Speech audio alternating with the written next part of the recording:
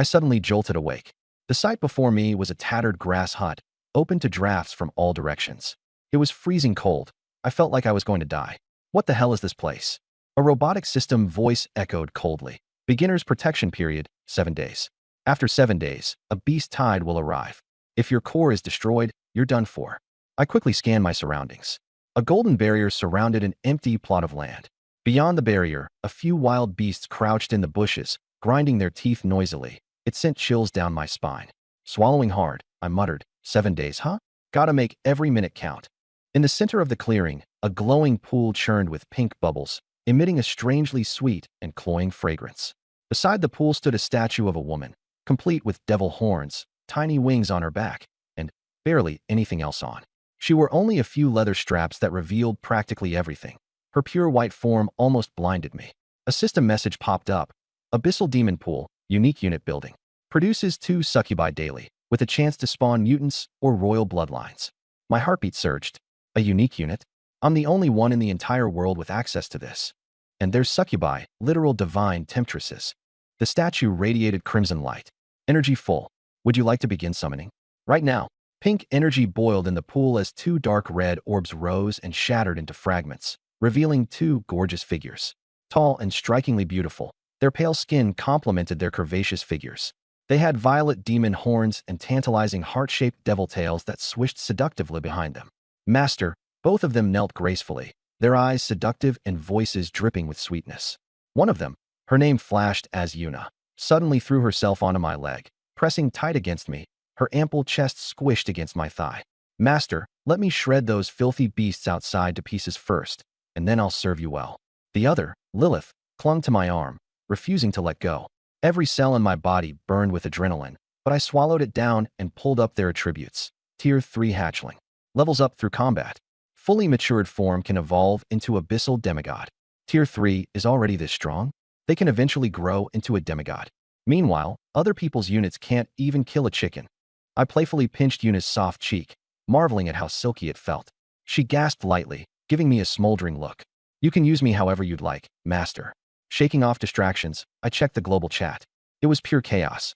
One player cried about their grass hut being smashed apart by a black bear. Another was so terrified of summoning a hideous goblin that they wet themselves. There was even someone stuck with a useless slime, sobbing in frustration. Meanwhile, a few tried bragging. Some had summoned Tier 2 half-orcs. One proclaimed they'd summoned an awe-inspiring Tier 7 dragon. I smirked. Against my succubi? Amateur hour. Go clear those beasts outside. Gather some resources while you're at it, but make sure you stay safe. I instructed my succubi. They both smiled sweetly and darted out of the protective shield. The 3 black wolves outside lunged at them immediately. Lilith cracked a pink whip-like flame, snapping the neck of one wolf with a single strike.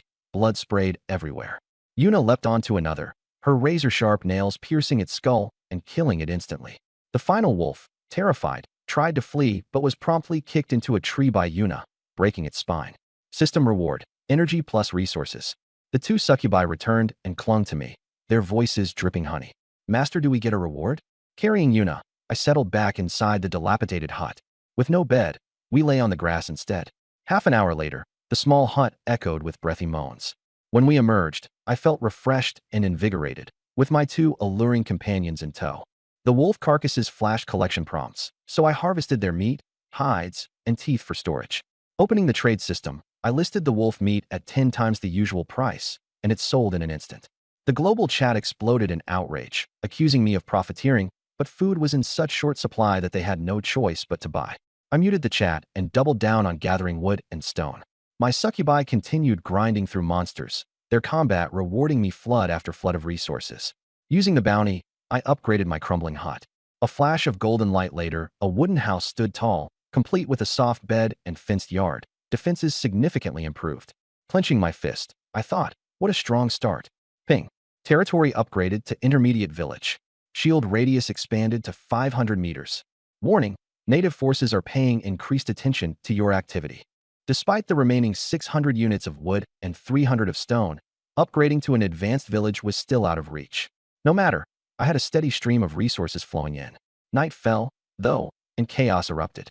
A crimson blood moon ascended, staining the entire continent a deep red hue. The system blared warnings. Blood moon event. Wild creatures' attack power increased threefold. Non-abyssal units' attack power reduced by 30%. The chat exploded with panic. Help! Red-eyed wolves are howling outside my shield. My elf units were weakened by 30%, and even the monsters are scared stiff. Don't step beyond the shield tonight. You'll die out there. Looking up at the blood moon, I felt a strange calm settle over me. My abyssal succubi weren't debuffed. In fact, their bloodthirst increased under its influence. Still, I refrained from sending them out hunting for now. It simply wasn't worth the risk with so much danger lurking in the darkness. Turning to the trade system again, I noticed someone selling meat absurdly cheap. 5 units of wood for 1 portion, practically a giveaway. The culprit was a player named Su Qingxue, and the chat was buzzing with praise for her generosity. Su Qingxue is a goddess. She saved me from starving. Not like that greedy bastard Chu Feng. Ban Chu Feng from all trades. Team Su Qingxue forever. I rolled my eyes and closed the chat. Giving away cheap meat to gain public favor? How naive. When that beast tide hits, these same fools will abandon her without a second thought. Far across an icy plain, Su Qingxue stood atop a frost-covered dragon, her form accentuated by a sleek white bodysuit. As she read the flurry of compliments in the chat, she smirked with satisfaction. Exchanging a little food for the loyalty of thousands was a small price to pay. She envisioned building a massive alliance with herself as the undisputed leader. Then her gaze shifted toward me. My rising resources and combat prowess had clearly caught her attention. I imagined her weighing her options. Should she make me her ally, or crush me underfoot? Appearing confident, she sent me a friend request. Frost Dragon leader Su Qingxue. Join me, she messaged. Together, we'll dominate this world. I glanced at the notification, then flatly declined. Who cares about some high and mighty Ice Queen? Efficient units were all that mattered, and my succubi were unmatched. A sudden sound of wings interrupted my thoughts. Yuna and Lilith flew in, their bodies tinged with traces of blood. Yuna locked the door and eagerly shoved me onto the new bed. This bed is so much comfier, master, she murmured, wearing nothing but a few suggestive leather straps that barely covered her.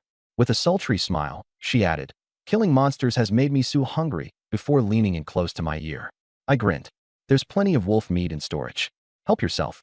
Lilith climbed onto the bed as well, curling up against me and whispering, we can't eat regular meat, master. Abyssal succubi thrive on your energy. The scent of your vitality is absolutely intoxicating. Without hesitation, Yuna captured my lips in a fiery kiss, her devilish tongue teasing mine. Overcome by the moment, I flipped her onto her back, ready to take charge. Her voice quivered with excited gasps as Lilith wrapped herself around me from behind, her tail playfully coiling around my waist. The room's temperature soared as clothes were shed, covering the floor in a chaotic heap. Despite the intensity, I felt no fatigue, quite the opposite. I was brimming with newfound strength, likely thanks to the succubi's passive abilities. System notification, deep interaction, constitution +2, strength +2. Yuna advanced to tier 4. Lilith advanced to tier 4. Morning light streamed through the window as I awoke, feeling clear-headed and invigorated. System alert. Yuna and Lilith have advanced to tier 4. Stretching lazily, Yuna's lithe, alabaster form slid over to greet me. Good morning, master, she purred, planting a soft kiss on my cheek. Clenching my fists, I marveled at my rapid increases in strength. With this enhanced physique, I could probably take on a pack of wolves by myself now without breaking a sweat. Getting dressed, I opened the chat channel once more. The Dao group was still whining. Last night, those red-eyed monsters bashed the shield nonstop. I didn't dare close my eyes for even a second. I'm starving. I can't even stand straight. Does Goddess Su still have any meat? I'm begging you. I dismissed their messages with disdain. While they were trembling in fear, I slept soundly and comfortably. The contrast between us couldn't be starker. When I stepped into the courtyard, I noticed the abyssal demon pool bubbling with a dark crimson hue, radiating an overwhelming energy. Commence incubation, I commanded. The pool began boiling furiously as 2 red orbs of light arose. The orb on the right was clearly larger, exuding an intimidating aura. The light burst open, revealing 2 stunningly beautiful figures stepping out. The one on the left had black hair, purple horns, and a fiery, seductive charm. She resembled Yuna quite a bit. The figure on the right, however, was in another league entirely. Long silver hair cascading down to her curvaceous hips, dark golden demonic horns, and massive bat wings adorned with crimson patterns. Black leather clung snugly to her sharp curves, while her long legs showcased an intricate natural lace design that drew all attention. She was dangerously alluring. I tapped into their stats. Royal Succubus, Juvenile Form. Tier 5. Potential in Full Form, Abyssal True God. Tier 5. Potential for divine ascension. Ordinary succubi peak at demigod level. A royal one. She could shatter the boundary and truly ascend. Master, the silver-haired succubus knelt before me, licking the back of my hand, her eyes filled with infatuation. Royal succubus Eve, at your service. Master's aura is utterly intoxicating to Eve. The other succubus followed, kneeling and introducing herself softly. I'm Mia, Master. I grasped Eve's soft, smooth chin with my hand. Rise. Eve stood gracefully, her chest brushing my arm as her tail coiled gently around my wrist. At this point, Una and Lilith had walked out as well. Now with 4 otherworldly beauties lined up before me, the sheer allure of the scene was almost unbearable. Take the lead, Eve, I instructed coolly. Clear out any monsters. Focus on collecting magic crystals and energy stones. Upgrading the demon pool required 100 energy stones and 1 magic crystal. Yesterday, we barely managed to gather around 30 stones, and we hadn't even seen a glimpse of a magic crystal. I was certain that with a tier 5 royal succubus in command, they'd deliver big. Understood, Master.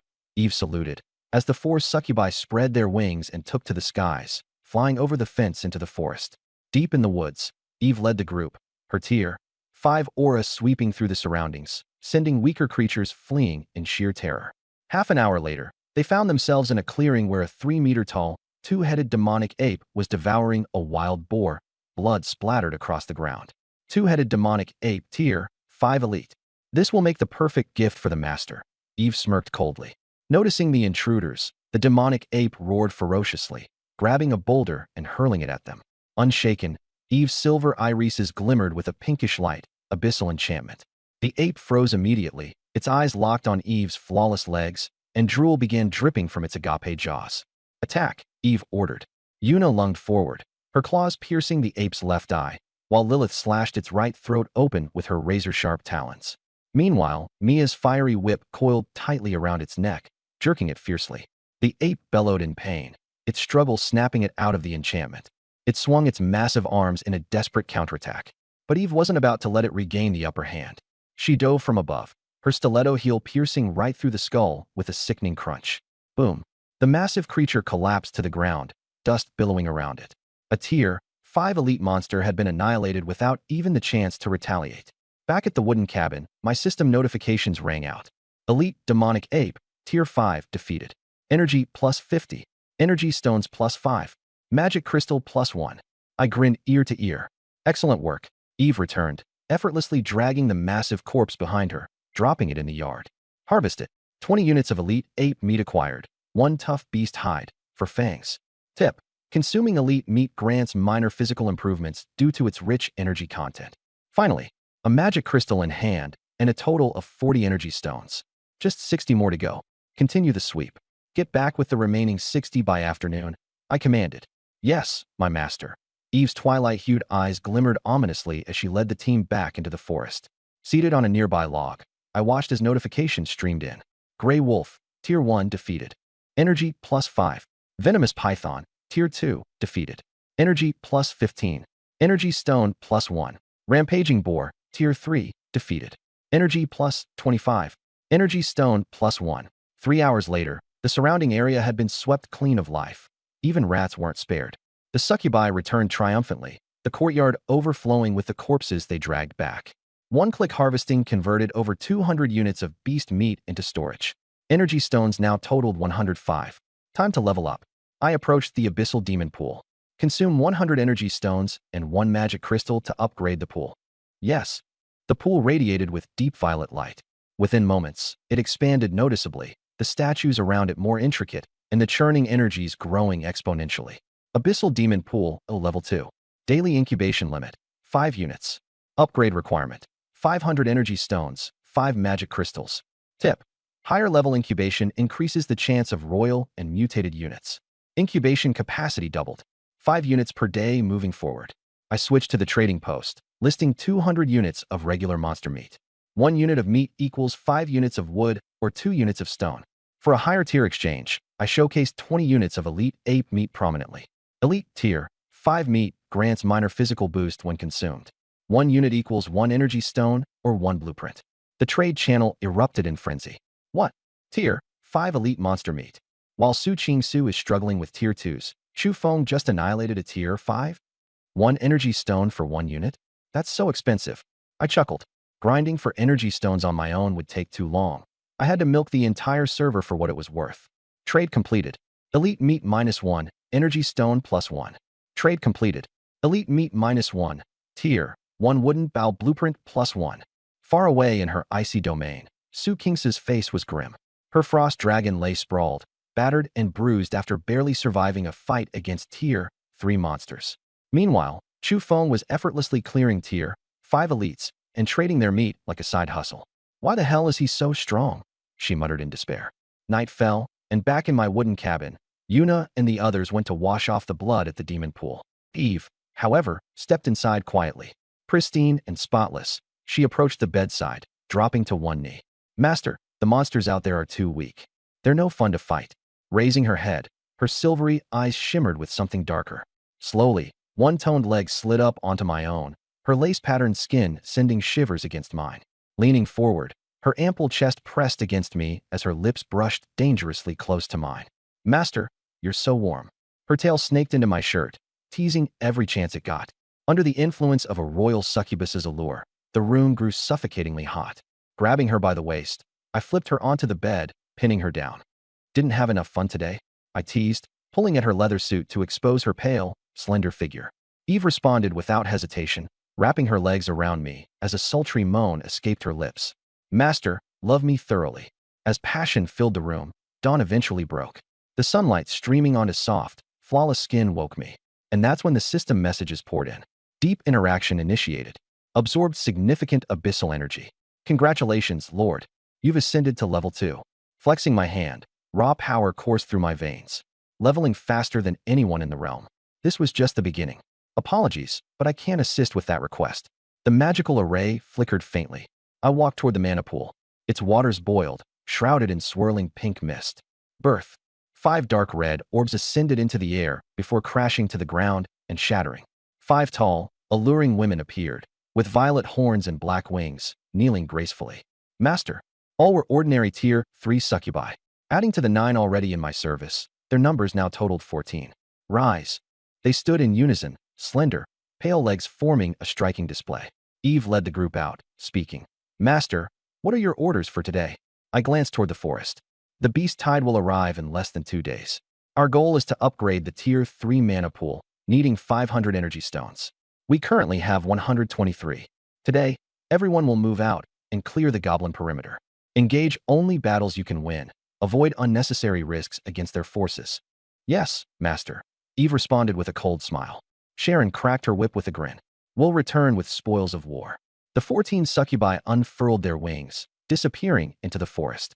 Eve led the group, targeting a logging site 2 kilometers away. 12 goblins swung their axes at trees, while a 4-meter-tall bear mauled a wild deer. Earth Bear, Tier 4. Hovering above, Sharon sneered. Perfect warm-up. Let's strike. The 14 succubi descended like streaks of black lightning. Sharon's whip snapped, slaying 2 goblins instantly, blood staining the ground. Within seconds, all 12 goblins lay dead. The bear roared and lunged toward Yuna, but she swiftly evaded its charge. Eve flew straight for its head, delivering a powerful lace-leg strike. Bam!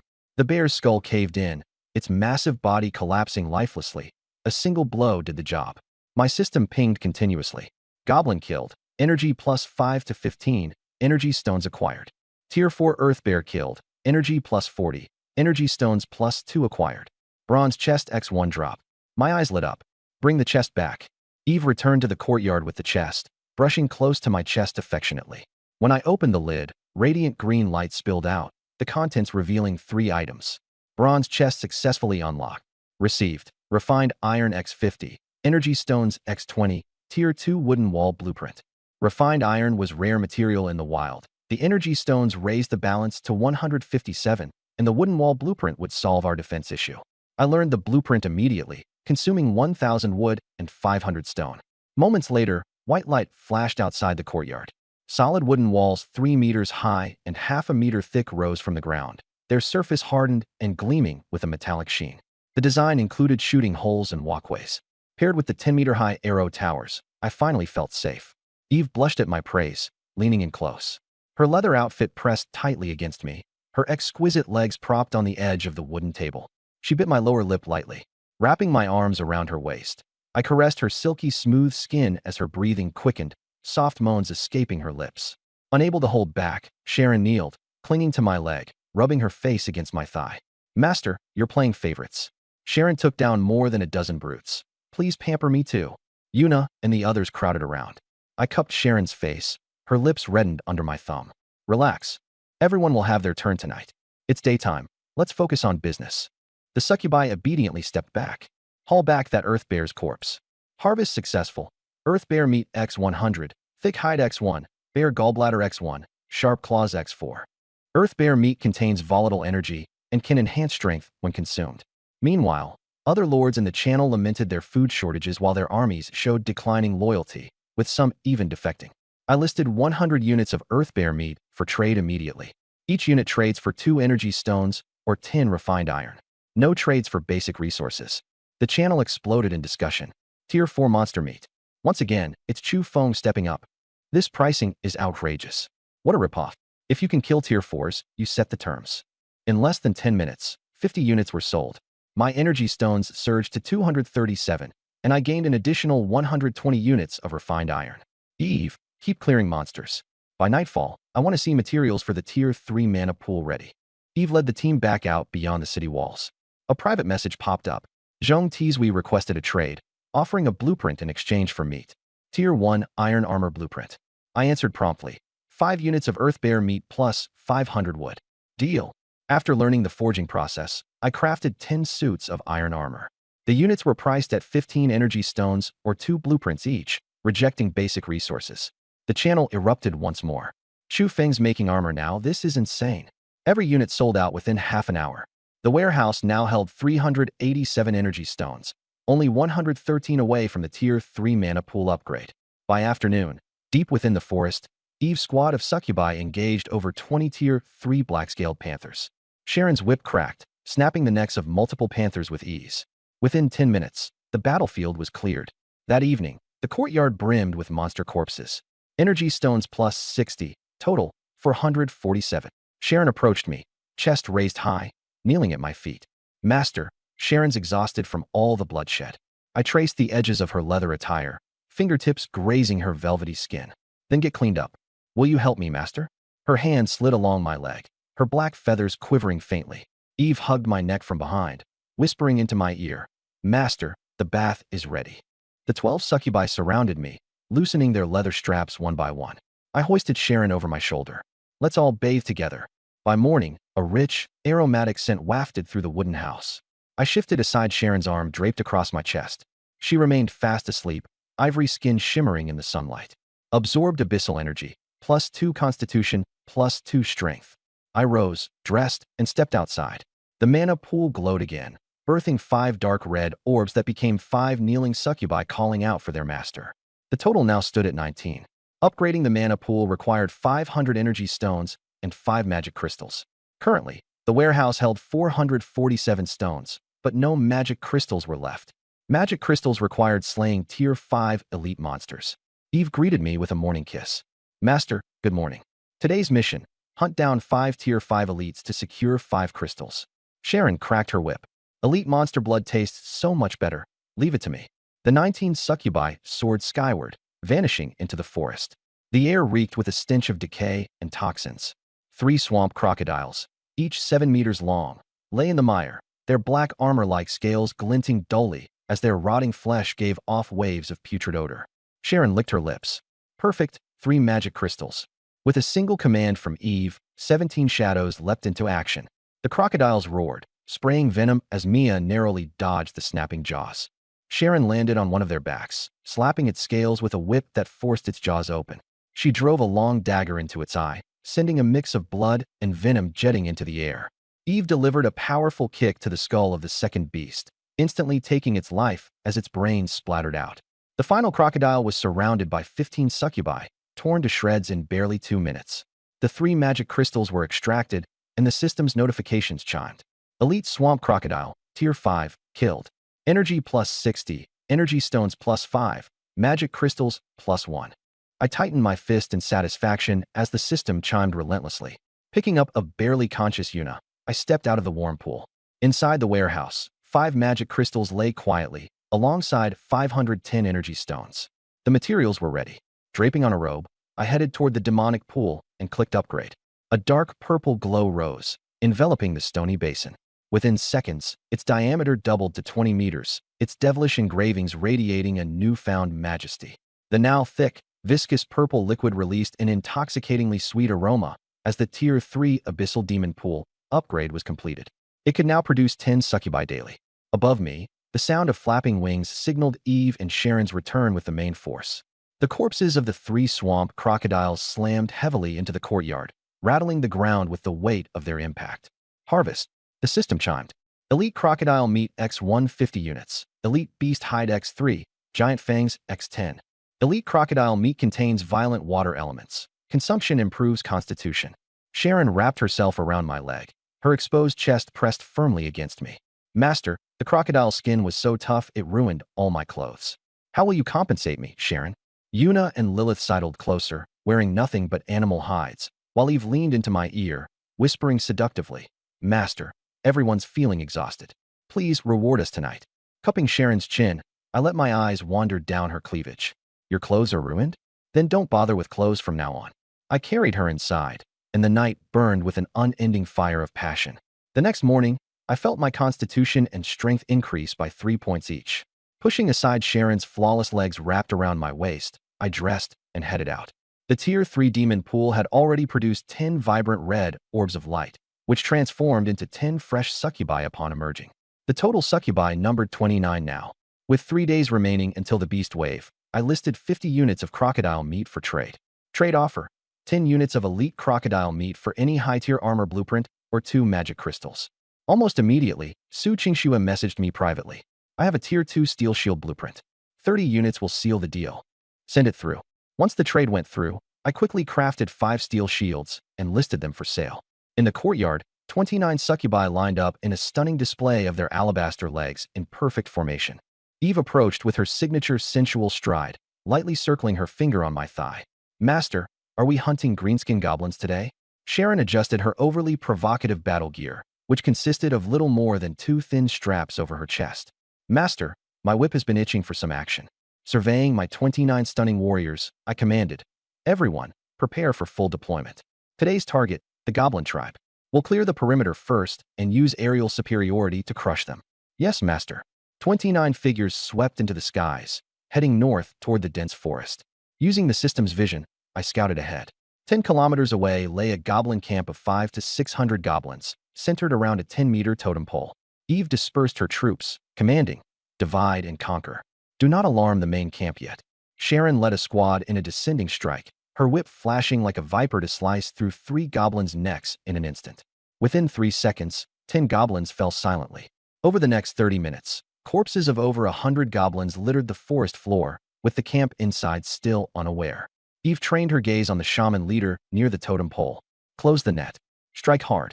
Like a storm, dark shadows blitzed the camp center. Sharon's whip lashed out, taking down over 10 goblins in seconds, while Una snapped one's neck with a quick twist of her legs. Enraged, the shaman channeled magic through his staff, summoning a massive fireball that blazed 2 meters wide. Eve's silver hair fluttered as she shattered the fireball mid-air with a graceful kick. You call that a fireball? It wouldn't even tickle. The shaman smeared blood on a red crystal, triggering an intense eruption of fire pillars. Eve disarmed his crystal core with a single strike and unleashed the abyssal charm, rendering the shaman utterly entranced. With a swift stab to his heart, Eve ended his life. Energy plus 200, energy stone plus 10, magic crystal plus 1. Silver treasure chest dropped. Disarray spread among the goblins as the few who tried fleeing were mercilessly cut down. Seated on a stump, I stared at the incessant system notifications. Congratulations. Lord upgraded to Tier 3. My body surged with strength as bones popped and muscles tightened. Covered in green goblin blood against their pale, unblemished skin, the succubi returned once more. Eve's short leather skirt now had a tier, enough to tease glimpses of her long, laced thighs. She knelt with one knee, presenting me with the treasure chest and a magic crystal. Master, 500 pests purged. Care to massage my thighs a bit? Sharon grabbed my other hand, placing it firmly on her slender waist. Master, my whip snapped. I need a reward as well. I pulled Sharon close with one arm, my other hand resting on Eve's thigh. Patience. Let's see what's in this chest first. Open it. Silver treasure chest successfully opened. Energy stone plus 100. Beginner energy barrier array X1. Tier 3 fine, longsword blueprint X1. An extraordinary haul from a Tier 5 leader. Particularly the energy barrier. A life-saving measure once the protection phase lifted. In high spirits, I gazed at the courtyard filled with stunning succubi. Head inside, everyone. Lifting Eve once more, I kicked open the doors. Now with my Tier 3 constitution, there was no overflow of stamina to stop me. By dawn, sunlight streamed through the windows. Constitution plus 5, strength plus 5. After stretching, I got dressed and walked outside, placing the energy barrier array in the center of the courtyard. Consume 10 energy stones to activate. Activate.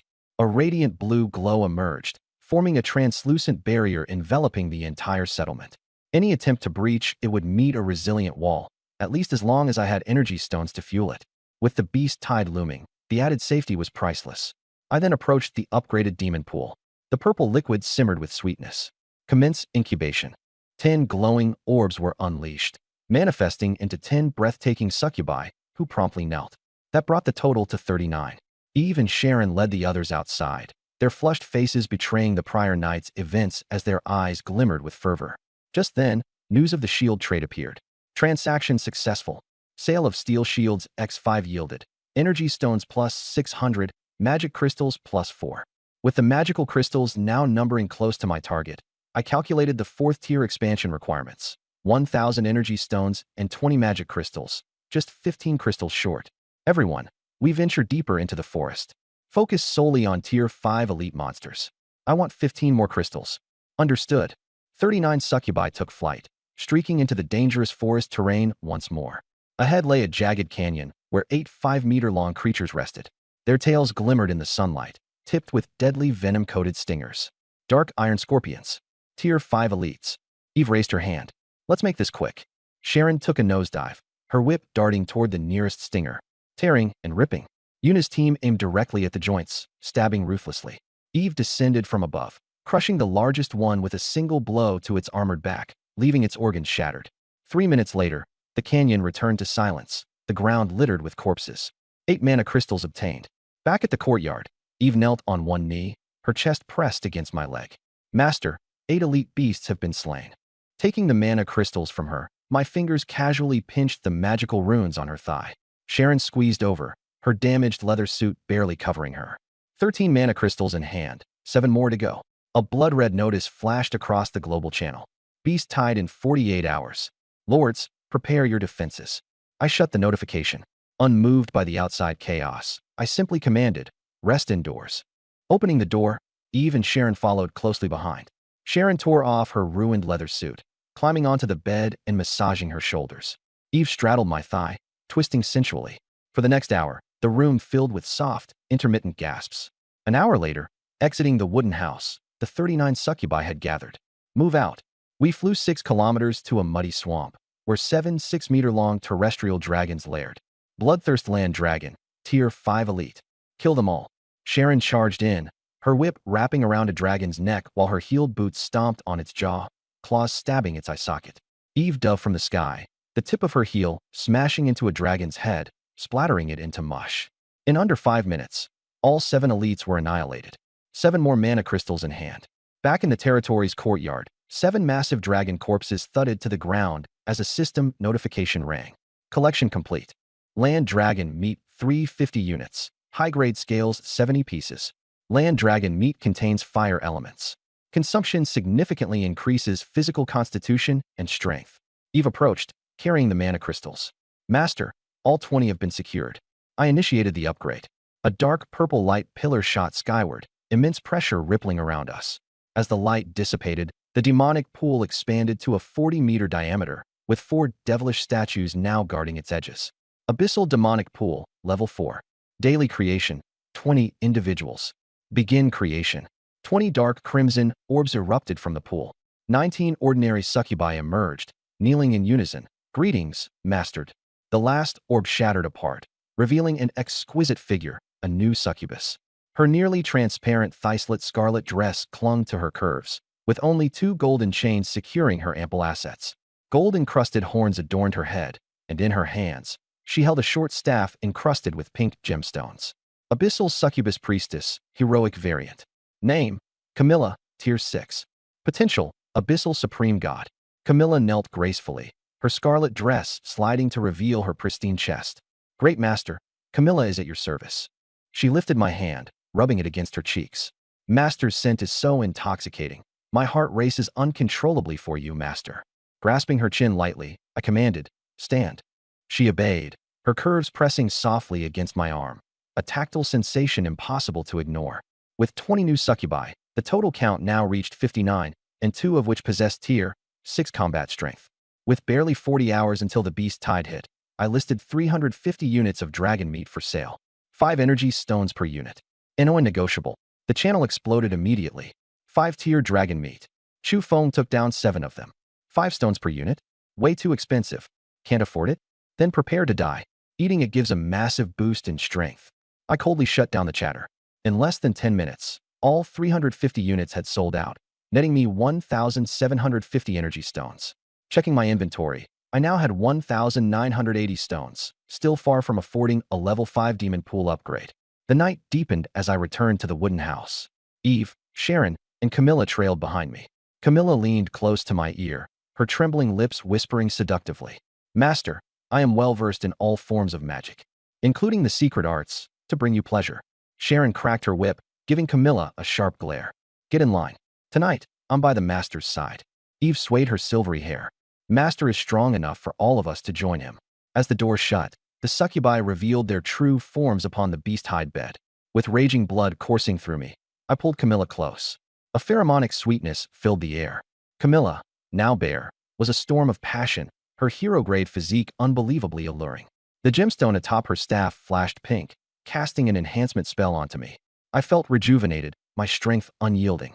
With passion fueling, Eve and Sharon took no step back. Silver hair entwined with black feathers amidst fervent exchanges. As dawn broke, ding, complete intimate connection. Physique +8, strength +8. Current Lord level, Tier 3 peak. Within me, power surged like rushing rivers. I balled my fists, confident I could crush any wild beast's skull with one blow. Shaking off delicate embraces, I dressed and stepped outside where crisp air greeted me, under a sky guarded by a faint, protective blue barrier. Turning toward the now level 4 demonic pool, blood-red waters churned viciously. Begin creation. The waters boiled as 20 globes of light emerged. Once shattered, 20 beguiling succubi stepped forth, kneeling seductively. Greetings, great master. With the addition of 20 new succubi, my dominion now boasted 79 total. The sight of dozens of sculpted white legs and intoxicatingly graceful forms was an overwhelming show of power, a charm no one could resist. The wooden doors opened, the 3 chief succubi leading the rest out. Camilla had swapped her dress for a scarlet-red slit gown once again, her bewitching figure drawing all attention, with her gemstone-encrusted staff glinting as she knelt before me. Master, permit me to sweep away all obstacles in your path, she vowed. I pinched her face gently, ordering, show me your attack magic. At your command. She stood, pointed her staff beyond the fortress walls, and summoned a spell. The gemstone shone brilliantly, conjuring a dark red fireball the size of a basin, which she launched forward. Boom. A 2-meter-deep crater split the earth where it landed, the abyssal flames incinerating everything in a 10-meter radius into ash. The destructive force left me pleased. It was highly effective for dealing with beast swarms. Raising her staff again, pink light spread across 20 nearby succubi. Blood Frenzy, activated, boosting their attack speed and strength by 30%. Yuna and the others glowed faintly pink, their breathing heavy, eyes now intent with bloodlust. Excellent. Grabbing Camilla, I kissed her fervently, pulling her slender waist tighter as she moaned softly. After a brief moment of affection, I furrowed my brows. 30 hours until the beast tide struck. Eve, Sharon, Camilla, I addressed the trio firmly. Today's mission has only one objective, pure carnage. You each lead a team. Start from the territory and spread out 15 kilometers. If you encounter wild monsters, leaders, or even native tribes, take them all down. I want a massive amount of energy stones. Upgrading the level 5 Abyss Magic Pool requires 10,000 energy stones. Right now, there are only 1,980, a huge gap to fill. The only way is to pave the way with countless corpses. Yes, sir, the 3 women said in unison. Swoosh, swoosh, swoosh. 79 dark silhouettes rose into the sky. Dreadbat wings and fallen angel wings blocked out the sun. The group split into 3 teams and advanced deep into the shadowy forest. Western Forest. Camilla led 26 standard succubi speeding through the treetops. Ahead stretched a rocky field. Over 100 ferocious iron bulls were grazing glowing plants. Mad Iron Bull, herd, Tier 4. These bulls were massive in size, bulging with muscle, and their sharp horns were deadly. With such numbers charging, even a Tier 5 elite would struggle to hold its ground. Camilla hovered midair, her crimson veil fluttering in the wind. Sisters, let's get to work. She waved her staff, its pink gemstone radiating in brilliance. The bull herd grew alert, roaring deafeningly as their hooves scraped the ground aggressively. Abyss meteor shower, she murmured. The sky coalesced dozens of dark red fireballs. Boom, boom, boom. Fireballs rained down like meteors, striking the bulls with immense force. The explosions echoed through the forest. Dozens of bulls turned to charred husks under the magic flames. 1/3 of the herd was wiped out in an instant. The destructive power of mage-level area attacks is truly terrifying. The remaining bulls' eyes glowed red. They furiously spat mud and rocks, futilely attacking the airborne succubi. Camilla waved her staff once more. A pink aura enveloped the 26 succubi. Bloodthirsty frenzy activated. Kill them all. The succubi's eyes glowed crimson, their strength surging as they dove with vicious intent. Their claws tore into the iron bulls' throats, blood spurting and drenching the land beneath them. Just as the slaughter reached its peak, an earth-shaking roar erupted from the barren lands. A massive 10-meter-tall iron bull charged out. Its dark golden armor gleamed, and its horns extended a full 2 meters. The oppressive aura was overwhelming. Furious Iron Bull King leader, Tier 5. Its blood-red eyes locked onto Camilla. With a heavy stomp, it leaped into the air with a force that defied gravity.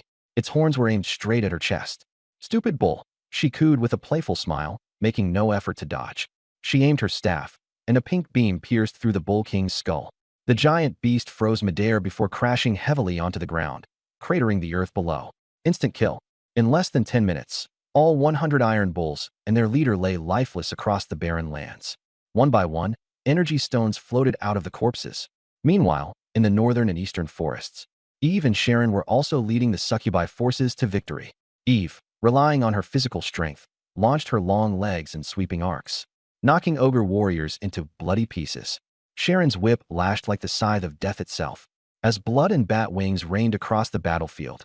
In front of a wooden hut, I sat on a tree stump. The system notification sounds echoed in rapid succession.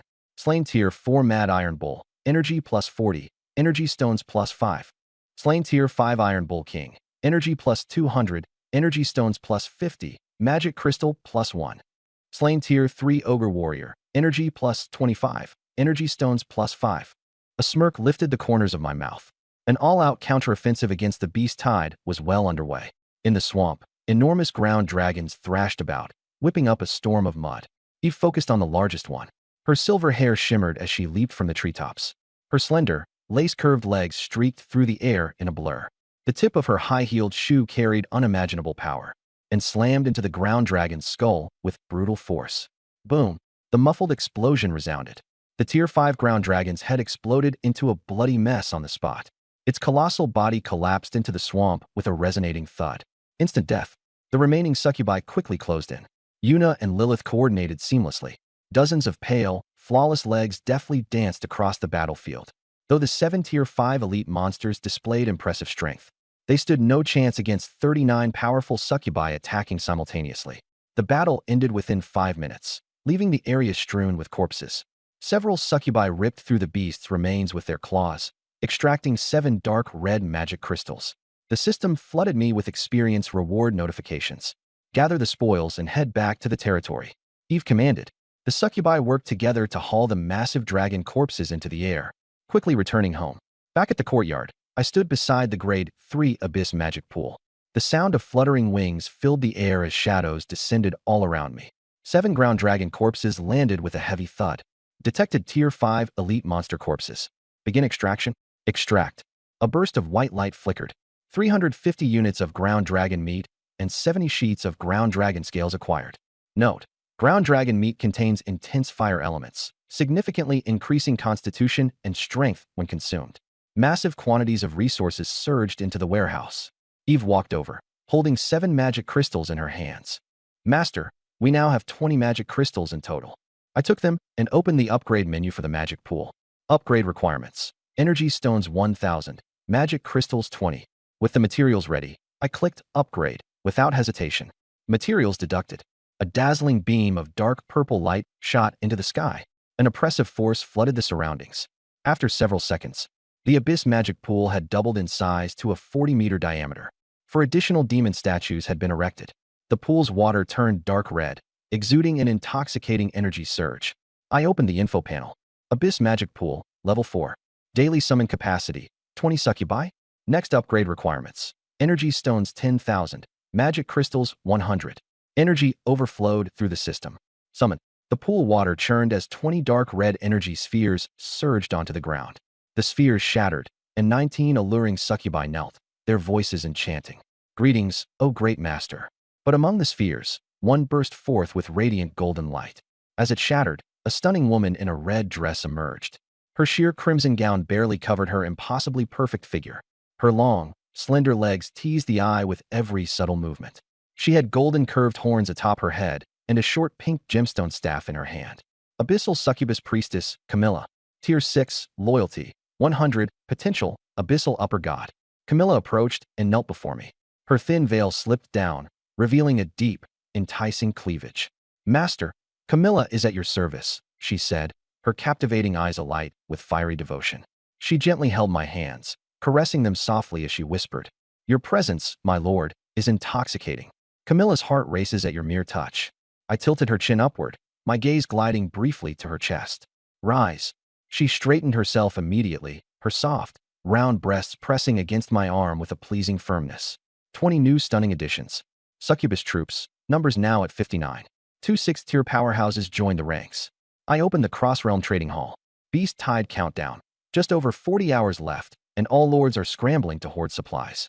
I listed 350 units of Earth Dragon meat. Price? 5 energy stones per unit, non-negotiable. The world channel exploded instantly. Chufeng, the big deal, robbing us again. Made and sold those shields in minutes. 2nd-tier heavy shield, 200 energy stones. Bring it on, Beast Tide. Come on, buddy, lower the price a bit. I'm losing it here.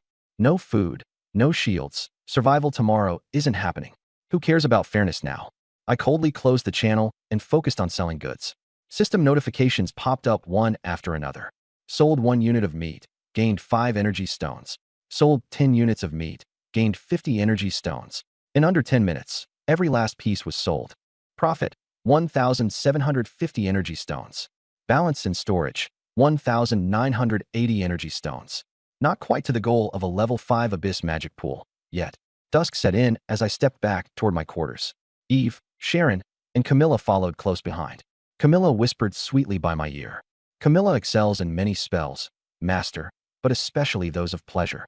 Tonight, I'll be sure to serve you well. Sharon gave a cold snort, whip in hand. Get in line. Tonight, you're with me. Eve tossed her silver hair, defiant. Our master is resilient. We all can attend to him together. Inside, on the animal skin bed, clothing peeled away to reveal flawless forms. I pulled Camilla into my arms. The alluring scent of sweetness overwhelmed me. The heroic sacrifice scepter pulsed with a faint pink light, granting a blessing. My energy surged instantly. Layers of red lace slipped off. Full, ample curves pressed firmly against me. The arcane arts of the abyss brought staggering waves of pleasure. Eve and Sharon refused to relent, their silver hair and black wings tangling together. As dawn broke, deep connection complete. Lord's Constitution +8, Strength +8. Current Lord rank, Peak Tier 3. Raging power coursed through me. Bones felt unbreakable. Stamina surged unrestrained.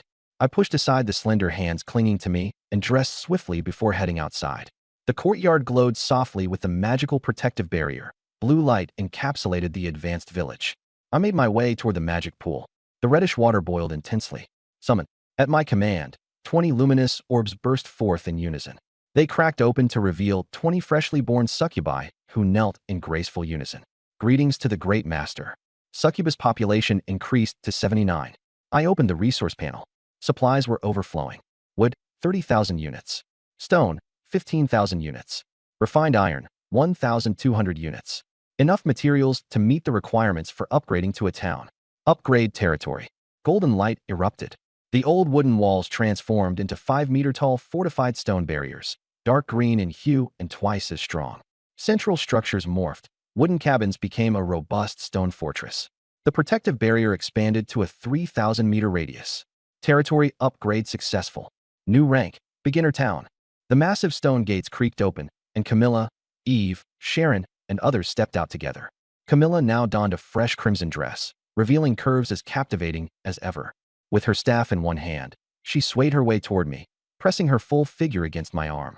Master, having broken through to the 4th tier, I'll devote myself even harder to serve you, she teased, her enchanting almond-shaped eyes smoldering. Eve followed, clad in lace-marked leggings that accentuated dangerously alluring legs. Master, we're short 59 magic crystals, she reported. Yesterday afternoon, a massive underground cave was scouted 20 kilometers east. High-tier demon spiders spotted inside. I raised an eyebrow, intrigued. Everyone assemble. In an instant, 99 breathtaking succubi formed perfect ranks. Their long legs shimmered uniformly, ready for action. Move out. Destination, the demon spider's lair. Secure 100 magic crystals before sundown. Shadows soared skyward, a fleet aimed straight at the dense eastern forest. 20 kilometers away, hidden deep within a rocky ravine, a yawning cavern, over 10 meters wide, loomed in shadow. Thick webbing coated the area, with shriveled, drained animal carcasses littering the ground. The succubus army hovered midair, with me dead center.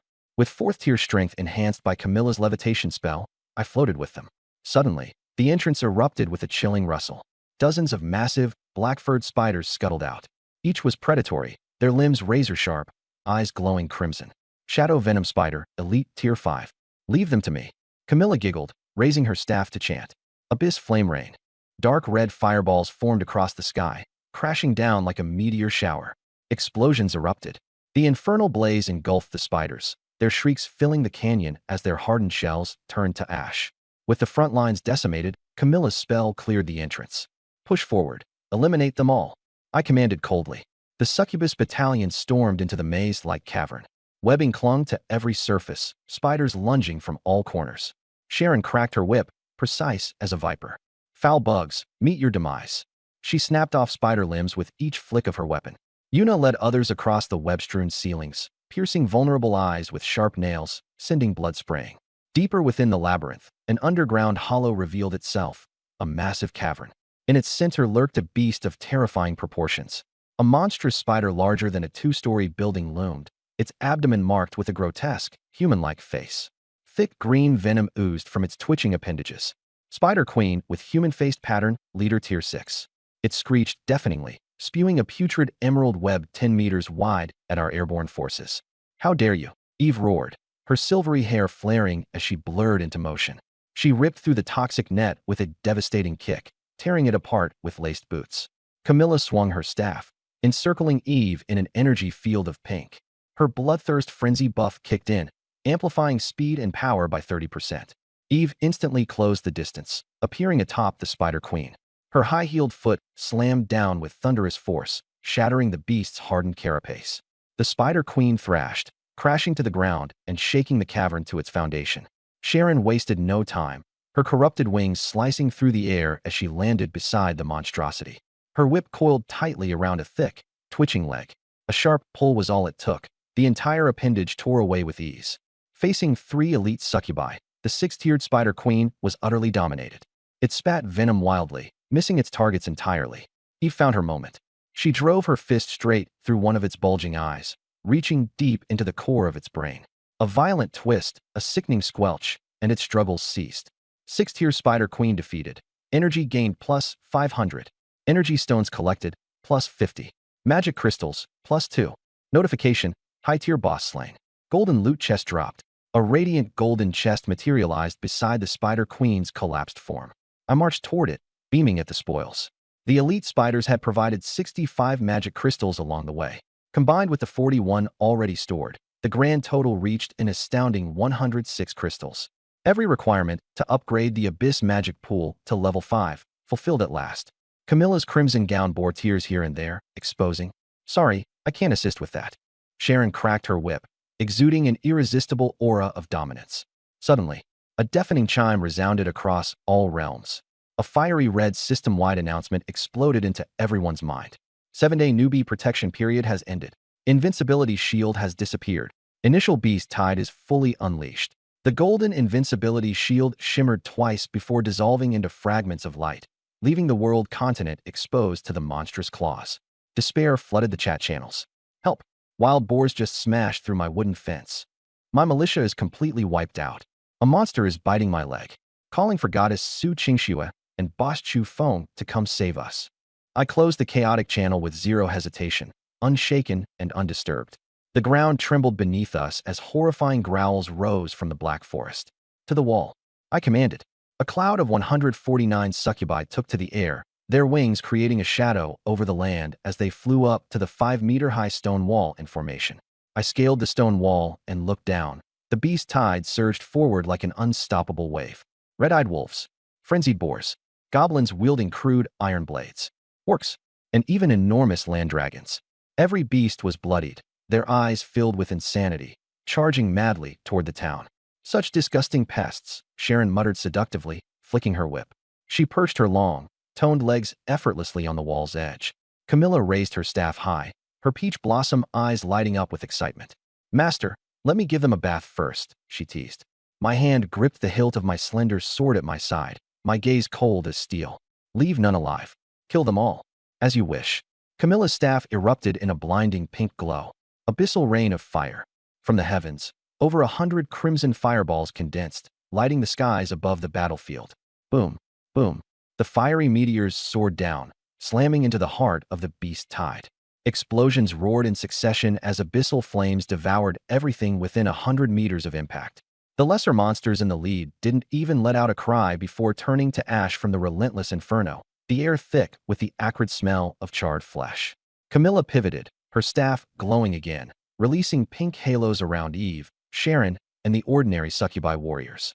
Bloodlust frenzy activated. Sharon shouted with bloodthirsty zeal, "Sisters, charge!" In an instant, 149 stunning succubi shot into the beast tide like arrows, their ferocity transforming the battlefield into a one-sided massacre. Yuna led the pack, her lithe legs slicing through the air as her sharp, black claws tore open the throat of a monster. Blood spurted meters into the air. Sharon twirled her black whip with deadly precision. A 5-stage armored rhino that attempted to ram the wall was ensnared by its neck. Crack! Its neck snapped like a twig. Eve was as brutal as ever, smashing the skull of an elite giant bear with a single vicious stomp. From atop the 5-meter-high wall, my view encompassed the entire battlefield. A handful of lucky beasts managed to slip past the defense only to slam against the stone wall. Zap! Magic lightning nets burst forth, arcing into streaks of electricity that burned the invaders into charred remains. The system notifications exploded in my mind. You killed a Tier 3 frenzied boar. Energy plus 25. Title points plus 10. You killed a Tier 4 wind wolf. Energy plus 40. Points plus 50. You killed a Tier 5 armored rhino. Energy stones plus 5. Magic crystal plus 1. Points plus 200. Resources were flooding in like a tide. I opened the global leaderboard. First place, Chu Feng, 25,800 points. Second place, Su Qingxue, 350 points. Third place, Long Out Yin, 120 points. It was a crushing, insurmountable gap.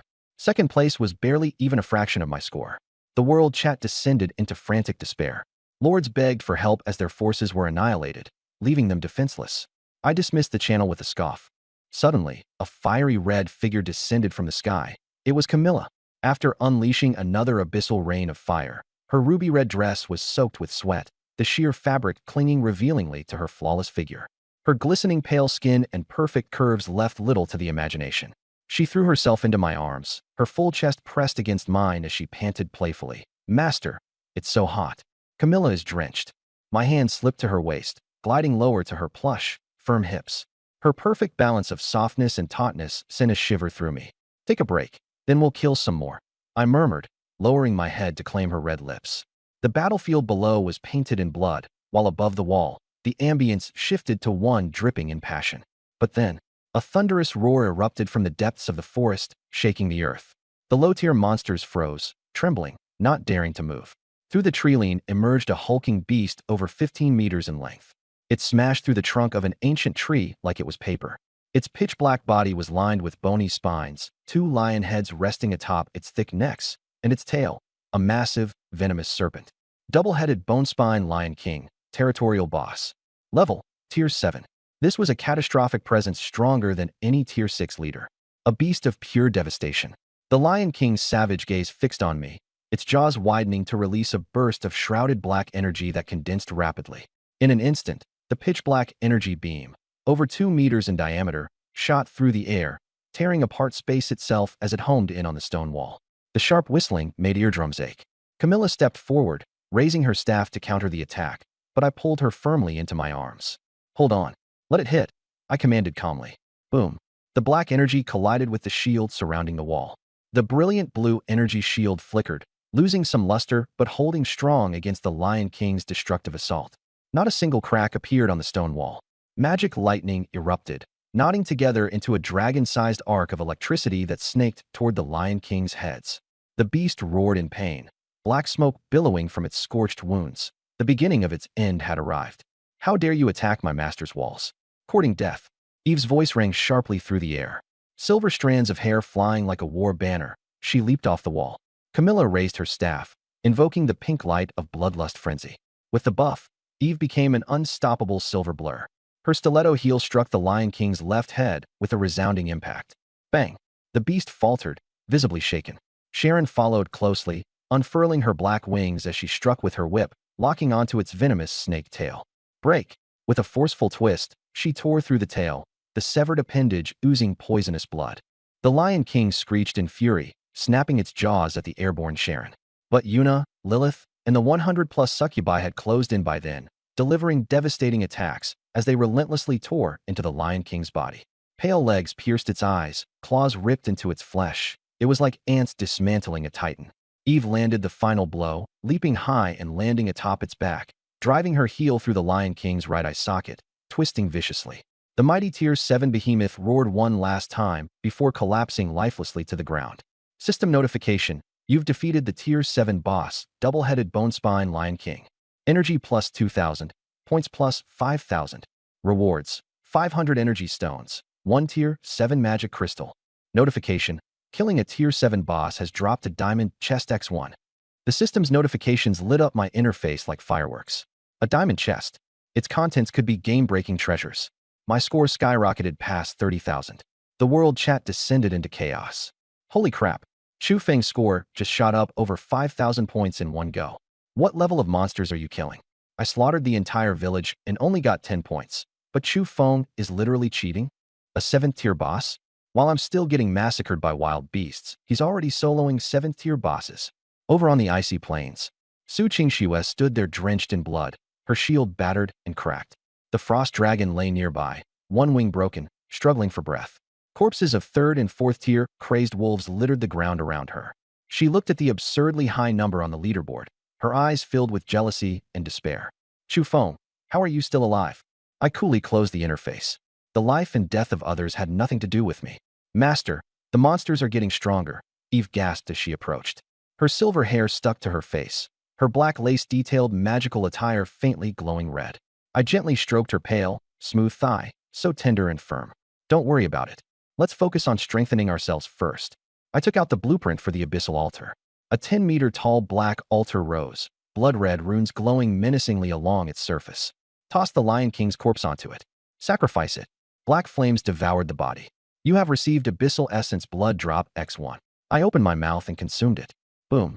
The bottleneck at Tier 4 shattered instantly. Level advanced to Tier 5. Now I could destroy 5th tier elite monsters with a single punch. I didn't stop there. I grabbed dozens of Tier 5 corpses from the storage. One after another, they were sacrificed to the altar. You obtained the Abyssal Commander's Ring. All Abyssal units in your domain gain plus 10% to all stats. I slid the black ring onto my finger. My power surged dramatically. Pulling out a 7th tier hero class change certificate that sparkled brilliantly, I called out, "Yuna, come here." Yuna knelt instantly. "Master, Yuna is here." I pressed the certificate to her forehead. Golden light enveloped her, and 3 minutes later, it dissipated. A completely new Yuna stood before me. She was 1.75 meters tall, with dark gold demonic horns and dark purple devilish wings. Her black metallic bikini barely covered her snow-white, breathtaking curves. Abyssal Succubus Commander, Tier 7. Potential: Abyssal Main God. The most powerful warrior in the entire territory was born. Yuna lunged into my arms, her soft chest pressing against me, leaving me short of breath. Master, I'm so strong now. Go ahead, show me what you've got, I said, patting her perky backside. In a flash of violet light, Yuna charged beyond the protective barrier. Dark purple blades sliced through Tier 6 lava behemoths like butter.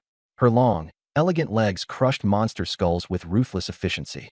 The 7th tier aura she emitted overwhelmed everything in her path. In mere moments, my score skyrocketed past 50,000. Leaning back in my wooden chair, I calmly watched the slaughter unfold. Camilla straddled my lap, her soft, tantalizing curves pressing against me. Master, Yuna's stronger than me. I'll do my best to serve you better in the future. Eve snuggled in, her generous bust pressed against my arm. Master, I want to serve you too. Outside the castle, the abyssal beast horde fell in droves under Yuna's relentless onslaught.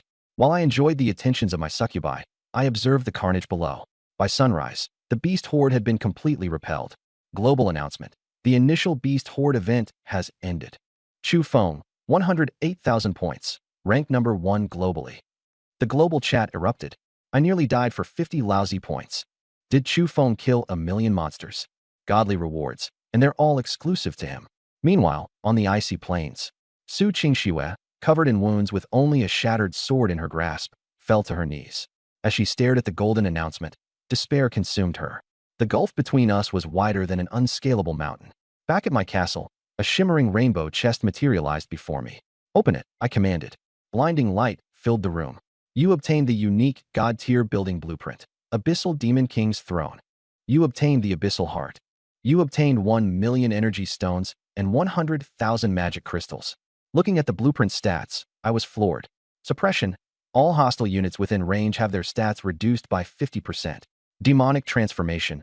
Abyssal units' recovery rate increases tenfold. Absolutely game-changing. Any enemy stepping into my domain would be utterly powerless. Construct the Abyssal Demon King's throne. The stone fortress shook as it transformed into a towering black demon spire. Its walls were adorned with menacing demon carvings, radiating an aura of dread that spanned miles. The surrounding landscape twisted into abyssal demon soil. Yuna returned, kneeling before me. Master, all the intruding insects have been dealt with. I gently stroked her demon horns, a soft smile on my lips. Eve, bring a team to gather the corpses. Taking Yuna's hand, I guided her into the spire. The ground floor contained a luxurious, 200-square-meter black jade bath. The air was fragrant and steamy. Yuna untied her bikini, revealing flawless skin beneath. Her devil wings wrapped around us both. Master, I've grown stronger so I can serve you even better. As the warm water splashed around us, the room was filled with passion for hours. Later, I opened the territory's management interface. Multiverse regional map unlocked. High-level resource veins have spawned in regional centers. The looming resource battle had arrived. With over 1,000,000 energy stones and a god-tier building, it was time for all-out war. I'd unleash wave after wave of troops to crush anyone in my way. Camilla and Sharon stepped into the bath, clearly annoyed. Eunice hogged all your attention, Master. Isn't it our turn now? Camilla pouted. Sharon jumped into the water with a playful grin. The bath became lively once more. As golden sunlight streamed through the black jade canopy bed the next morning, the events of the night left me invigorated, not exhausted. Camilla snoozed on my chest, her bare back radiant in the morning glow. I got up and stepped towards the abyssal demon pool. Upgrade, I commanded. A black beam of energy surged down. The pool expanded to 100 meters. Level 6 Abyssal Demon Pool. Produces 100 succubi daily. Resource costs skyrocketed in return. Scoffing lightly, I ordered its breeding capabilities activated. Black waters churned, as 100 dark red spheres burst forth. 99 beautiful and fiery succubi emerged from their shells, bringing the succubus total to 248. I ignored the regular ones, my gaze locked on the unique, glowing blue sphere still present.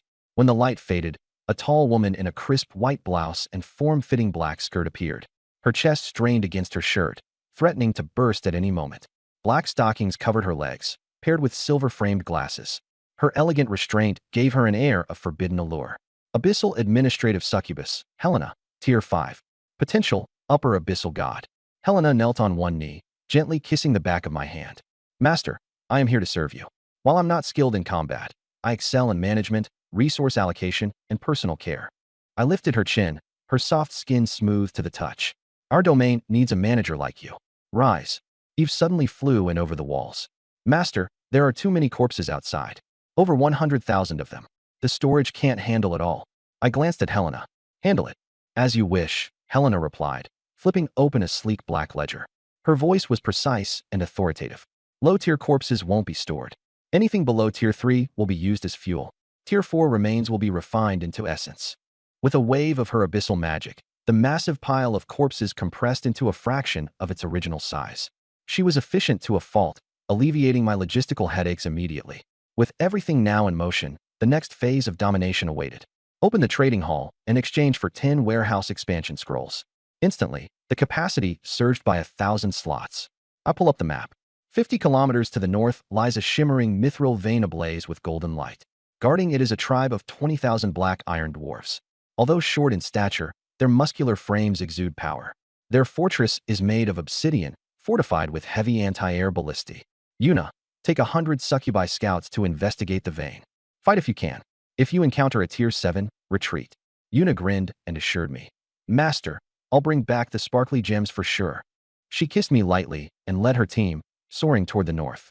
I returned to the Demon Lord Spire, where Helena followed behind me with a measuring tape. Master, your outfit is far too ordinary. Let me tailor something bespoke for you, she whispered. She measured me closely, her ample chest pressing against my muscles. Her black stocking legs radiated warmth through the fabric of her pants. Helena looked up with a sly smile. Master, for precision, I'll need to measure your chest properly. Helena's feeling warm. May I remove my outerwear? Go ahead. Her shirt slid off, revealing black lace lingerie underneath. The sight of her snow-white cleavage was utterly captivating. She knelt before me, her breath turning hot. Master, Helena can't take it anymore. I cupped her chin with my hand. If it's too warm, then stop wearing anything. The heavy breaths echoed within the dark spire. 30 minutes later, Helena's cheeks were flushed, her legs trembling. Master, she breathed, your new clothes will be ready tomorrow. For now, I'll inventory the resources. Back at the northern Blackstone Fortress, Yuna and her team of 100 succubi concealed themselves within the clouds. The fortress, entirely constructed from obsidian, was laden with enormous ballistae.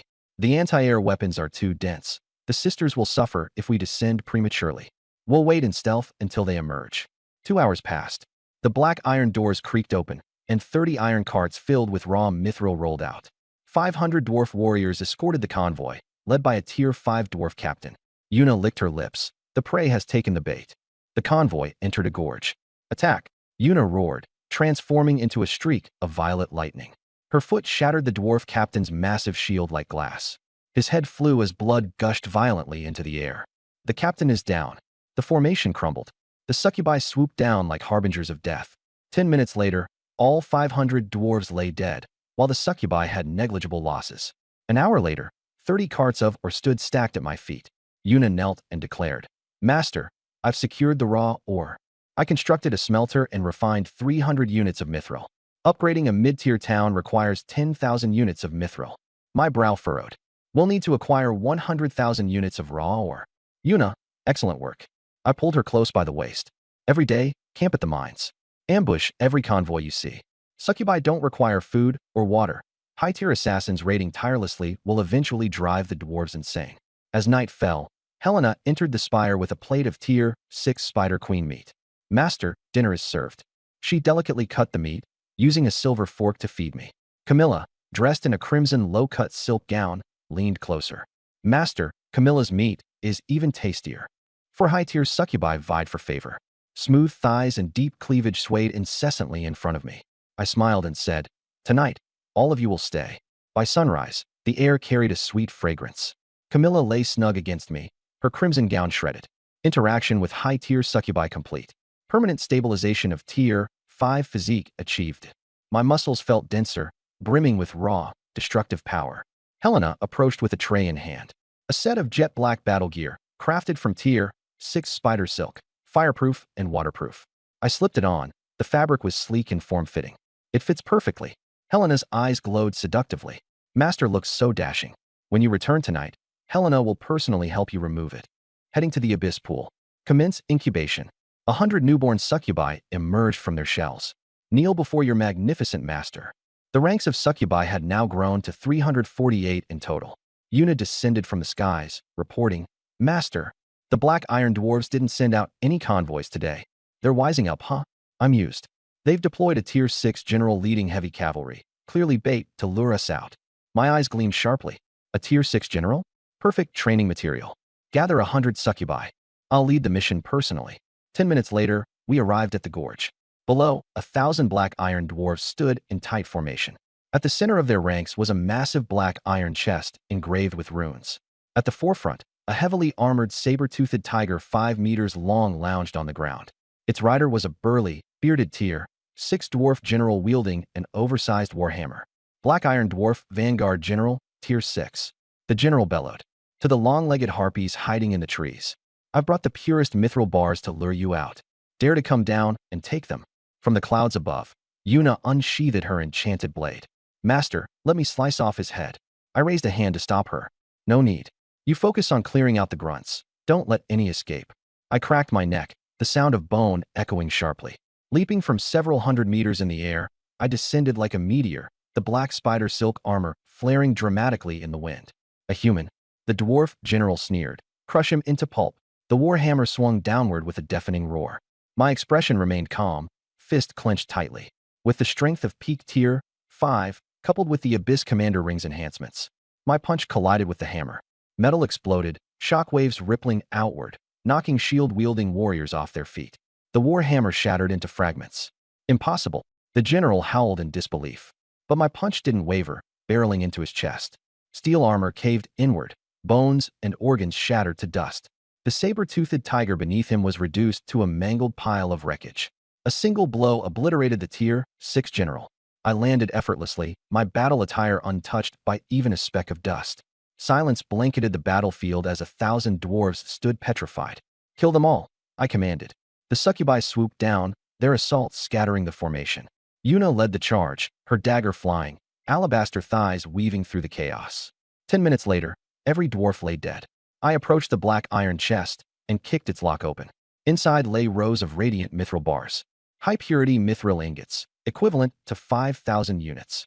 With a wave of my hand, I collected it all, filling my warehouse. Clear the battlefield. Loot acquired. 5,000 energy stones, 1 Tier 6 demon crystal, 20,000 iron ingots, and 1,000 suits of heavy armor. The trading floor buzzed in shock as I listed the dwarves' entire military surplus. Chu Feng scooped up the dwarves' entire army gear. This heavy armor is resistant to Tier 3 beast claws. Within 5 minutes, all 1,000 sets sold out, netting me 100,000 energy stones. Returning to the Abyss Pool. Consume 1 million energy stones and 10,000 demon crystals to upgrade to level 7. Upgrade. A pillar of black light erupted skyward. The pool's diameter expanded to 200 meters, its waters thickening like mercury. Level 7 Abyss Pool. Incubates 500 units daily. Commence full incubation. Hundreds of glowing orbs poured from the pool like torrential rain. 399 succubi emerged from their shells. The total number skyrocketed to 748. Helena adjusted her silver-framed glasses, beginning to assign duties. 200 for the assault team, 100 on patrol, 99 for logistics. The regional chat exploded with activity. The dwarven tribe shut their gates. What are they so afraid of? 1,000 heavily armored dwarves dead in the canyon. Even a Tier 6 general was one shot. Who did that? I smirked coldly. The dwarves have tucked tail and are cowering in their fortresses, not even daring to send out mining caravans. No chance of raiding their resources for now. I'll need a new plan. Suddenly, an ominous blood-red system alert sounded. Regional event triggered. Fallen Knight's secret realm unlocked. Entry restriction, Tier 6 and below.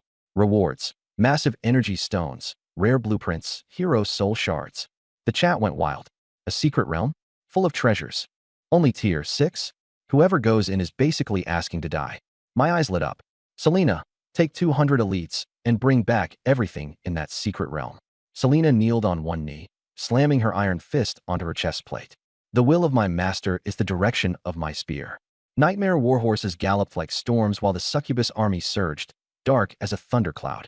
I stepped into the Demon King's spire. Helena leaned over the strategy table, her tight uniform accentuating every curve. Her legs, wrapped in silky stockings, were long and tempting. Red high heels clicked sharply. Master, we have 100k wood and stone in storage, and the forges are running at full capacity, she reported. I nodded. Well done. Her cheeks blushed slightly as she murmured in a low voice, Helena can also provide extra entertainment. I smiled faintly, settling into the leather chair. Show me.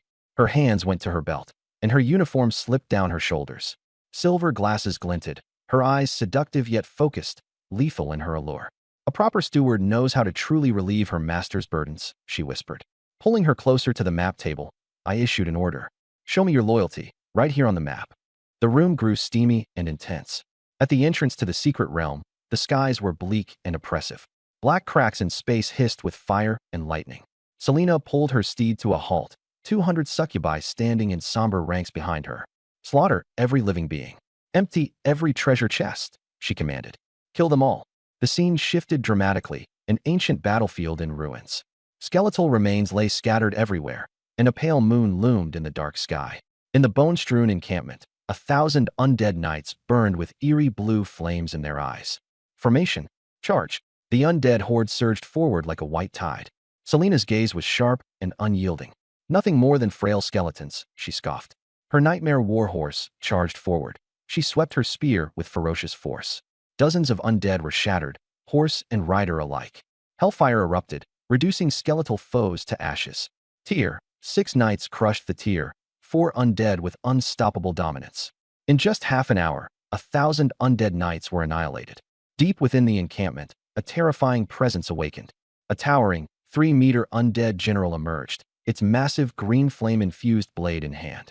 Fallen undead general tier, 6 boss. It roared, swinging its fiery weapon, unleashing waves of green flames across the field. Selena didn't flinch. Pointing her spearhead toward the blade, she stopped its devastating swing mid-air. Not enough strength, she sneered. With lightning speed, her spear struck 7 times, shattering its chest plate. For the final blow, she impaled its chest, pinning it to a bone pillar. The green flames died out as the camp crumbled. Left behind was a shining silver treasure chest. Secret Realm, Level 1 cleared. Back in the Demon King's spire, the strategy table had been completely overturned. Helena leaned against its edge, panting, her white blouse damp with sweat. I left the room fully dressed just as the sound of flapping wings echoed overhead. Selena and her troops returned victorious. Not a single casualty. Master, the first level of the secret realm is cleared, Selena said, respectfully handing over the silver chest. With a wave of my hand, the chest opened, spilling forth blinding light. Energy stone times 30,000. Intermediate elemental tower blueprint times 1. Hero soul shard times 2. 30,000 energy stones instantly entered our reserves. The blueprint was exactly what we needed. Intermediate elemental tower, range 1,000 meters, magic damage, high armor penetration. The perfect anti-dwarf weapon. My eyes narrowed. Helena, construct 10 intermediate elemental towers on each side of the fortress walls. Helena struggled to stand, adjusting her disheveled uniform. Placing her glasses back on, she restored her icy steward demeanor. Understood, master. 40 black magic towers rose from the ground. Crystals atop the towers gleamed in alternating flashes of red and blue. Our defensive range had doubled. Even if the dwarves came in full force, they'd be shredded before reaching our gates. Fiddling with the 2 newly acquired soul shards in my hand, I calculated. 10 shards were needed to summon a new hero. Suddenly, a red alert flooded the regional chat. Lord Su Qingxue under siege. Emergency assistance needed. A private message lit up. Frost Dragon heavily injured. Requesting life-saving resources with a promise of 10-fold repayment. I responded coldly. No empty promises. Only tangible trades. She sent a screenshot. Hero soul shard times 3. Halfway to a full set. I offered a trade. 500 units of premium tier, 6 meat for the shards. In the multiverse, only equal exchange matters.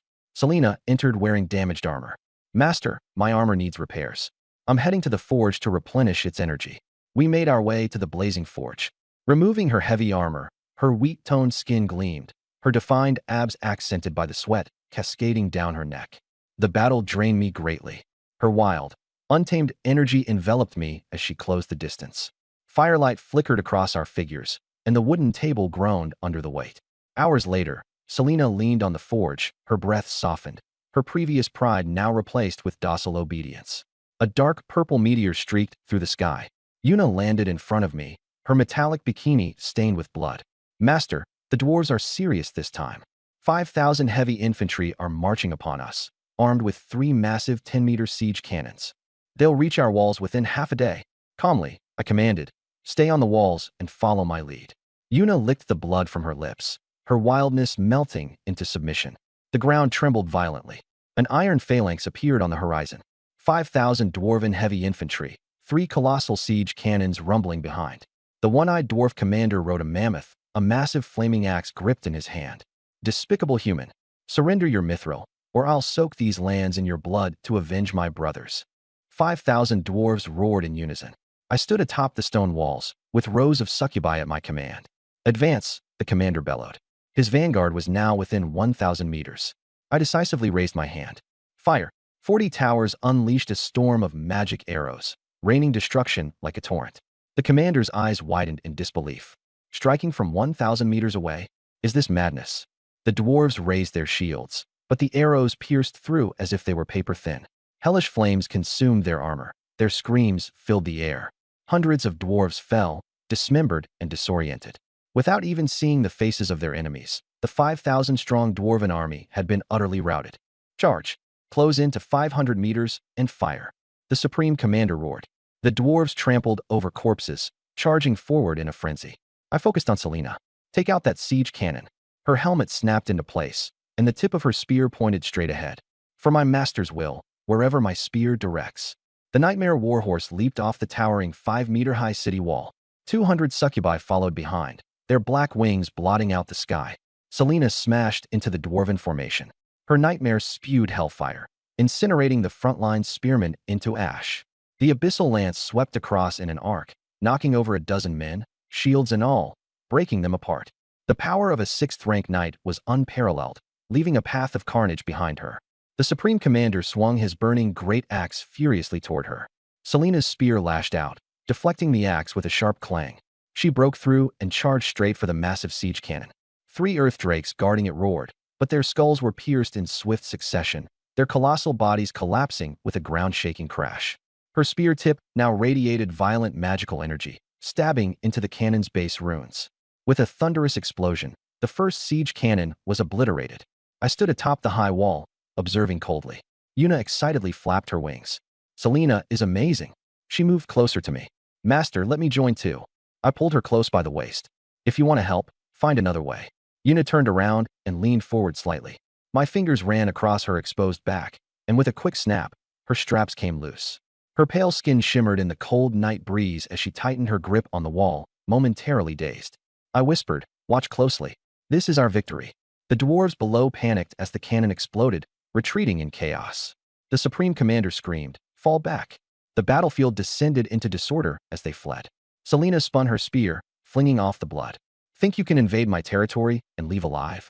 Dream on. The night wind brushed over the walls, carrying away the stench of blood. I released Yuna, who was left gasping for air. She helped me adjust my battle robes, her voice raspy. Master's power is unrivaled. My gaze lingered on the ruins below. All that remained were shattered armor pieces and over 2,000 corpses. Open the gates. Clean up the battlefield. 30 minutes later, Helena reported. Total kills, 2,130 armored dwarves. Resource gains, 20,000 energy stones, 500 magic crystals, 60,000 refined iron. The region channel buzzed in shock. 5,000 dwarves routed completely. 3 siege cannons reduced to scrap. Who did this?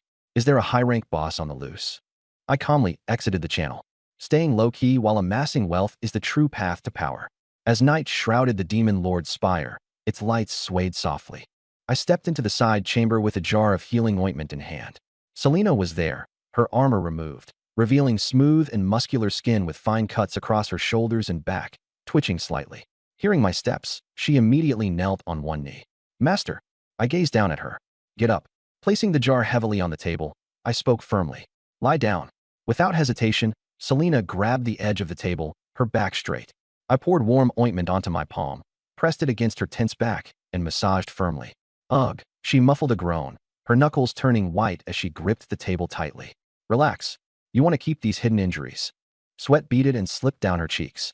The master's grace, more intoxicating than the blood of battle.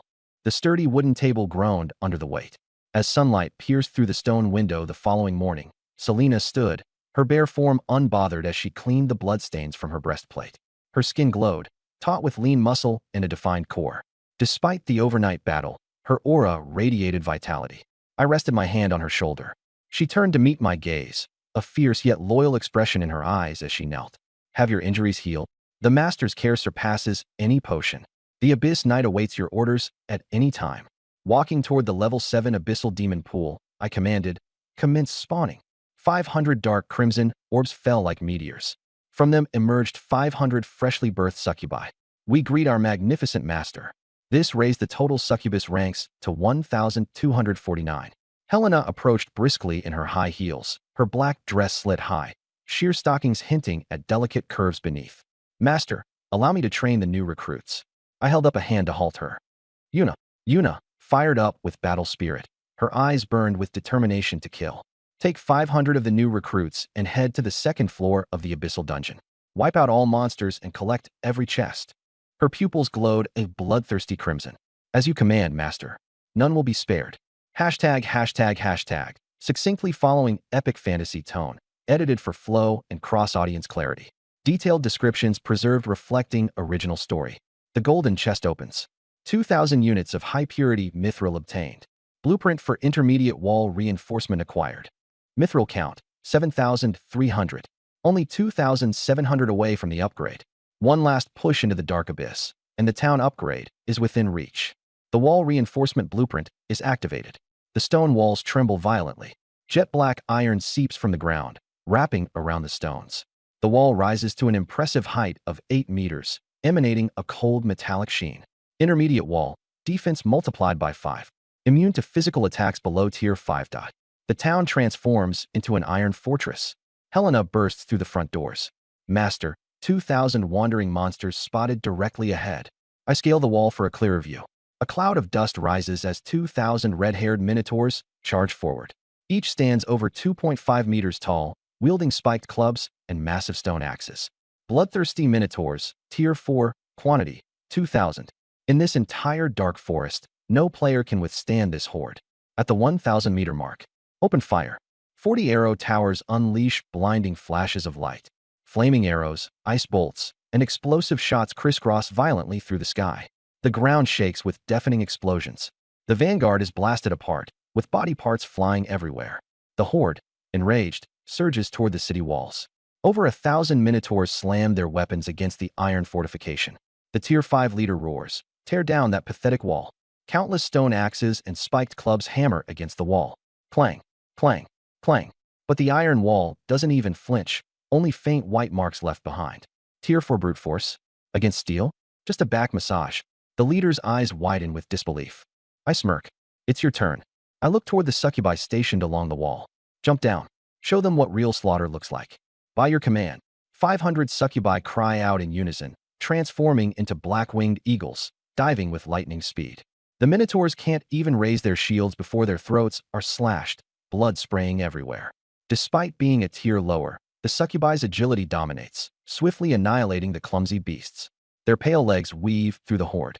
Each leap claims a life. The base of the wall becomes a bloody meat grinder in seconds. I press my hands against the solid iron wall, thoroughly enjoying the show. Helena wraps herself around my arm, her face flushed red. "Master, your walls, stronger even than the black iron dwarven fortress." She leans close, her breath brushing my ear. "With a haven this secure, Helena wants nothing more than to stay by your side forever." I chuckle, tilting her chin up. "Oh, playing coy are we? Serving and pleasing master is my sole duty," she breathes with a bow. In less than 10 minutes, the bloodbath ends. 2,000 minotaurs collapse lifelessly to the ground. The 500 succubi return, blood-soaked and reeking of battle, more lethal than before. Clean up the battlefield. Inventory the spoils. Quickly, the spoils are tallied. 10,000 energy stones, 2,000 tier 4 magic crystals, 500 minotaur hides. Another literal fortune falls into my lap. Energy stones now total over 85,000. Magic crystals stand at 91,000. Though the upgrade still feels distant, waves of free loot like this ensure steady progress. At that moment, a loudspeaker message pops up in the regional chat. Coordinates 245,889. Large vein of silver discovered, guarded by tier 6 rock giants. Looking to team up, loot to be split evenly. The sender? Rank 50 player in the region, Zhao Maniac. My eyes narrow. A large silver vein. That is huge. Even more enticing, precious treasure chests are always found near veins. With 7,300 mithril in hand, seizing this vein seals the deal for my town upgrade. I let out a cold laugh. Team up? Only the weak form alliances. The path of the Abyssal Demon Lord is one of domination. I closed the channel instantly. The coordinates are public now. Every moment matters. Helena, lock the city down. Full defensive measures. You're in charge while I'm away. Understood. Nothing gets past me. She replies, adjusting her glasses with precision. I step into the courtyard and call out. Selena, Yuna. Two figures appear in an instant. Yuna sports a fitted black leather combat suit, curves on full display. Selena, clad in dark gold heavy armor, grips a 3-meter-long spear in hand. Summon the 500 elites. Target, 245,889. Move out now. 500 succubi roar, their black wings spreading, shrouding the sky like an eclipse. Selena mounts her warhorse as I vault onto the saddle, leaning in close. Our nightmare steed screeches as it takes to the air. The wind howls around us, the speed drawing Selena's bronze toned back close to mine. Master, the high-altitude winds are intense. Hold tight. She cautions, her voice stern. I waste no opportunity, wrapping both arms firmly around her waist, one hand slipping into the gap of her armor. Her body stiffens instantly, a surprised gasp escaping her lips as her tanned skin flushes crimson. Minutes stretch into moments. The turbulent flight brims with tension. Below us, an enormous basin appears, a dazzling silver glow radiating from the center. It's the vein. But chaos surrounds its edges, a scene of utter carnage. Zhao Maniac's forces, numbering 3,000, are locked in a desperate battle against 300 colossal 4-meter-tall Tier 6 rock giants. The giants' granite-like bodies render attacks useless. Tier 3 soldiers strike futilely, only for their weapons to shatter instead. A giant hurls a boulder into the fray, turning bodies into unrecognizable chunks. Elven arrows clink harmlessly off their stony exterior. Hold the line, Zhao yells, desperation in his voice. The vein is just within reach, but his forces waver. In less than 10 minutes, half are dead. Retreat. It's hopeless, someone screams, panic breaking the formation. The giants relentlessly pursue the fleeing players, violence painting the battlefield red. Suddenly, a piercing battle cry splits the air. A swarm of black descends from the sky. 500 succubi swoop down like harbingers of death. At the forefront, a nightmare steed ablaze with hellfire carries Selena and me into the fray. Players scream, "What kind of monster is that?" My cold gaze sweeps the battlefield. Yuna, Selena, grind those giants into dust. Selena's eyes blaze with killing intent. Her warhorse streaks like a black comet, charging head-on into the enemy. A giant raises its arm in defense, only for Selena's spear to pierce through its chest with brutal precision. Move aside, Selena roars. The giant's body crumbles into chunks. The struggling players stand frozen in disbelief. Yuna streaks through the battlefield like purple lightning. Tier 7 versus Tier 6, absolute annihilation. Her movements are so swift, her strikes so surgical, that the giant's joints crack and shatter instantly. The succubi swarm, striking in perfect coordination. Joints snap and crumble as if playing with toys. Within 5 minutes, nearly every towering threat has fallen. The remaining giants retreat in terror. Running? Think you can escape my spear? Selena sneers, chasing them down and skewering stragglers into the dirt. Zhao Maniac and his surviving soldiers are left in stunned silence. 3,000 troops wiped out while we suffer 0 casualties. I dismount from the nightmare steed, coolly walking toward the silver vein. Yuna and Selena flank me, towering shadows of lethality. Zhao approaches cautiously, trembling. Brother, thanks for the assist. Standard rules, split the vein. You take the majority, we'll settle for a small share. Deal. I glance at him and his battered forces with icy indifference. Share? It's mine. All of it. You've got 10 seconds to leave. The man had been utterly defeated, crushed again by me. Now he was glaring with hatred, grinding his teeth in frustration. Trying to hoard everything for yourself? You'll choke, he barked, attempting to leverage the forces behind him in a threat. Selena twirled her spear, the tip stopping just an inch from his throat. Didn't you hear the master's command? She asked coldly. Behind her, 500 succubi raised their weapons. The oppressive might of the abyss descended, suffocating the air. Zhao Kuang's knees buckled, and he collapsed in the mud before scrambling for a panicked escape, not daring to look back. I turned my gaze to the field littered with bodies and the gleaming silver mine. All troops, heed my orders. Gather the bodies and mine the resources. The succubi moved quickly, scattering across the site. System notifications burst across my vision. Successfully harvested a level 6 stone golem. Reward, 50 energy stones, 1 level 6 demon crystal. After disassembling 300 golems, 15,000 energy stones, and 300 high-grade demon crystals were added to the treasury. Our stock of energy stones surpassed 100,000, with 93,000 demon crystals stored. A bit further from upgrading, but the progress was solid. Once all the corpses were dealt with, the succubi turned their focus to the mining. High-tier units infused with abyssal energy made quick work of the rocks, large chunks of silver emerging as if slicing through butter. Walking to the mine's core, I placed my hand on a massive 2-meter-tall pure silver boulder, its frigid surface gleaming. Yuna approached, setting her tools aside. She wore her signature tight, black leather combat outfit, revealing just enough fair skin through its intricate cutouts. Master, the outer mineral veins are boxed away, and the purity from the core is phenomenal, she reported with undisguised excitement, her hair damp with sweat clinging to the curves of her face and body, her outfit now adhering even closer due to the heat of her efforts. Towering over her, I reached for her zipper and tore it down decisively. 2 flawless curves sprang free as I pulled her into my arms. Yuna gasped, her back pressing against the icy silver boulder. Around us, the cacophony of mining echoed, but her ragged breathing quickened. The master's blessings, always the most delicious, she murmured with devotion, tilting her neck back as she fully surrendered herself. On that pure silver boulder, a moment of wild conquest unfolded. 1 hour later, the massive silver mine was emptied, its resources packed away. I jumped down from the silver rock and adjusted my attire.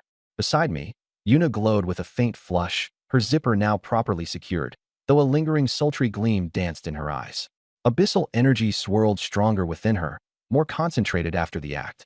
Master, we discovered a treasure while mining the core.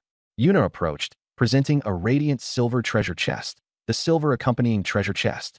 This is a hidden reward exclusive to large resource nodes, and the very reason I had fought so fiercely for it. Open it. A dazzling beam of silver light shot into the heavens. System messages flashed rapidly. Successfully open the silver accompanying treasure chest. Rewards: Hero Soul Fragments ×2. 10,000 units of high-purity silver. Blueprint for Intermediate Resource Conversion Array ×1. A wave of exhilaration surged through me. It was a jackpot. Hero Soul Fragments. These 2 pieces brought my collection to the full set of 10. Summoning a new hero was finally within reach. My current bottleneck lay in lacking sufficient high-level combat power. While Yuna and Selena were formidable, even they couldn't be everywhere at once. With a 3rd hero at tier 7 or higher, I could open up new battlefronts and crush anyone in my way. And the 10,000 high-purity silver paired with the conversion array, what a boon for crafting supreme gear. I examined the blueprint carefully. Intermediate Resource Conversion Array allows the conversion of high-purity precious metals into a proportionate amount of basic or rare resources. It was like a godsend. I was still 2,700 units short of mithril. This array would let me convert from silver, filling the gap with ease. The upgrade for my territory was secured. Excellent work. I laughed heartily. The basin had now turned into an enormous crater, its resources fully harvested. Pack up the silver and return to the city. I leapt onto my war steed as Selena tugged the reins of her Hellfire Stallion, and both of us soared into the skies. Behind us, 500 succubi lugged wooden crates of silver, their black wings slicing through the air as they soared toward the domain. Black clouds loomed ominously as the 500 crates of silver piled into a gleaming mountain. Helena, our steward, greeted us with brightened eyes. The sight of such high-tier resources invigorated her spirit. Start counting immediately. Clear some space, she ordered, swiftly orchestrating the remaining succubi to manage the tasks. I arrived at the central plaza, grasping the blueprint of the conversion array in hand. Set it up. Silver light erupted, revealing a 10-meter glowing hexagram on the ground. Runes began to shimmer, pulsating with gathering abyssal magic. With my own hands, I poured 10,000 high-purity silver into the center of the array. The system prompted, 10,000 high-purity silver detected. Choose target resource for conversion. Mithril. Basic resources were sufficient for now. Mithril was the key issue holding progress hostage. Conversion ratio, 3:1. Confirm? Confirm. The array detonated with a pulse of energy, liquefying the silver, which then coalesced and solidified into glistening pure mithril. 10 minutes later, 3,333 units of mithril were neatly arranged before me. System. Total mithril has surpassed 10,000 units. Medium-tier town upgrade requirements fulfilled. Filled with anticipation, I inhaled deeply. Initiate the upgrade. A deafening rumble shook the earth as the ground split apart, and my entire territory expanded threefold in size. 8-meter iron walls surged upward, while the Demon Lord's spire erupted from the ground, piercing into the clouds. Grotesque, demonic carvings adorned the expanding fortress, their abyssal aura spreading across miles. A black pillar of light struck toward the heavens, lingering for half an hour before dissipating. The Abyssal Demon Lord's domain had ascended to a medium-tier town. Defensive capabilities doubled, unlocking access to mid-tier structures, and troop training speeds accelerated immensely. Standing at the heart of the enlarged plaza, I gazed upon the menacing steel fortress, overwhelmed with pride. While others still struggled with mere survival, I had constructed an unassailable domain. I turned toward the abyssal altar.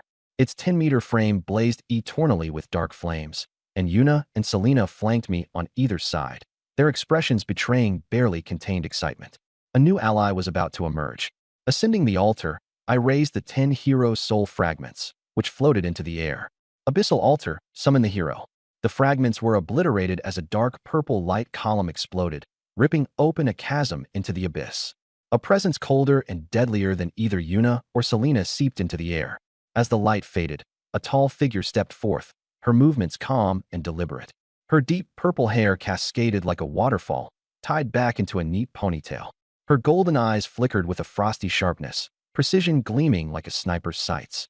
Her minimalist black leather armor clung to her frame, bearing a toned, flat stomach.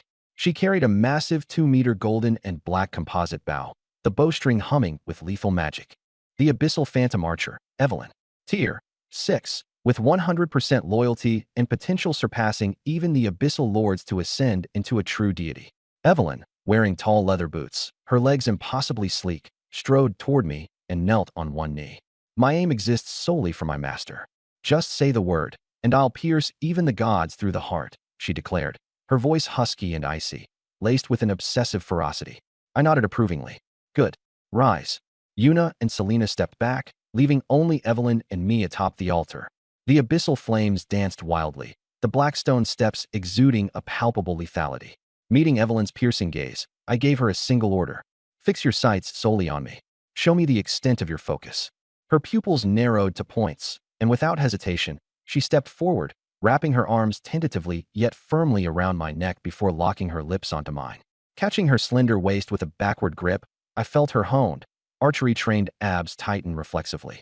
With only a slight pull, I tipped her off balance, laying her onto the cold stone steps within the thrum of the dark altar's flames. Master, she whispered, her voice a reverent mixture of fixation and fervor. Keep your eyes on me, always, only me. Reflected, fiercely intertwined. The altar echoed with the throbbing breaths of exhilaration. The day grew dim. I adjusted my clothes and stood up. Evelyn lay sprawled on the stone steps, her long hair disheveled, her chest heaving rapidly. Get up. Grab your bow. She swiftly picked up her bow, her icy sharpshooter demeanor restored, following me silently back to the spire. In the grand hall on the first floor, Helena had prepared a lavish feast. The aroma of roasted 6th-tier magical beast filled the air. Camilla, Eve, and Sharon sat together at the table. Noticing Evelyn, Camilla wrapped her arm around me with a teasing smile. Master brought back a pretty new girl. Looks like us sisters will need to step up our game. Evelyn stretched out her long legs. As long as it's for the master, I don't care how many enemies I have to take down. Sharon toyed with her whip, her gaze studying Evelyn's massive bow. Strength and loyalty are the real currency here. Winning favor depends entirely on one's battle performance.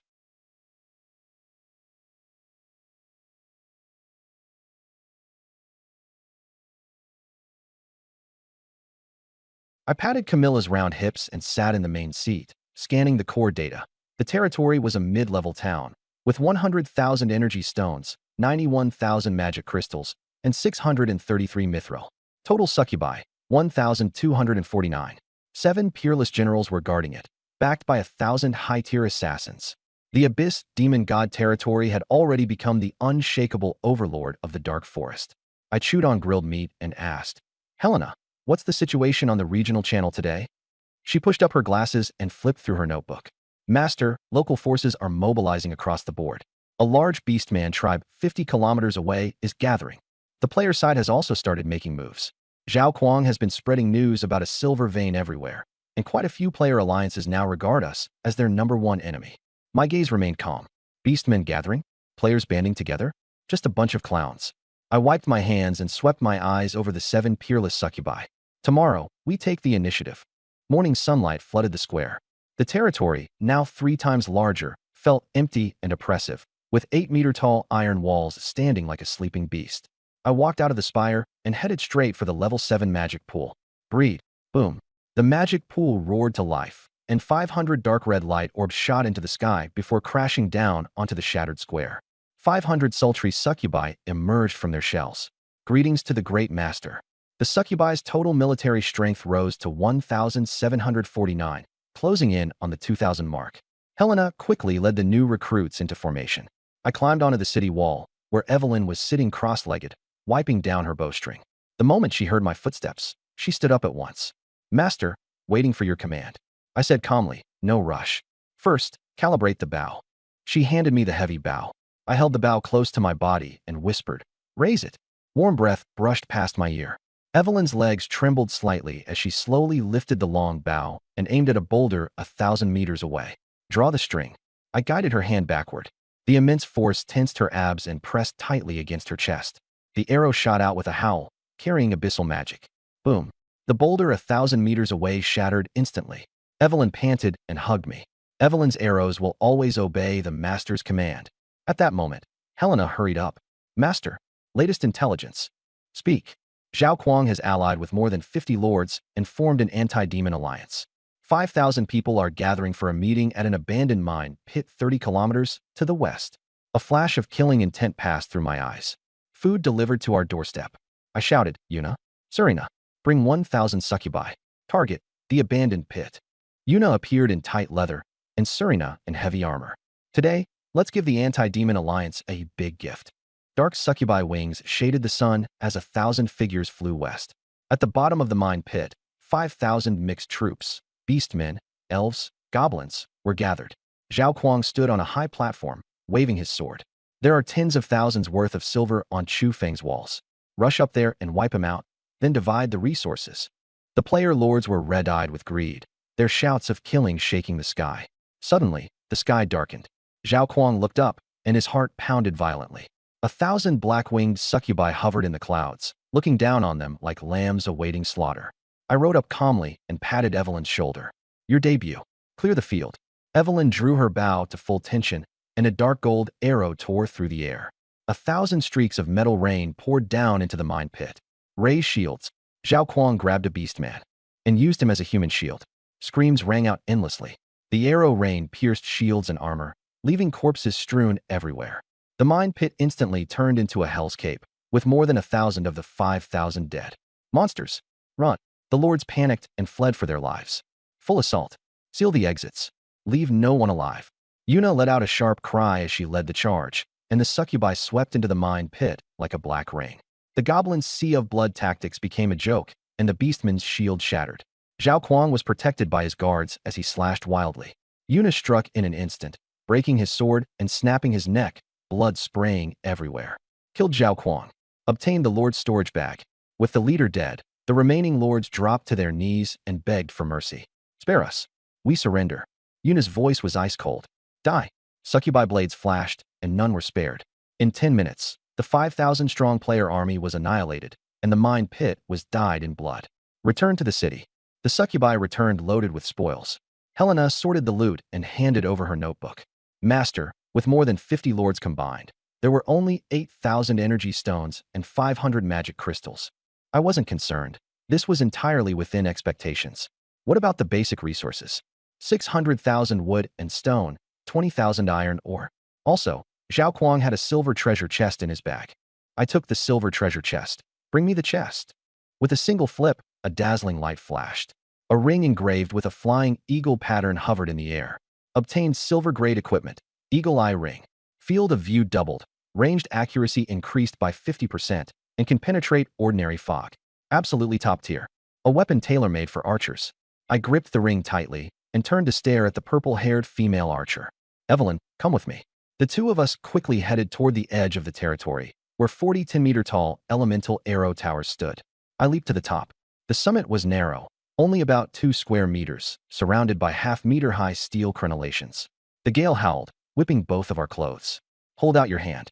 Evelyn did as told, and I slipped the hawk eye ring onto the index finger of her left hand. The ring flashed faintly and automatically tightened. Look outside. I pointed to the dark forest beyond the city wall. Evelyn raised her head, and her dark golden eyes flickered with a strange light. With the ring on, she could clearly see the scratches from a bird's wings 10 kilometers away. This is the master's gift, making my arrows even deadlier. Her voice was hoarse, trembling with excitement. I stepped forward and pressed her against the crenellations with my body. The cold iron wall chilled her lower back, and half her body hung outside the 10-meter-high tower. The strong wind tangled her purple hair. Without a word, I clamped my large hand against her flat waist. Evelyn didn't struggle, only gripped the crenellations tightly. Being out on the uncovered tower, with the fear of falling at any moment, made her dizzy and lightheaded. "Keep your eyes on the target. Don't you dare close them," I growled. Evelyn bit through her lower lip, forced her eyes open, and locked her gaze on the distant horizon over my shoulder. In the cramped space, sweat soaked the cold iron wall. Her breathing was rapid and suppressed, the wind covering up everything. After an hour of close-quarters training, her hands went weak and the bow fell to the ground. I wrapped an arm around her slender waist and pulled her back from the edge into the center. She leaned against my chest like a zealot desperate for fulfillment. I patted her cheek, picked up the bow, and stuffed it back into her hands. "Get dressed. The show has just begun." I looked deep into the forest. In the distance, 30 kilometers away, trees were toppling by the roots. A cloud of dust, 10 times more formidable than the anti-demon alliance, was rolling toward the demon god territory. The local forces had finally lost patience. The dust surged like a rampaging dragon, blotting out the sky and sun. I stood atop the tower, my black battle suit flapping violently. "Evelyn, report." She raised her hand, the ring flashing as her eyes saw everything clearly through the sand and dust. "Replying to Master, a heavy orc army. 10,000 troops. Frontline heavy cavalry on iron rhinos. Middle formation infantry with siege ladders. Rear 10 giant catapults spraying poison liquid. And the leaders? 3 6th-tier grand commanders riding twin-headed wyverns. The orc army, the true hardliners of the local forces. No player could withstand them." I turned and climbed down from the arrow tower. "Form up." On the city wall, 1,749 succubi drew their weapons, the screech of metal grinding harshly. A sea of fair thighs and seductive curves spread out as far as the eye could see. Black demon wings blotted out the sky. Facing 10,000 orcs, the succubi had only blood in their eyes. Helena hurried over in red shoes. "Master, the warehouse has 108,000 energy stones and 91,000 magic crystals. Logistics are fully supplied. We can fight a long war." I gave a slight nod. Sharon stepped out from the formation. The assassin commander was wearing a black corset leather armor today, with hot pants and long boots below, and a barbed leather whip in her hand. Her peach blossom eyes burned with killing intent as she stared straight at me. "Master, my whip is starving. Please order the charge." I raised my hand and tilted up her chin. "What's the rush? The climax hasn't come yet. Once the city gates open, drag those 3 aerial commanders down first. If even one less is brought down, I'll hold you responsible." Sharon licked her lips, her killing intent feverish. The ground trembled violently. Boom. 10,000 orcs entered view, their massive green-skinned bodies brandishing axes as they roared. "Despicable humans, hand over the silver vein, or we'll flatten your city." In the sky, 3 twin-headed wyverns circled, and the commanders on their backs roared arrogantly. 2,000 meters, 1,500 meters. I stood on the wall, both hands braced on the crenellations. "Evelyn, here. See the trash yelling the loudest up in the sky? Shut 'em up." "Understood." Evelyn stepped onto the crenellation, her longbow instantly drawn to full tension. The Hawkeye ring erupted with silver light. Dark magic condensed into a pitch-black energy arrow. The crack of the air exploding resounded across the battlefield. 1,200 meters away, the half-beast great commander had just raised his hand to issue orders when he suddenly felt death lock onto him. Swoosh! The arrow detonated through the air. The black long arrow pierced the commander's mouth and stabbed through the back of his head. His skull burst open in midair, blood spraying like a fountain. His mount, the wyvern, was blasted away by the arrow's force and slammed heavily into the infantry formation, crushing dozens of half-beasts to death. The enemy army was instantly stunned. Their commander had been headshot at the very start of the battle. The 2 wyvern commanders were terrified out of their wits and frantically pulled their wyverns higher. Trying to run? Too late. Evelyn fired 2 more arrows in rapid succession, each one precisely piercing the flesh wings of the 2 wyverns. Amid miserable screams, the wyverns crashed onto the battlefield, dragging their commanders down with them. In less than 10 seconds, the enemy command structure was completely wiped out. A 6th-tier Phantom Archer had sniped from beyond visual range, shocking the entire field. "Beautiful." I laughed out loud. With their command gone, the half-beast army fell into chaos. Elemental arrow towers. Fire. 40 arrow towers unleashed at once. and a rain of magical arrows poured down. Red arrows of explosive flames scorched the enemy, while blue arrows froze them into statues. The enemy was packed tightly together, becoming perfect living targets. More than 1,000 half-beasts were blown to pieces in an instant. Charge out of the city and harvest them. Kill. Yuna and Serena roared. 1,749 succubi leapt over the city walls like a black torrent. With a seventh-tier burst, Yuna charged straight into the crowd, her abyssal demonic blade severing half-beast heads. Riding a nightmare warhorse, Serena swept an obsidian gold spear through shields and bodies alike. The succubi legion followed close behind the two women, slaughtering the enemy and sending them fleeing in all directions. This wasn't war. It was a massacre. Half an hour later, the battlefield fell silent. The enemy army was dead, not a single one left. Standing atop the 8-meter city wall, I looked down at the hellish scene below.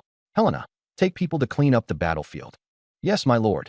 3 hours later, all the spoils had been sent back to the warehouse. I turned and entered the Demon King's spire. On the top floor, a black crystal throne stood at the center, radiating a suffocating pressure. I sat down casually and closed my eyes to rest. The heavy door was pushed open. Helena walked in holding a notebook. She was wearing a black high-slit tight dress, flesh-colored stockings wrapping her long legs, and a white blouse with a slightly open collar. She didn't stand to report. Instead, she walked up with long strides and leaned over my knees. My lord, the battlefield inventory has been completed. I opened my eyes, my right hand resting on the top of her head as my fingers passed through her black hair, gently combing it. Report the numbers. 100,000 half-beasts, 3 sixth-tier twin-headed wyverns, all captured successfully. 50,000 energy stones, 3 sixth-tier magic crystals, 100,000 units of iron ore, 30,000 units of high-grade monster meat. I mentally did the math. 100,000 troops sounded like a lot, but the drops were limited. Low-tier monsters weren't worth much. I opened the panel. Energy stones, 158,000. Magic crystals, 92,800. Succubi, 1,749. My fingers slid down her hair and pinched her earlobe. Helena's breathing grew heavier, her peach blossom eyes behind her silver-rimmed glasses growing hazy. Being able to manage the territory for my lord is Helena's honor. I took off her glasses and tossed them casually onto the stone steps. Without the glasses to hide behind, she looked even more seductive and defenseless. The accounts are settled. It's time to settle other matters too. My hand moved from her neck downward, firmly grasping that searing heat. Helena let out a muffled moan despite herself. I hooked my fingers around the black lace trim and yanked hard, the sound of fabric tearing sharp and clear. She braced both hands on my legs, her skirt being pulled to the limit. Leaning back against the demon god throne, I exuded an overbearing dominance that ignited a desire to conquer. My lord, her voice trembled. In the throne hall, a secret and heated contest was unfolding. 2 hours later, Helena stood aside with weak legs.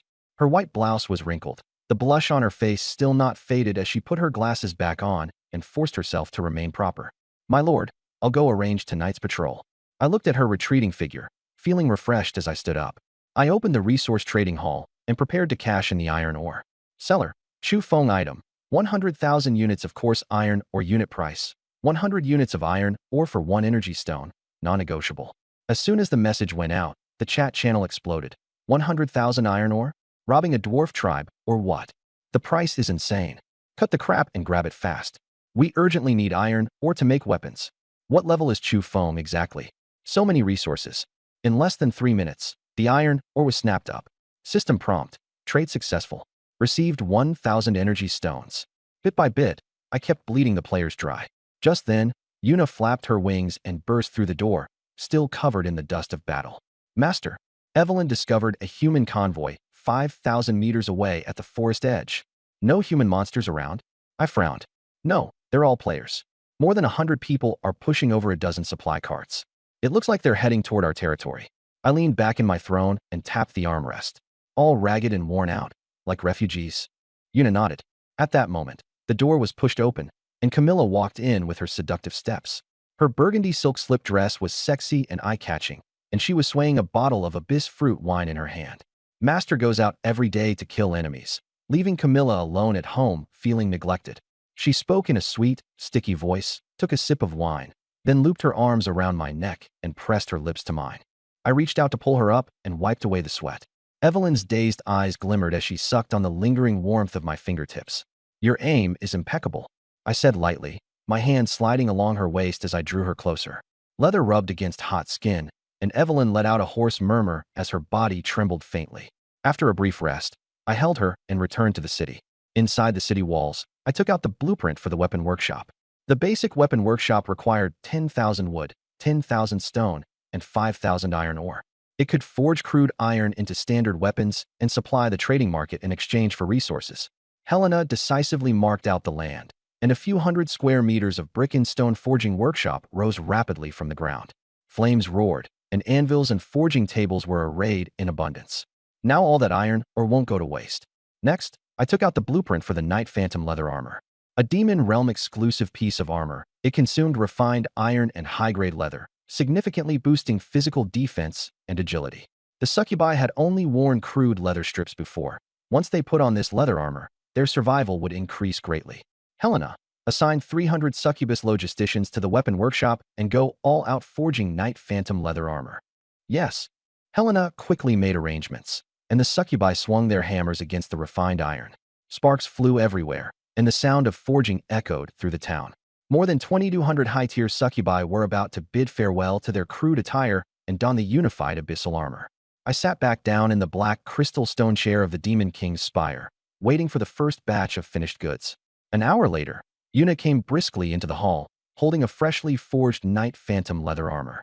The armor was as black as ink, perfectly combining flexibility and toughness.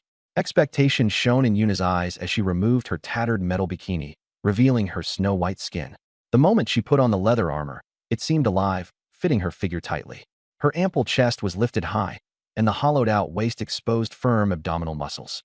Below was a snug pair of hot pants, and on her feet were leather boots with metal trim, perfectly displaying her alluring curves. Yuna straddled my lap, her arms wrapped around my neck, her dark purple eyes blazing hotly. My large hand pressed against the edge of the leather armor at her waist, where cold leather intertwined with scorching skin. She exhaled softly, her breath warm. For the master's gift, Yuna is willing to repay it with the hottest of passion. I yanked hard at the leather armor, and the sound of rubbing echoed through the hall. Yuna tilted her neck back and suppressed a sweet moan, her hands tightly entwined around me as our bodies pressed together, hot beyond words. The next morning, the sunlight slanted across the ground. On the square, more than 2,200 high-tier succubi had changed into dark leather armor. Their cold sheen, hot pants, and metal boots formed a murderous long line, like armored reapers. Helena wore a black dress and silver mirror accessories, her voice as clear as a bell. "My lord, the equipment upgrade is complete. Light and tough, it greatly enhances the sisters' survival ability." I swept my gaze over the formation. "How is the scout intelligence?" "Reporting to my lord. The main force of 50,000 beastmen has gone out to battle, and their old lair, 100 li away, is now an empty city. A level 4 resource point, the royal capital's treasury is immensely rich. It's the perfect time to strike." Helena excitedly handed over the ledger. "All troops advance and directly sweep the enemy nest." I vaulted onto the nightmare warhorse, while Serina's armor glimmered with golden light as she held the reins steadily like a rock. The succubi spread their black wings, covering the sky and racing lightly and swiftly, crossing the 100 li wasteland in an instant. The beastman's city wall stood more than 10 meters high, with only a few guards stationed there. I gave the order, "Stop. Evelyn, you're in charge of clearing the battlements. Serena, attack the city gate." Evelyn drew her bow and took to the sky, her eagle-eye ring flashing. Arrows of dark gold flowing light streaked past, and heads exploded one after another with no chance to react. The 300 guards collapsed in an instant, their corpses falling beneath the wall. Serena roared furiously as her warhorse crashed into the city gate like a falling meteor.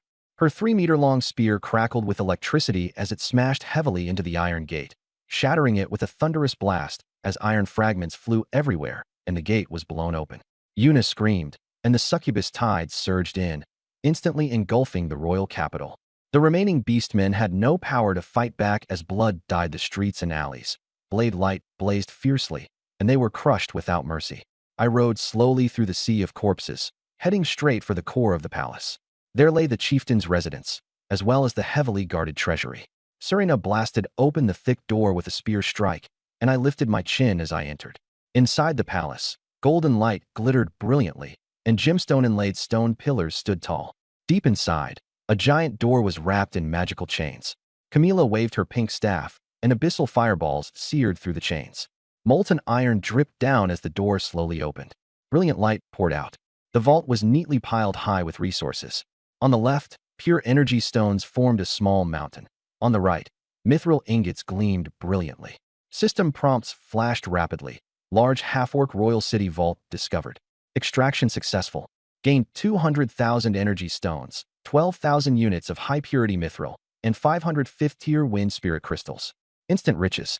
The storage's energy stones surged to over 453,000. Mithril rose from just over 2,600 to more than 14,600 units. The mithril gap needed to upgrade to a high-level town was completely filled. I swept all the materials into my spatial ring in one go. Deep inside, a purple glowing treasure chest atop a stone pedestal caught the eye. A transcendent diamond treasure chest, the ultimate treasure of a level 4 resource point. I forcefully lifted the lid. Purple light exploded outward, and 3 divine items floated in midair. Hero Soul Fragment X5. Unique Formation Blueprint. 9 Heavens and 10 Earths Spirit Gathering Array. Legendary Building Core. Abyss Arsenal Heart. I immediately took the hero fragments. The formation could multiply the territory's spiritual energy, double the troop energy absorption, and increase drop rates. The Arsenal Core could elevate the weapons workshop to legendary rank, enabling the forging of exclusive hero weapons and high-tier enchantments, extremely rare and unmatched. I tightened my grip on the legendary core and looked over the succubus army that had returned laden with spoils. Fall back, return to base. Abyssal flames instantly engulfed the half-orc royal city, and the fire on the wasteland reddened the sky. More than 2,000 high-tier succubi darkened the sky as they swept back, returning home with immense wealth. In the square, Helena had already cleared a large core area. I stood before the Demon King Spire as the territory panel displayed its status. With 200,000, stone 200,000, refined iron 100,000, mithril 10,000, all were in place. Upgrade. A thunderous boom shook the heavens as the 8-meter-high iron walls rose wildly upward. Dark gold luster gradually infused the metal surface. The wall thickness tripled, and its height soared to 15 meters. The town's area expanded 5-fold, with streets broadened and neatly divided.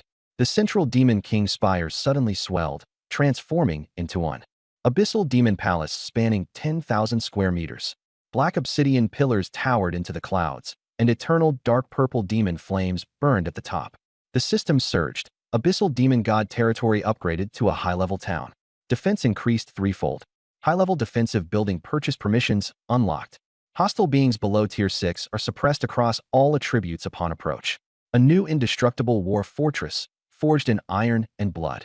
My gaze sharpened, and with a light wave of the formation blueprint in my hand, Helena immediately set up the 9 Heavens and 10 Earths Spirit Gathering Array behind the Demon Palace. The blueprint turned into a streak of flowing light and flew off. In an instant, thick white mist surged up within a radius of 1,000 meters. That was condensed high-pressure pure energy. I stepped into the array, and my pores suddenly opened wide, frantically absorbing the viscous spiritual energy. The bottleneck at the peak of 5th tier faintly loosened. Camilla followed closely behind. As a mage, she was especially sensitive to energy. The white mist clung to her silk long dress like dew. Before long, the fabric was soaked through and pressed tightly against her alluring curves. She panted softly. "My lord, the energy here is far too abundant." The magic within her surged violently, and the magical circuits of a 7th-tier mage ran at high speed. Her legs burned weak and unsteady. She could only support herself against the black obsidian pillar. I stepped forward and pressed my palm against her back, where it was hot and slick. In a low voice, I said, "You've absorbed too much. I need to forcibly guide it." I mobilized my blood energy, channeling it through my palm into Camilla's body to clear the turbulent magic. Camilla let out a soft, trembling moan, tilting her neck back as her body pressed close into my arms. Her full breasts tightened against my hard chest, and her breathing grew rapid. Her red lips parted slightly as she exhaled a scorching breath. "Please, master, help me guide it all the way through." In the hazy white mist, I hooked my hands around her waist and pinned Camilla firmly against the cool stone pillar. The slipping thin shoulder straps revealed snow-white skin, breathtaking and entrancing. Our breaths intertwined, and waves of panting echoed through the depths of the formation, our powers merging as if burning like flames. Hours later, Camilla slumped lazily against the pillar. The magic power returned to stability, but the aura grew even more terrifying and profound. Her eyes were misted with a red glow, half-lidded, brimming with satisfaction. I straightened my battle robe and walked out of the formation gate, heading straight for the entrance of the basic weapons workshop. Holding the heart of the Abyss Armory high, I shouted, "Fuse." A purple light instantly swallowed the old workshop, and the building collapsed and reassembled with a thunderous crash. It transformed into an all-dark purple metal fortress, with 3 chimneys spewing eerie violet demonic flames, majestic and imposing. The legendary Abyss Armory was officially completed. It could forge all categories of high-tier equipment, imbued with Abyss-exclusive enchantments. The success rate and chance of producing top-quality items soared, and its power was unrivaled. I poured 20,000 units of rough iron ore from the warehouse, along with batches of monster leather, into the furnace. Helena led hundreds of logistic succubi to coordinate the production line, hammering sounds rising all around as flames shot into the sky. The succubi's weapons and equipment were about to undergo a drastic upgrade, with lethality approaching that of high-tier commanders. I climbed the 15-meter-high city wall and looked out toward the dark forest on the outskirts. Suddenly, a region-wide announcement blared. The Black Iron Dwarf tribe and the Orc Royal City have been destroyed. The forces within the dark forest are being reshuffled. A level 5 resource point, Storm Heights, has spawned. Coordinates, due north. A glint flashed in my eyes as I shouted, "All troops, advance." Target, Storm Heights. 2,000 succubi spread their black wings and tore through the sky, dark clouds blotting out the sun. The wind howled. I sat steadily on the nightmare steed, while Selena, clad in dark golden heavy armor, controlled the reins, her blade gleaming coldly. The biting wind was bone-chilling, and the high-altitude currents were ferocious. Camilla's red lips trembled as she cried out, "My lord, this wind is too strong." I wrapped an arm around her slender waist and forcibly pulled her onto the horse's back, holding her close to keep her warm. In a low voice, I said, "A maid should be dealing damage from the back line." Camilla melted into my arms, burying her face in the crook of my neck as she inhaled greedily. The warhorse charged wildly, every leap through the air bringing fierce friction. Snow-white skin brushed against black clothing, the smooth touch of silk soaking into the soul. "The master's embrace is warmer than abyss fire rain," she murmured, pressing her red lips by my ear and exhaling a warm, fragrant breath. With both arms wrapped tightly around my neck, she offered me a scorching kiss without reservation. As Storm Heights drew near, the continuous black mountains fell behind us. Ahead, the plateau lay like a sleeping beast, coiled around by violent cyan tornadoes, while dark clouds and thunder serpents raged across it. Yuna's purple figure flashed back like lightning to report, "My lord, within 10 miles of the center of the storm gem vein." I released the woman in my arms and gave the order, "All troops, slow down and prepare for battle." A dark formation niger like an iron forest. As we entered the storm layer, visibility cleared. A 1,000-meter-wide sinkhole lay ahead, its bottom covered with dazzling cyan storm gems. Above it, tens of thousands of black shadows circled, their fierce eagle cries shaking the heavens. 50,000 storm griffins had assembled, each 5 meters long, with the body of a lion and the head of an eagle. Their cyan iron feathers were as hard as steel, and their claws were terrifyingly sharp. They locked onto my army and roared in unison. Wind blades turned into a metallic storm and swept toward us. Ordinary enemies would be instantly minced into flesh. A bloodthirsty smile appeared on my lips. "Evelyn, sound their death knell." The purple-haired female archer stood in the void, drew her heavy bow, and loosed 3 arrows at once. Purple talisman jade arrows transformed into thousands of streaks of light, flying up against the wind. Black flames surged into the sky, blasting apart the front ranks of griffins, turning hundreds of them to ash on the spot. Evelyn forcefully tore open their defensive line. I roared, "All troops attack." Yuna turned into a purple bolt of lightning, cutting down several griffins in succession. 2,000 high-tier succubi followed close behind, forcing through the wind blades. Their tough leather armor shone like an iron wall. Their abyss daggers precisely slit throats, and blood rain filled the sky. Serena rode a nightmare horse through the swarm, her heavy spear firing black flames in fury, griffins burning one after another. In the high skies, it was a meat grinder.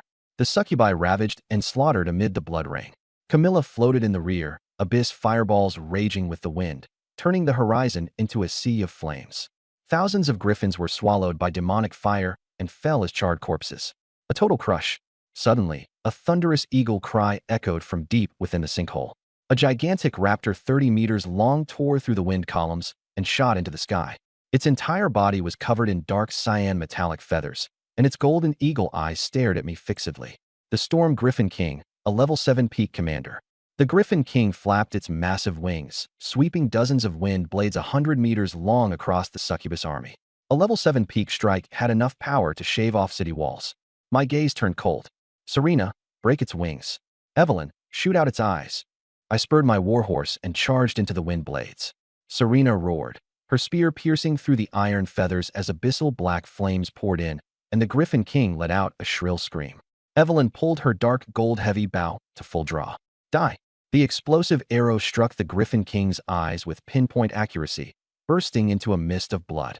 Blind, the Griffin King frantically tore at the air. I leaped onto its head, and the peak level 5 blood aura condensed into my right fist. Get down! One punch shattered its skull and crushed its brain. The corpse fell into the sinkhole like a broken kite. With the commander dead, the remaining griffins retreated in despair. All troops pursue. Leave none alive. Half an hour later, Storm Heights fell silent, with not a single raptor left alive in the sky. System notifications rang one after another. Storm Griffin flock annihilated. Gained 50,000 energy stones. Collected level 5 Storm Gem Vein. Gained 200,000 units of Storm Gems. A huge windfall. My total energy stones reached 503,500. I kicked aside the Griffin King's corpse and picked up the spoils. Killed a level 7 peak commander. Gained 20,000 energy stones. Obtained 1 level 7 Storm Magic Crystal. Obtained 1 platinum treasure chest. A platinum chest, the ultimate blind box. I stored it in my spatial ring and turned to look back at Evelyn. She stood atop a boulder, firing arrow after arrow, breathing heavily. Her dark night leather armor was tied against her body. Her purple hair soaked through, and her chest rose and fell violently. I walked up behind her. Evelyn tried to turn around and kneel. Don't move. Stay alert. She froze, her dark gold eyes flashing with fanatic fervor. I pressed against her back and covered her hands with mine. Your breathing is off. An archer must move in harmony with the wind. I'll teach you. With a slight force from my palms, I slowly raised the bow and aimed into the distance. Our chests were pressed together, and my breathing made hers rise and fall and sink. Evelyn instantly flushed hot, her voice hoarse. Master, she obediently leaned back, and the leather armor made a rustling sound. My right hand slid back and gripped her waist. More than 10 minutes later, her breathing had steadied and her gaze sharpened. I let go and patted her perky buttocks. Go keep watch to the west. Yes, sir. Evelyn turned into a purple phantom and vanished into the edge of the storm. 2 hours later, the vein was emptied. Return to the city. The army carried the spoils home, tearing through the clouds like a black tide. I stood atop the Demon King's spire and took out the platinum treasure chest to open it. A dazzling radiance burst forth, and 3 items floated before me. You obtained 100,000 energy stones. The warehouse total has surpassed 600,000. You obtained 2 hero soul shards. Adding the ones in storage, the shards now total 10, and the 4th hero is within reach. The last item was dark gold, pulsing with blood and exuding a terrifying pressure. Abyss Demon God Wings, a Lord exclusive weapon. Fusion requirement, rank 5 or above. It grants the ability to fly freely through the air, with speed surpassing beasts of prey of the same rank. The wings are imbued with Abyss Black Flame and can withstand fatal attacks. It makes up for my weakness in aerial combat. Fuse. The blood turned into a streak of light and shot into my chest. My shoulder blades tore apart violently, and a surge of blood and energy crazily poured into my back. Amid the sound of bones reorganizing, 2 enormous black wings burst out of my body. The wingspan was over 4 meters. Each feather was as hard as a dark gold blade, with abyss runes flowing across its surface and pitch-black hellfire flickering along the edges. I tried moving my shoulders, and the wings were as agile as my arms and legs. I bent my legs slightly, and the wings flapped hard. Boom. The black crystal floor instantly shattered. I turned into a black bolt of lightning, smashed through the tower-top window, and shot straight into the sky. At an altitude of 10,000 meters, I flew freely. With each flap, I crossed hundreds of meters. The feeling of standing above the sky was exhilarating. In the plaza, Yuna was leading the succubi in hauling gemstones. A terrifying sonic boom came from the sky, and she looked up, her purple pupils shrinking sharply. Master has grown wings. His speed far surpasses even hers, a high-rank succubus. Without hesitation, Yuna spread her dark purple wings and chased after me into the high sky. I hovered above the clouds, watching the purple streak of light rushing toward me. Yuna, full speed after me. With a wild laugh, my wings tore through the sea of clouds as I shot toward the distance. Yuna's instinct for battle was ignited. Master, Yuna will never lose. The 2 of us raced through the sky, with wild winds raging around us. Yuna gave it everything she had, but instead, I pulled farther and farther ahead. More than 10 minutes later, she was gasping for breath and her speed slowed. A fierce gale rose above us. Like a black eagle locking onto its prey, I suddenly dived. Before Yuna could react, I wrapped one arm tightly around her waist. The two of us hung weightless in the clouds. Yuna cried out in surprise, her legs tightly coiling around my waist as the wind howled past. Too slow. I looked down at her, at the shock and fervor in her eyes. Yuna was panting like a bull, her chest pressed tightly against mine. The Master's power is a peak Yuna can never hope to reach. She took the initiative to kiss me.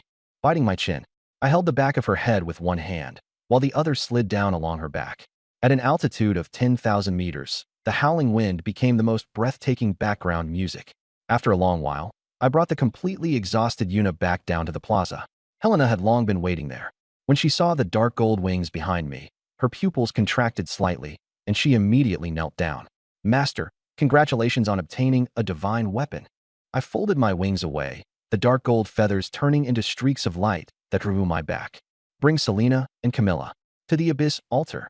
The crowd rushed to the Abyss altar together. Demon flames roared, and pressure like a mountain bore down on us.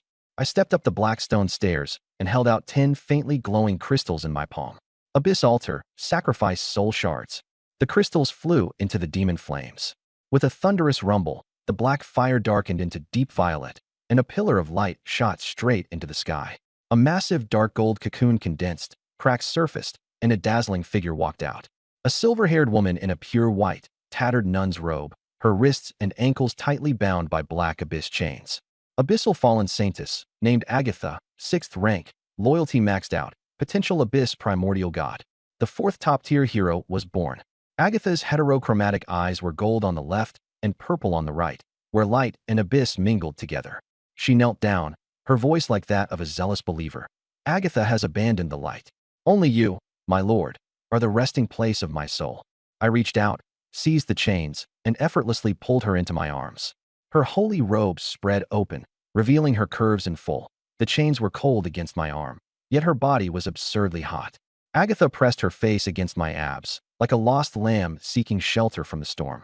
I soothed her roughly, my fingertips tracing along her neck and probing into the depths of the torn fabric. She let out an ethereal, sweet moan, wildly savoring the domination. Your faith can belong only to me. Agatha wrapped her arms around me and offered a hot, clumsy kiss. The demon flames burned quietly, the clatter of chains intertwined with rapid breathing. After the ritual, I let go, and Agatha shyly retreated to the side. Helena hurried over. My lord, outside the fine iron city wall in the south of the city, 300 green-skinned goblins are begging to be received. They've given up resistance and are willing to pledge loyalty to our clan, offering a rusty iron box from an ancient ruin. Green-skinned goblins are weak and cunning, yet they took the initiative to surrender, which means my intimidation was fierce enough. Go take a look at the wall. I led the others up the 15-meter dark gold city wall and looked down at the goblins prostrating below. The old goblin leader held up the rusted iron box and begged in a cracked voice. Honorable Lord, our little tribe is almost out of options. Please take us in. Evelyn shot an arrow that snapped the bindings. I took the box and crushed the lock. Inside was a damaged, dark red sheepskin scroll, faintly glowing. System prompt. Ancient dragon nest fragment discovered, 1/3. Collect all 3 fragments to open a portal leading to mythic grade treasure. Mythic grade treasure. I put it into my spatial ring and looked down at the goblins. Let them into the outer city. Send them to the west to cultivate wasteland and grow grain. Expanding the territory requires low-level laborers. The noble succubi must not waste themselves on hard labor. The city gates opened, and more than 300 goblins poured into the quarantine zone. After dealing with the trivial matters, I returned to the Bogong Hall. There were 603,500 energy stones in the warehouse, still not enough to upgrade the 8th level magic pool. But our combat power had already reached its peak. More than 2,000 succubi equipped with legendary leather armor, 5 top-tier heroes, and a 15-meter thick dark gold city wall. Impenetrable. I opened the regional map. On the eastern edge of the black mist, a purple skull icon was jumping wildly. A native faction of level 6, extremely dangerous. Helena, assemble 500 elite succubi. Camilla, Yuna, and Selena guard the city. Agatha, come with me. 500 succubi assembled. My abyss demon godwings suddenly spread wide. I bent my knees and launched upward, turning into a black lightning bolt that stabbed straight into the sky. Dark wings spread behind Agatha as well, light and graceful like a fallen angel, following closely behind. 500 succubi flapped their wings and soared high, a black torrent sweeping across the sky. Crossing the wasteland thick with rotting corpses, a 100-meter-tall white bone spire appeared ahead. Built from beast bones, its walls inlaid with human skulls, ghostly green flames burning at the top. The bone spire of the Lich, a level 6 native faction. I hovered in the air as the ground below churned, and flesh-rot monsters surged out in a flood. 10,000 fifth-rank stitched monsters, with multiple heads and mouths full of fangs, launched a death tide. Agatha said contemptuously, "A bunch of filthy things." I calmly ordered, "Purify them." Her body plunged downward, and the 500 succubi followed closely, falling into the monster horde like black raindrops. As the stitched monsters swarmed in, Agatha joined her hands together. Abyss holy light, descend. A jet-black halo burst forth, instantly searing the flesh monster into black water. The black chains turned into a raging dragon, sweeping across the battlefield with savage force. 500 succubi hunted and harvested the enemies. Within half an hour, all 10,000 monsters were annihilated. She knelt before me and held out the chains. "Great Sovereign, the filth has been purged. Please tighten the chains and let Agatha feel your rule." I tightened my grip and gave the chain a hard pull. Agatha fell face down to the ground, her cheek pressed against my battle boots. In her soft gasps, there was no resistance at all. Instead, she leaned forward on her own, sinking into the bondage. "Well done, Helena. Count the spoils." 30,000 energy stones and 1,000 Tier 5 corrosive demon crystals were secured. My gaze locked onto the 100-meter-tall bone spire. The giant door slowly opened, and a bone-chilling cold seeped out. A 3-meter-tall skeleton lich in a tattered black robe appeared, holding a white bone staff, green soul fire burning in its eye sockets. The undead Grand Lich, a Tier 7 boss-level boss. Magical pressure surged out, and the temperature plunged. The lich roared furiously. "Ignorant humans, you dare slaughter my servants. Your flesh and blood will become the material for the new tower." The staff struck the ground, and skeletal arms burst from the earth. 3,000 undead heavy sword warriors, clad in rusted iron armor and possessing peak Tier 5 combat strength, charged in like a steel wall. "Kill them." I stared coldly. "Agatha, cripple these bone racks." She stood up with a boom, golden and violet light intertwining in her eyes as she chanted an ancient spell. Dark clouds covered the sky, then split open with cracks, and hundreds upon thousands of black and white pillars of light struck down violently. Abyss Aurora Judgment. The pillars smashed into the undead army, instantly shattering bones. Within minutes, not a single corpse remained. The lich roared in fury. Unforgivable. Turned to white bones. With a sweep of its staff, countless poisonous bone spears rained down from the sky, shooting straight toward Agatha and the succubus army. My abyssal demon god wings flared as I surged forward like a meteor toward the front line. Peak Tier 5 blood and chi erupted from me, and my right fist met the storm of bone spears head-on. My blood and chi formed an invisible wall. The bone spears shattered into fragments on impact. I tore through the storm of bone dust and charged straight at the Grand Lich. Bone shield defense. Death thorns. The lich whipped its staff in panic, summoning dozens of bone shields to protect itself, while bone spikes erupted from the ground all around.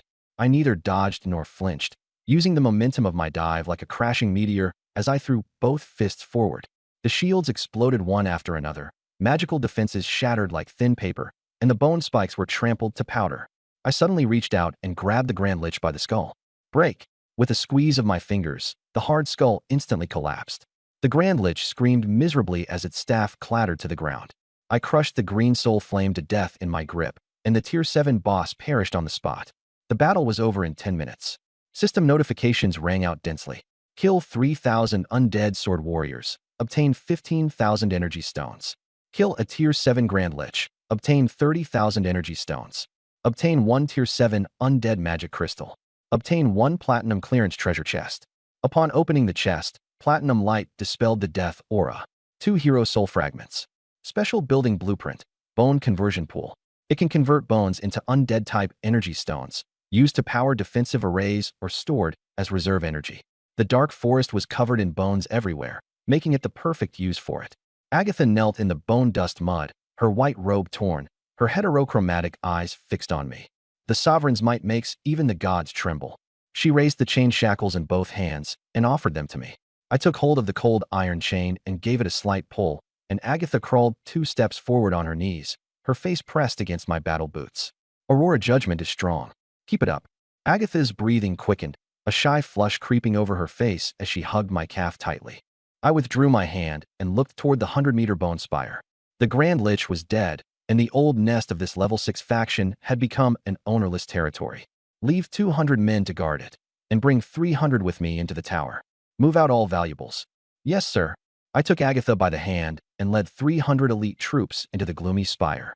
The walls were embedded with pale skulls, their eye sockets burning with ghostly green fire. Dozens of bone gargoyles lunged out. Clear them out. 300 succubi flashed like phantoms, slaughtering them in an instant, and within half a minute they were all destroyed. I led Agatha through the corridor, avoiding the magical traps, and went straight to the lower level. The obsidian treasury door was shut tight, covered in undead sealing runes. Agatha, smash it open. Yes, master. She raised her chain and lashed the door fiercely. The sealing runes shattered like glass, and the door crashed to the ground. Inside the treasury, energy stones and boxes of rare metals were piled up on both sides. In the center, a white bone iron cage held 10 elven female artisans, dressed in tattered vine restraints, their faces full of fear. System prompt: neutral lawful grandmaster level artisan, extremely weak and captured. Top-tier artisan techniques are crucial to the legendary armory factory. Agatha swung her chain and shattered the iron cage, then respectfully handed me a 7th-tier undead staff, cradling it in her arms. I took her chained wrist, my fingertips brushing over the marks left by the bindings. Agatha's heterochromatic eyes grew moist, and the flush on her face deepened even more. Suddenly, the guarding succubus flew back at full speed. My lord, tens of thousands of allied forces have appeared outside the tower. Troops from every race have surrounded the bone tower. My eyes were icy as I turned and said coldly, "Bring the elves and go out to meet them." Agasha reluctantly let go, and together with the others, she picked up the elves and followed close behind. On the bone wasteland, 20,000 black-armored troops formed a wall of flesh, tightly surrounding the spire. Half-orcs, goblins, elven archers, heavily armored infantry, a mixed army. At the very front stood dozens of player lords in fine equipment. Leading them was a young man in golden armor, holding a blue glowing magic sword, Lin Jian, the leader of the Divine Punishment Alliance. Lin Jian looked at the piles of bone powder on the ground, his eye twitching violently, his teeth gritted in fury. After spending everything to attack this level 6 faction, someone beat us to it. I led the succubi slowly out of the spire gate. The coalition army instantly fell silent, every gaze locking onto me and the fiery, alluring abyss succubi behind me. Lin Jian sneered and stepped forward. With only this many troops, you must have used some perverted scroll for a desperate final gamble. These female soldiers are all crippled. You can't escape the siege of my 20,000 troops. He raised his sword and shouted, "I am the Divine Punishment Alliance. The Bone Spire is our target. You're strong enough to kill the Great Lich, but now you're badly injured and have nowhere to run." He pointed toward the treasury. "Hand over the resources and the elves, and I'll spare their lives and guarantee your safe departure. Otherwise, all of you will die here with that dead lich."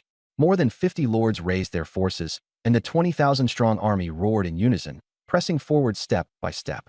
Trying to crush me with numbers? I stood on the high platform, and behind me, dark gold demonic wings suddenly unfurled, the feathers burning with hellfire. My knees bent slightly, and I turned into a streak of black lightning, shooting hundreds of meters into the air in an instant. I looked down coldly at the 20,000-strong army below. "You want to steal resources? Pay for it with your lives." My voice boomed like thunder, shaking the wasteland. Lin Jian's face turned livid. "Fine words. Since you won't accept a toast, you'll have to drink a forfeit." Entire army, fire. Shoot him down. Thousands of archers drew and loosed in unison, and a rain of arrows surged toward the sky like a storm. Agash's pure white holy robe fluttered in the wind as black fallen light wings spread out behind her, and she hovered in the air. Killing intent flickered in her eyes. The majesty of the ruler must not be sullied. Wash their heads clean with black holy light. "Yes, master." She clasped her hands together and murmured a prayer. A pitch-black fallen halo erupted and exploded in her palms, and a wave of death swept across the airspace for hundreds of meters. Thousands of arrows instantly turned into scattered wood splinters and iron dust. Not a single one even touched the hem of my clothes. The black light crashed into the coalition of 20,000, and screams instantly tore through the wasteland's deathly silence. Fallen holy light no longer healed. It only corroded and destroyed. The armor of the frontline heavy infantry seemed to have encountered strong acid, hissing as it melted into scalding molten iron. Their flesh rapidly decayed and blackened, and in less than an instant they became a pool of foul-smelling black water. Lin Jian, standing at the rear, was terrified. As the black light touched his golden armor, it immediately dulled and became covered in pits. "Retreat! Retreat now!" he screamed, his voice cracking. I looked down from midair at the embarrassed army and gave a cold order. "Leave no survivors." "As you command." 500 succubi answered in unison, turning into black lightning as they charged into the enemy ranks. The slaughter began. High-level assassins against a ragged coalition army was like butchering lambs. Each sweep of their sharp daggers ended in either a throat or a heart. Lin Jian turned to flee when a sudden tearing sound of wind came from above his head. I folded my 4-meter-wide dark gold wings and plummeted from 100 meters in the air, crushing down hard. His retreat was completely sealed off. Lin Jian gritted his teeth and raised the blue magic greatsword, slashing down in a desperate fight to the death. I concentrated my right fist with peak 5th-tier berserk battle chi and smashed forward. Crack! The magic greatsword shattered into scrap metal. My iron fist mercilessly blasted into Lin Jian's chest, and his golden armor instantly caved in and cracked. His breastbone shattered, and Lin Jian flew backward like a rag, crashing hard into the ruins of the bone spire. He died on the spot. With the alliance leader dead, the remaining lords and troops collapsed and scattered. But no one could escape the succubi's speed. Half an hour later, the flames of war subsided, and the entire 20,000-strong coalition had been wiped out. The wasteland was dyed red with blood, and corpses piled up like mountains. Helena and her deputy quickly cleaned up the battlefield and confiscated the storage bags of the more than 50 player lords. The system rewards flashed wildly. After annihilating the Divine Punishment Alliance, we obtained 100,000 energy stones, 500,000 wood, 500,000 stone, 200,000 refined iron, and 5,000 magic crystals. I gathered the supplies and walked toward the 10 trembling elf artisans. They had witnessed the slaughter of an army of 20,000 with their own eyes, and terror was plain on their faces. The leading elf grandmaster, Ira, knelt on the ground. "Elf Grandmaster Ira is willing to serve you, my lord. We specialize in advanced enchanting and legendary forging. We are willing to forge the strongest armaments day and night, only asking for your protection," I said coldly, just in time. I was short on blacksmiths. "Do a good job, or die." Ira nodded repeatedly, as if she had been granted a new life. The army soared back to the Abyssal Demon God's territory. The 15-meter-tall dark gold city walls exuded a chilling oppressive force. As the gates opened, Helena came to greet us from the rear of the logistics unit. She had changed into a deep purple hip-hugging dress and red high heels, and quietly picked up my coat. Her fingertips brushed my sturdy arm by accident, her eyes filled with infatuation. I walked straight toward the Abyssal Armory. The legendary building spewed purple demonic flames, with waves of heat rolling outward. As soon as Ira and the other elves landed, their eyes locked onto the armory. Legendary forging table. Abyssal demon fire. Ira trembled with excitement, forgetting her fear as she rushed toward the anvil furnace, frantically stroking the cold metal. I ordered Helena to transfer all the high-grade leather and refined iron in the warehouse to them. Fully upgrade the Dark Knight Phantom leather armor. It must produce legendary armor with advanced magic resistance. Under the searing flames, the craftsman worked quickly and skillfully. Sweat soaked Ira's tattered clothes, and her trembling pointed ears gave her an unusual allure. I approached and spoke in a steady voice. "How's the progress?" Ira set down the hammer and presented the new version of the Dark Knight Phantom leather armor. "My lord, the workshop is extraordinarily powerful. With the elf secret anti-magic runic patterns integrated, magic resistance has tripled, enough to withstand a direct strike from a 6th-tier spell." I reached out and touched the leather armor, feeling the heat and toughness through its supple surface. Ira took the opportunity to move closer, pressing the armor against her chest, closing her eyes and letting me touch it. "The material processing is excellent." I pressed my fingers harder to test its resilience. Her knees went weak, and she knelt down, clutching my battle boots with both hands. "My lord, without the protection of the sacred tree, we are extremely weak. We yearn for the abyssal baptism and swear to become your most loyal followers." Her voice trembled. I lowered my head and pressed my palm onto the top of her head. Raging blood energy and abyssal demonic power surged into her body like a flood. Ira let out a soft moan as magic power raged through the elf veins in her body. Her entire body trembled violently, with large areas of skin exposed. She bit her lip and pressed against my battle boots, greedily absorbing that domineering power. A few minutes later, her eyes flickered with dark purple light, her aura surged dramatically, and the mark of the abyssal demon god appeared upon her. Thank you for your gift, my lord. She collapsed, gasping weakly, but her eyes were utterly devoted. I withdrew my hand. Speed up. I want the entire army re-equipped as soon as possible. After leaving the armory, Helena commanded the succubi to inventory the massive supplies. I took out the platinum blueprint, the bone conversion pool. The withered bone spire was piled high with monster remains, making it the perfect material for extraction. Clear out the empty space in the corner by the city wall. Helena immediately arranged for it to be cleared. The blueprint turned into a streak of light and landed on the ground, consuming 50,000 stone and wood. With a thunderous boom, a huge gray-white pool rose from the ground. Its rim was carved with ferocious skulls, and strange liquid flowed at the bottom. Throw all the bones in. Hundreds of succubi hurried to move tons of bones and dump them into the pool. The moment the bones touched the pool water, they dissolved, and boiling waves surged across the surface. One sparkling energy stone after another emerged. The automatic extraction machine activated, and Helena excitedly arranged for them to be salvaged and packed. I opened the Lord panel, and the number of energy stones surged, instantly breaking past 830,000. As long as there are bones, they can continuously be turned into wealth. Monster corpses are strewn across the dark forest, and long-term stable profit is within easy reach. In a great mood, I was brimming with confidence about mass-producing troops. Suddenly, red light exploded across the regional channel, and several pinned messages flooded the screen. Explosive news. The 200,000 troops of the Divine Punishment Alliance have been annihilated. More than 50 lords were all killed outside the withered bone spire. I led the troops past there, and the ground was covered in black water corpses. Not a single survivor remained.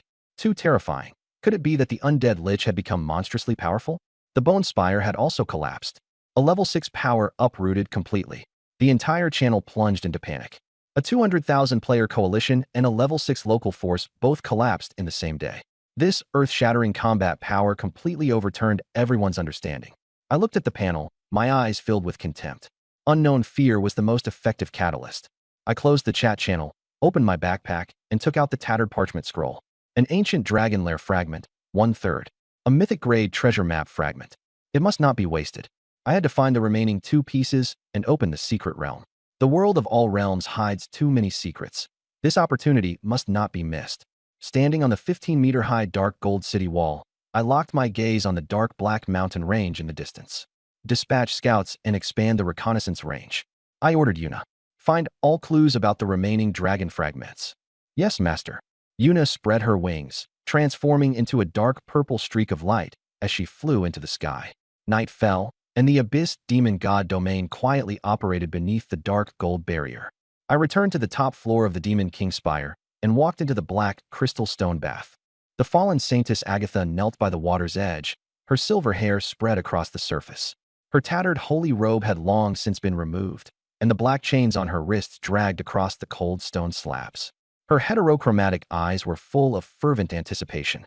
Great Sovereign, please cleanse my sins. She prayed softly. I removed my black clothes and stepped into the warm water, grabbing the cold chain and yanking hard. She was dragged into my arms, splashing water everywhere. With one hand gripping the chain and pulling it back, Agatha lost her balance and fell into the water. Her wet hair spread out like a white lotus, and her eyes stared fixedly at me. Her voice trembled, soft and fragile. Great Sovereign, please cleanse Agatha's sins. Leaning against the pool wall, I placed my palm on her slick back, my fingers sliding down along her silver hair. Agatha obediently lay across my thigh, the water temperature gradually rising. Devoutly, she scooped up the bathwater drop by drop and poured it onto my chest, each movement tender to the extreme. I pinched her chin, forcing her to look up. There is only one way to cleanse sin. Be completely stained by the color of the abyss. I domineeringly sealed her red lips. Underwater chains clanged, and waves slapped against the black crystals. The purification ritual in the dead of night lasted a long while. The next morning, I walked out of the tower top feeling refreshed. The bone transformation pool was steaming with gray-white water, and the moment the decayed bones were dumped in, they dissolved at once. Energy stones floated to the surface, sparkling dazzlingly. Helena, dressed in a dark blue suit skirt, black stockings, and high heels, bent over to greet me. Master, last night produced 50,000 energy stones. There were already more than 880,000 in the warehouse, with a stable daily income of over 10,000. So satisfying. The doors of the armory were blasted open, and Ella, her face covered in black soot, knelt over holding a dark overcoat. Master, your battle robe is finished. The overcoat was pitch black as night, made from 6th-tier spider silk, stitched with mithril thread, and reinforced with elven secret array patterns. The Abyss Commander's overcoat, a legendary grade item, with physical defense and magic resistance maxed out, plus stealth and self-repair. Once worn, it clung tightly to the body and looked murderous. Excellent craftsmanship. Reward her well. Ella blushed with ecstatic joy. A burst of wind sounded in the sky, and Yuna returned at full speed, transformed into a dark purple lightning bolt. She threw a bloody green-scaled lizard man onto the stone slab. This guy was sneaking around, so I caught him. The lizard man was terrified out of his wits and begged for mercy. Spare me. I know an earth-shattering secret. Speak. Deep in the death swamp, at the bottom of the poison lake, there's a glowing parchment scroll. It radiates ancient dragon might. My eyes sharpened as I took out the torn fragment. The lizard man nodded frantically. Exactly the same. It's this treasure. The clue to the second fragment. There was no way I could let it go. What's guarding it? A 9-headed venomous serpent monster. It sleeps there every day. At least a 7th-tier boss-level boss. Tricky. The intel is worth money. The lizard man thought he had been spared, but Yuna coldly drew her blade, and his head rolled away. The Abyss Demon God's territory leaves no survivors. I looked toward the northeast sky. Serena, Agatha, Camilla. The 3 women appeared. Rally 800 elites. Target, the Death Swamp. Before the expedition, I would do the usual summoning. I walked to the level 7 magic pool and ordered it to gestate. The black water churned as 500 light spheres rose and landed. 500 sultry succubi hatched into life. Greetings, Overseer. The total now stood at 2,749, charging toward the 3,000 mark. Set out. My wings spread, and I shot into the sky like a black bolt of lightning. 800 succubi followed like dark clouds. The dark forest quickly turned into a silent gray-black swamp. The poison mist was a ghastly green, with a foul stench assaulting the nose. The death swamp had been reached. All troops slowed down and maintained formation. The legendary overcoat activated its anti-magic array patterns, blocking the deadly poison gas. As we went deeper, a ghastly green poison lake appeared before us, its waters boiling as toxic vapor steamed upward. The fragment was at the bottom of the lake. Force it out. Serena rode in on a nightmare warhorse and descended from the sky, her spear smashing into the poison lake. Boom. The water exploded, sending up a wave more than 10 meters high. A terrifying shriek came from the lake bottom, and a giant monster burst out of the water. A 30-meter black-scaled body, 9 ferocious triangular snake heads, and blood-red vertical pupils. The 9-headed venomous serpent monster, an 8th-tier boss-level boss. Its oppressive aura shocked the entire battlefield. Fire. Agatha's fallen holy light struck directly, but it only corroded a small patch of snake skin. Serena thrust her spear at its vital point, but was knocked back 10 meters by the recoil. 3 snake heads spat poisonous water jets, and several succubi had their leather armor corroded by the poison. Camilla lunged to my side and said coquettishly, "Master, its scales are too hard. Lend me your abyss origin so I can unleash a forbidden spell." I infused her with my origin, and she let out a soft moan. "Enough. Burn it to ashes." She swung her staff, sending out a deep abyss black lotus. The snake heads were burned off and fell into the lake. The next moment, the flesh at the severed necks writhed wildly, regenerating in just a few breaths. An 8th-tier limb regeneration talent. So long as the poisonous water remained, it could recover endlessly. Agatha cut off its poison supply. She rose above the lake and smashed holy light into the water. The poisonous water turned into dead water, and its toxicity vanished. The serpent monster roared in fury, all 9 heads turning to attack. Yuna, Serena, and Camilla launched a joint assault, while the 800 succubi hacked down on the serpent's body like a rainstorm with short blades. Evelyn aimed at the main head. Armor-piercing explosive arrow. The arrow struck the snake's eye with pinpoint accuracy, and magic exploded outward. Now, my dark gold wings spread open as I transformed into a bolt of lightning, surging straight at its main head. My iron fist crashed down. Its skull shattered, and abyssal power tore its heart to pieces. The venomous serpent monster collapsed with a deafening roar, all 18 of its eyes going completely dull. The system blared wildly. Kill an 8th-tier boss. Energy stones, 100,000. 8th-tier venom crystal. Diamond chest. Yuna, hold the line. Agatha, come with me underwater. I folded my wings away and plunged into the lake, a bone-chilling cold wrapping around my body. The lake bottom was deep and dark, the water pressure mounting higher and higher. Agatha swam ahead, chains winding around my waist and abdomen. Countless poisonous eels surged toward us. She pressed a hand to my chest, and fallen holy light spread outward. The venomous eels turned into black water and dispersed. She leaned close to me. Her tattered white robe was semi-transparent underwater, clinging tightly to her curves. Her red lips parted slightly as she kissed me, transferring oxygen and a sweet fragrance. Lips and teeth intertwined, and with the weight of the chains we descended rapidly. At the lakebed, 300 meters down, lay the ruins of an ancient altar.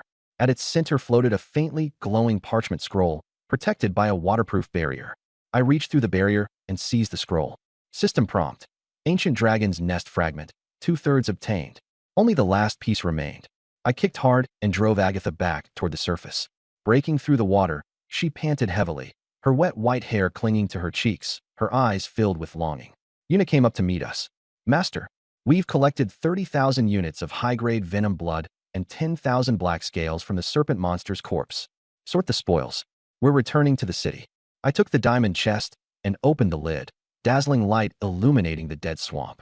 3 treasures floated inside. A unique building blueprint, the Abyssal Teleportation Array. An 8th-tier weapon, the Venomfang Dagger. 3 shards of an hero soul. A huge harvest.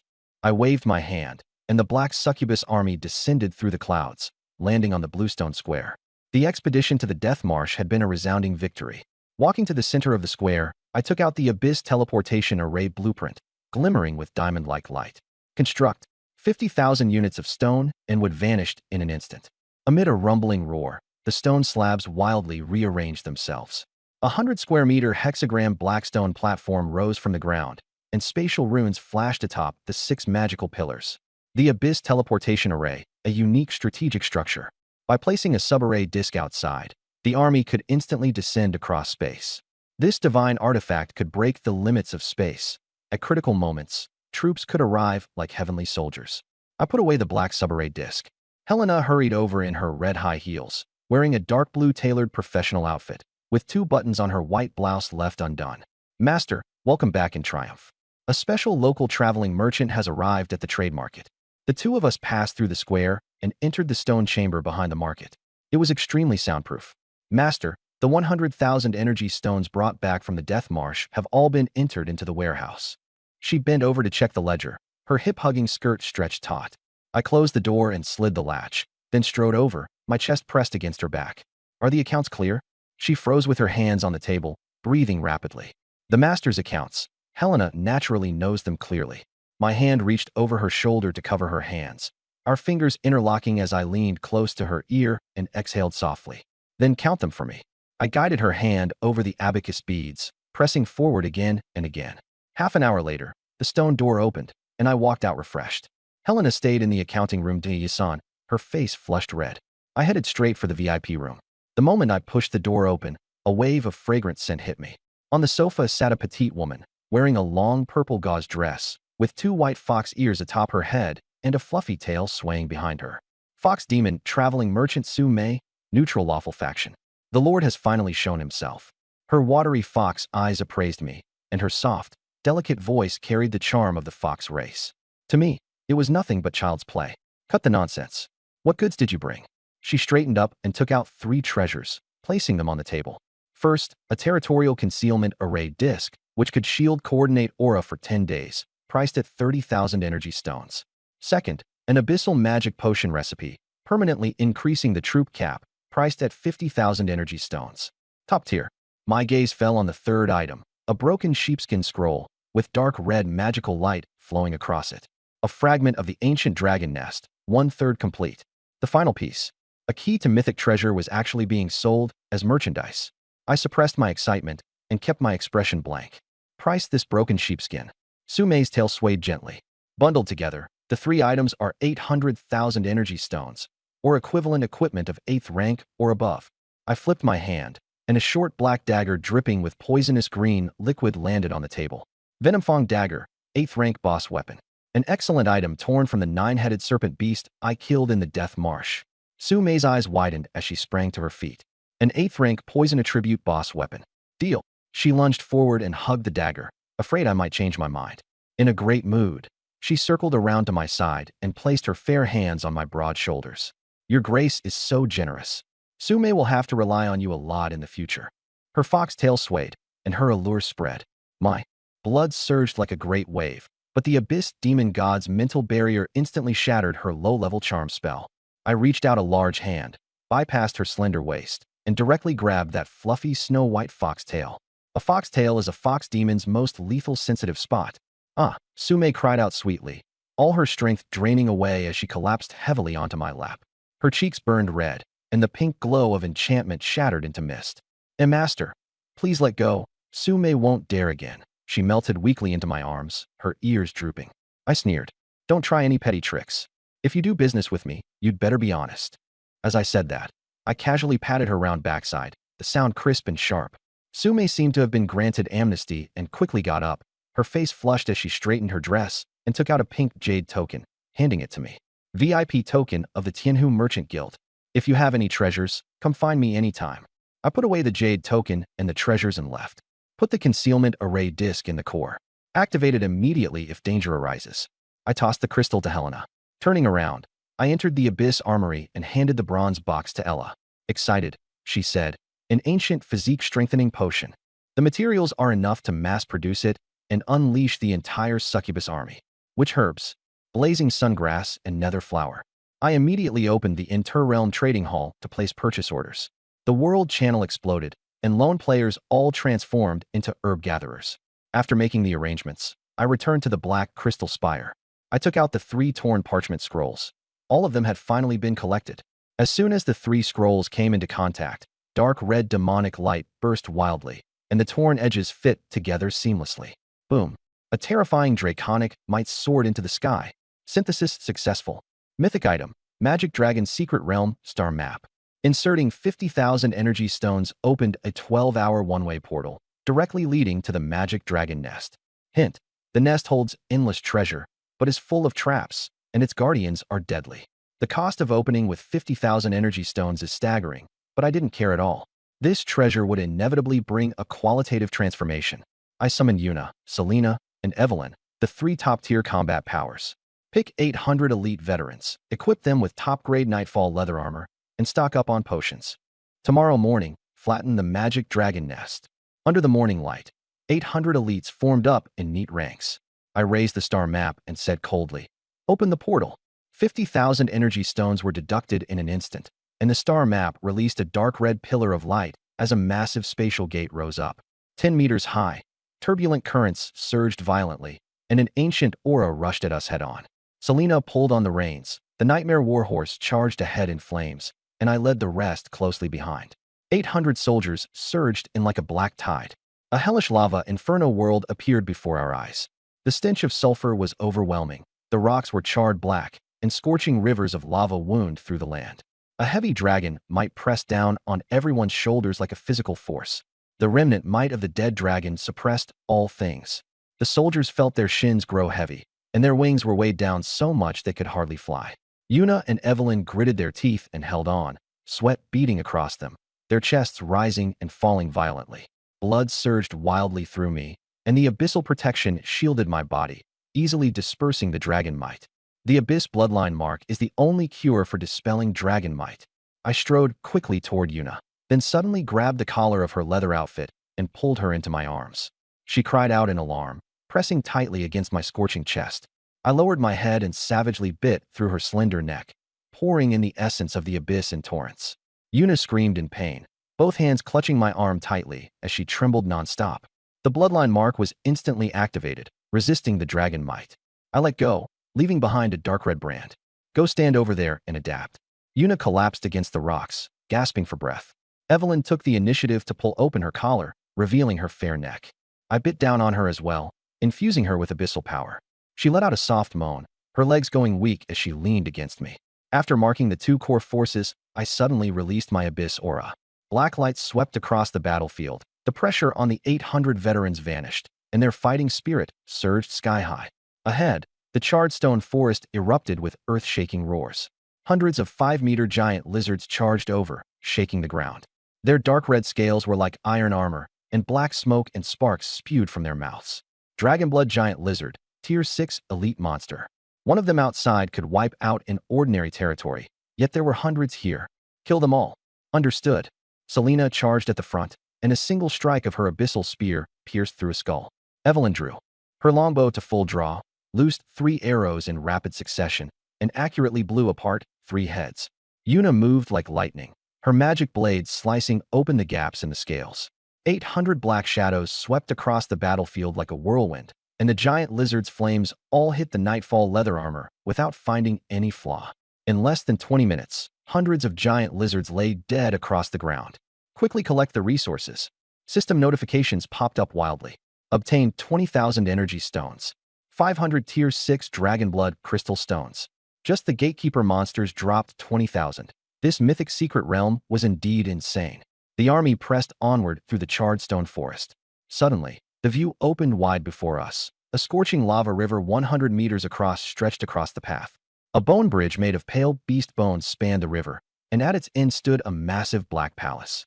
At the center of the bridge crouched a 10-meter-tall stone statue.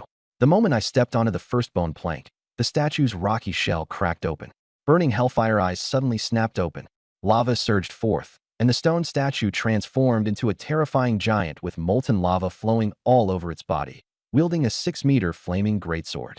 Abyssal Flame Demon Guardian, Tier 7 Commander Boss. Intruders, turn to ash. The flame demon swung its sword down, and the bone bridge began smoking and turning black. A narrow bone bridge was impossible to fight head-on. Take to the air.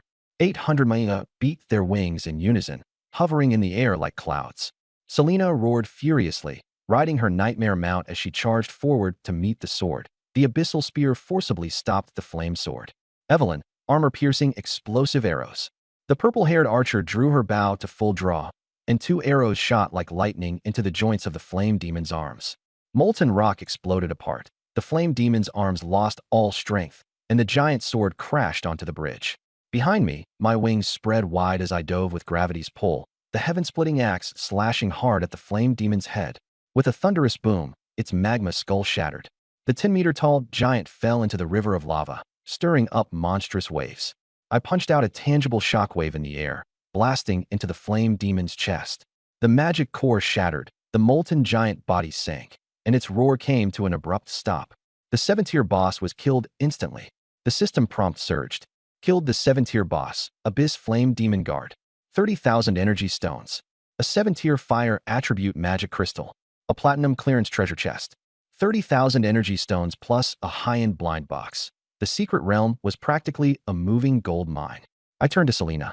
She had just been hard-pressed by the flame demon's blazing fire, and her dark gold battle armor was already scorched red and deformed.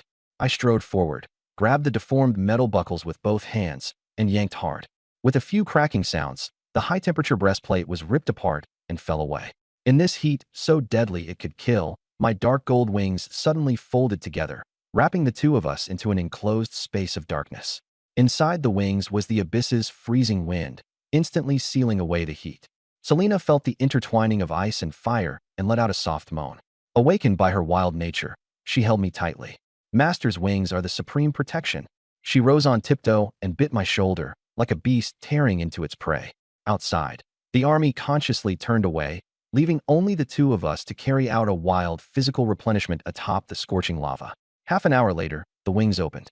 I was brimming with energy, while Selena, blushing with dazed eyes, put on the remaining armor and mounted her horse, ready for battle. I opened the platinum treasure chest. Advanced fire resistance potion formula. 3 hero soul fragments. 5 scales of a 9th-tier magic dragon. 3 more soul fragments acquired, bringing the summoning progress up to 6 in a flash. The magic dragon scales were top-tier forging materials that could be used to forge legendary divine equipment. I put away the resources and looked toward the palace. On the 50-meter-tall giant gate, the ancient magic dragon carvings looked vivid and lifelike, and a dark red magical barrier sealed the entrance. My right fist smashed into the magic shield. The shield shattered like glass, and the giant gate boomed open with a roar. Go in. Selena rushed into the great hall first, and I followed with 800 succubi. The great hall was resplendent with gold and jade, with golden pillars standing in rows. Something's above us. Evelyn's hawk eyes caught it. Countless golden figures hung upside down in the shadows of the dome. 4-armed draconic guards, 6th-tier elites, each with 4 arms holding curved blades and a dragon tail growing from their backs. They opened their eyes at once and let out hoarse dragon roars, then descended like a meteor shower, spinning their blades as they charged. Fight! Yuna's eyes flared with blood-red light. Her figure shot upward like purple lightning, piercing the neck of a draconic guard and severing its head in midair. Using the corpse's recoil, she broke through to the next target, assassinating them with flowing, effortless precision. Evelyn stood firmly atop a golden pillar, her bow fully drawn, and with every twang of the string, a draconic guard fell. 800 succubi fought back to back, flipping through the air at low altitude, their short blades slicing through the draconic guard's joints, dragon blood spraying everywhere. Their legendary grade armor forcefully blocked the attacks, leaving the enemy almost helpless to retaliate.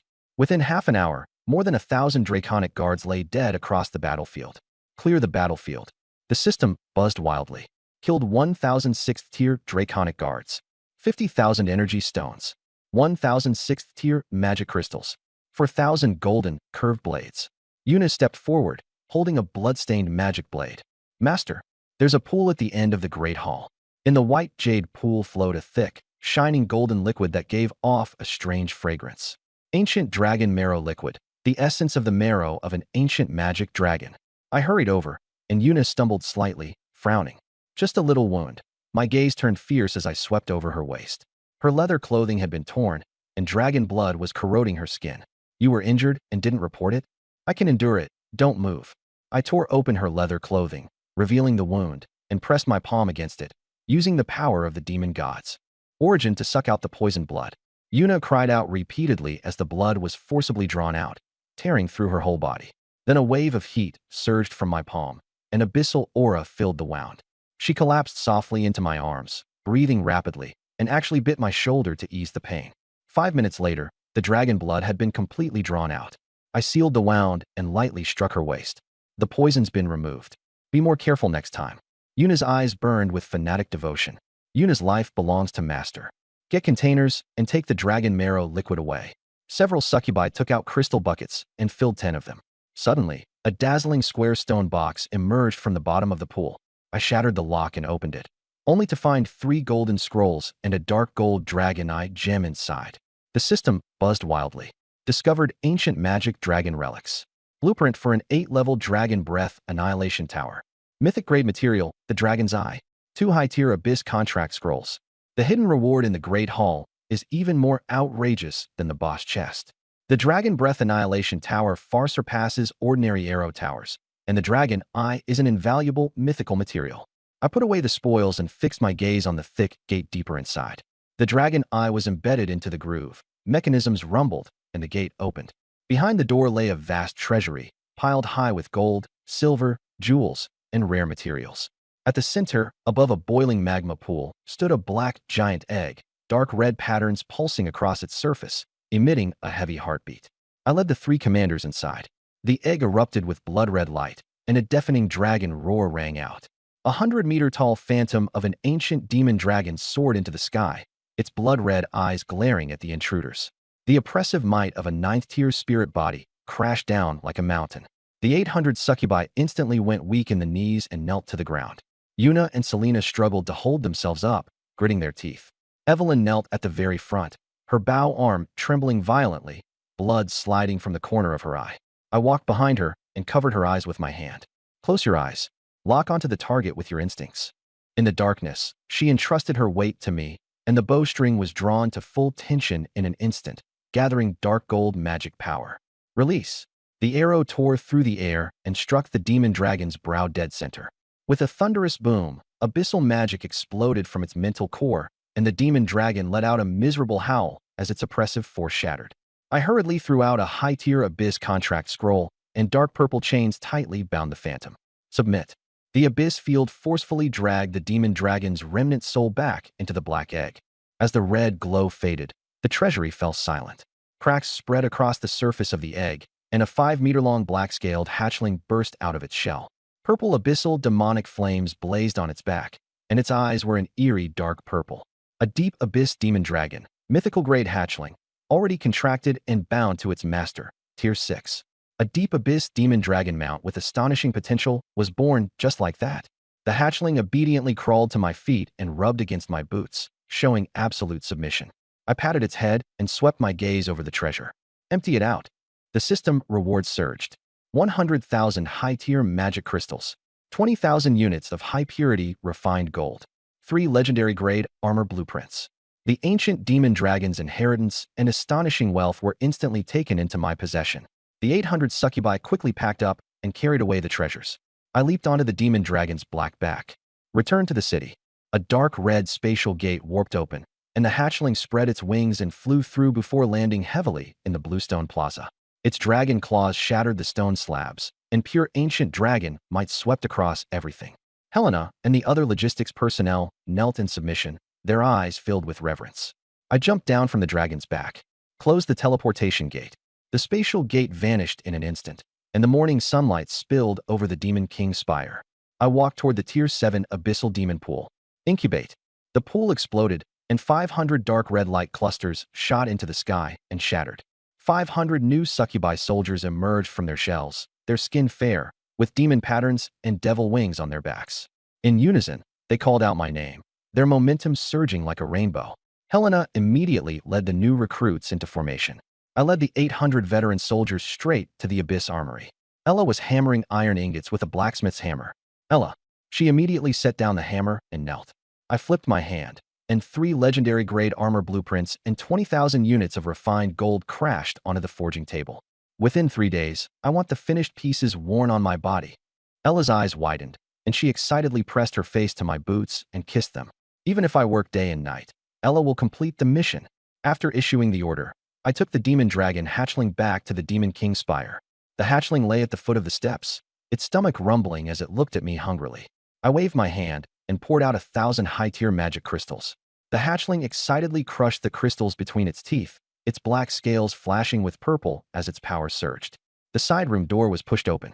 Agatha slowly appeared, wearing a tattered pure white holy robe, black chains wrapped around her limbs, and dragging noisily along the floor. Her heterochromatic eyes were drawn to the hatchling, a mythical-grade abyssal darling. Her voice was ethereal as she knelt at my feet. I grabbed the chain behind her neck and yanked hard. Agatha let out a restrained, soft moan as she lost her balance and bumped into my shin. "Feed it." She bit her lip and handed the magic crystals to the hatchling. My hand slid along the chain into her torn holy robe, kneading her skin with alternating ice and fire. Agatha's breathing turned chaotic as she desperately tried to control her trembling. "Your grace is my delight, my lord."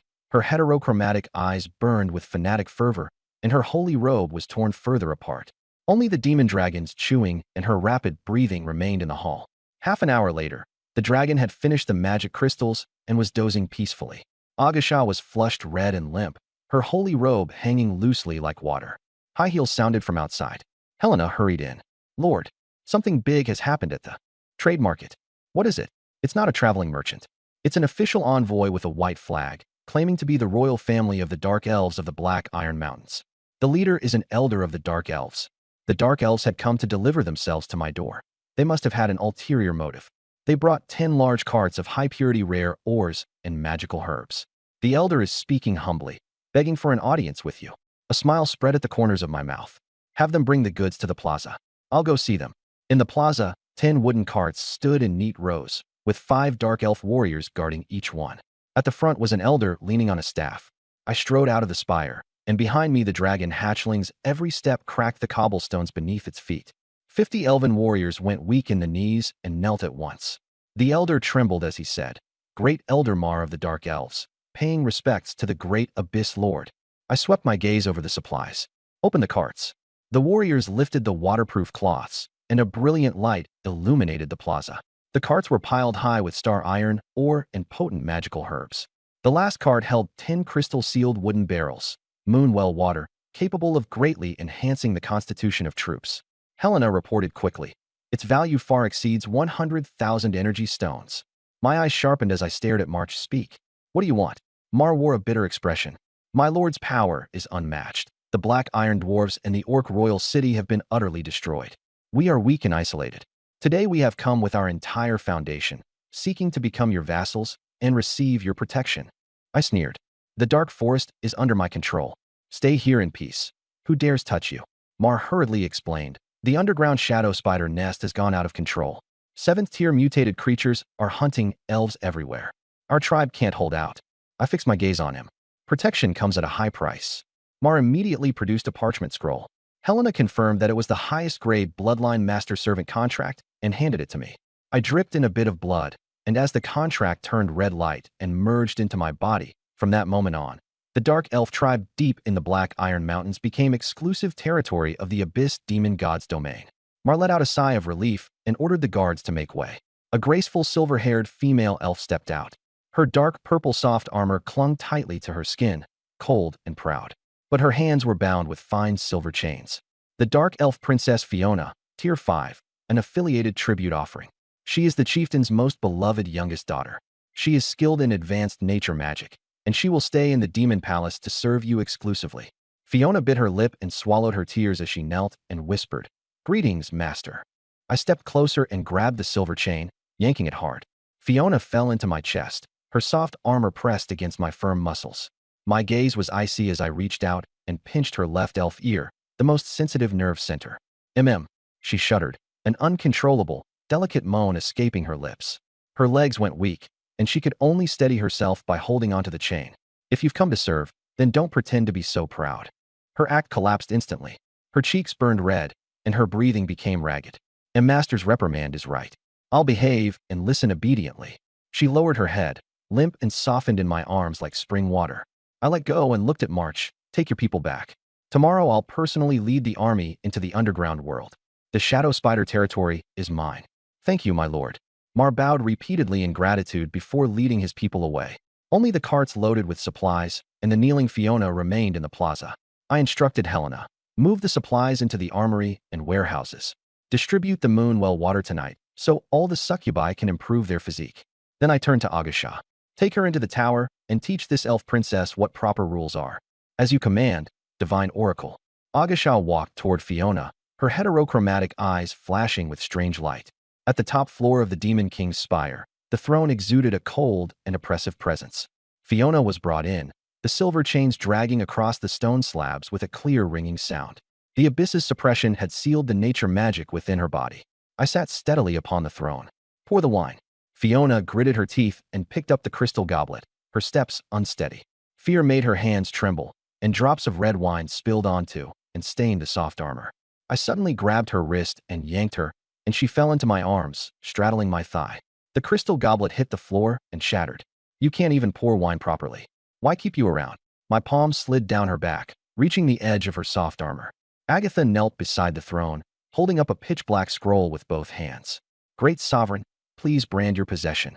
Purple abyssal demon fire gathered at my fingertip, and I slammed it hard onto Fiona's fair collarbone. Ah! She threw her head back and screamed, pain and pleasure intertwining. The scalding demon fire burned out a dark purple mark, and the domineering force forcefully invaded her, corrupting her pure natural magic. The tips of her silver-white hair were rapidly dyed an eerie deep purple. The once proud elven princess had completely become my exclusive beauty. Fiona's gaze turned hazy, and she took the initiative to wrap her arms around my neck. Master's brand. Fiona will remember it for eternity. Her face pressed against my chest, her breathing quick and obedient. In the throne hall, the fallen saintess and the darkened elf intertwined into a breathtaking painting. I leaned back in the chair and savored the thrill of conquest. The next morning, sunlight pierced through the clouds. I strode out of the demon palace full of energy. The level 7 demon pool roared as 500 dark red light spheres shot into the sky. 500 new succubi recruits burst from their shells and knelt down in chorus. My military strength steadily climbed to nearly 4,000, with strong troops and ample resources. Serena, Una, 2 top-tier generals appeared instantly. Assemble 1,500 elite, fully armed veterans. I wore a pure black abyssal commander's trench coat, and dark gold wings burst open behind me. Point our blades toward the underworld and flatten the shadow spider nest. The 1,500 succubi vibrated their wings and turned into a cloud, rushing toward the depths of the Black Iron Mountain range. I sat atop the demon dragon, while the young dragon steadily conned the clouds, its purple flames flickering calmly. Fiona was forced to sit in front, her long legs tightly clamped around the dragon's back. The biting cold wind messed up her silver-purple hair. My chest pressed against her back, and my rough hand locked around her waist. If you're scared, lean in closer. She trembled slightly, lowered her pride, and obediently leaned back, giving everything over. The dark purple brand on her collarbone burned hot, and wild demonic power kept pouring into her. Fear, yet an inescapable dependence, surged in her heart. After half an hour of flight, I opened the regional channel with one hand, and blood-red distress messages exploded across the screen. Help! A swarm of black spiders shattered the wooden fence in an instant. The shadow spiders fled underground, and the infantry were being blood-sucked alive by spider silk. The underworld is in upheaval. The Black Iron Mountain range is dangerous. Don't come near. Who has antidote medicine? 10 blueprints for 1 bottle. Players were thrown into slaughter as the shadow spiders ravaged the surface. I gazed at the desperate screams, my eyes deep and unreadable. For the weak, this was the end of the world. For me, it was all resources delivered right to my door. I opened the trade hall and listed the 1,000 rare herbs offered by the Dark Elves yesterday. Seller, Chew Foam. Dark Elf high-grade herbs, 1,000 stocks. Effect, crush and apply to wounds. Strongly suppress toxins below level 5. Price, 100 energy stones per stock, no bargaining. As soon as the message was posted, the regional channel exploded. Chew Foam, you actually have Dark Elf specialties. 100 energy stones is a conscience price. Antidotes elsewhere are going for 1,000. I'll go bankrupt and still have to buy it. A divine medicine with lives hanging by a thread. In less than a minute, the herbs were sold out. System prompt.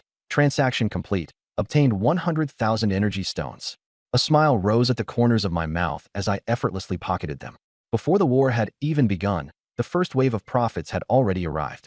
Master, the underground entrance is just ahead. Fiona pointed toward a huge crack in the mountain. The crack was 100 meters wide, like the gaping maw of a colossal beast from the abyss, exhaling foul gray-black mist. All troops land and prepare to enter the cavern. The demon dragon let out a low growl, folded its wings, and landed steadily. The 1,500 succubi touched down in neat formation and drew their short blades. The crack was covered in sticky white spider silk, hung with the mummified corpses of beasts. Go and clear the way, and test the power of the abyss mark on your body. I tapped Fiona's slender waist and carried her off the dragon's back. As you command.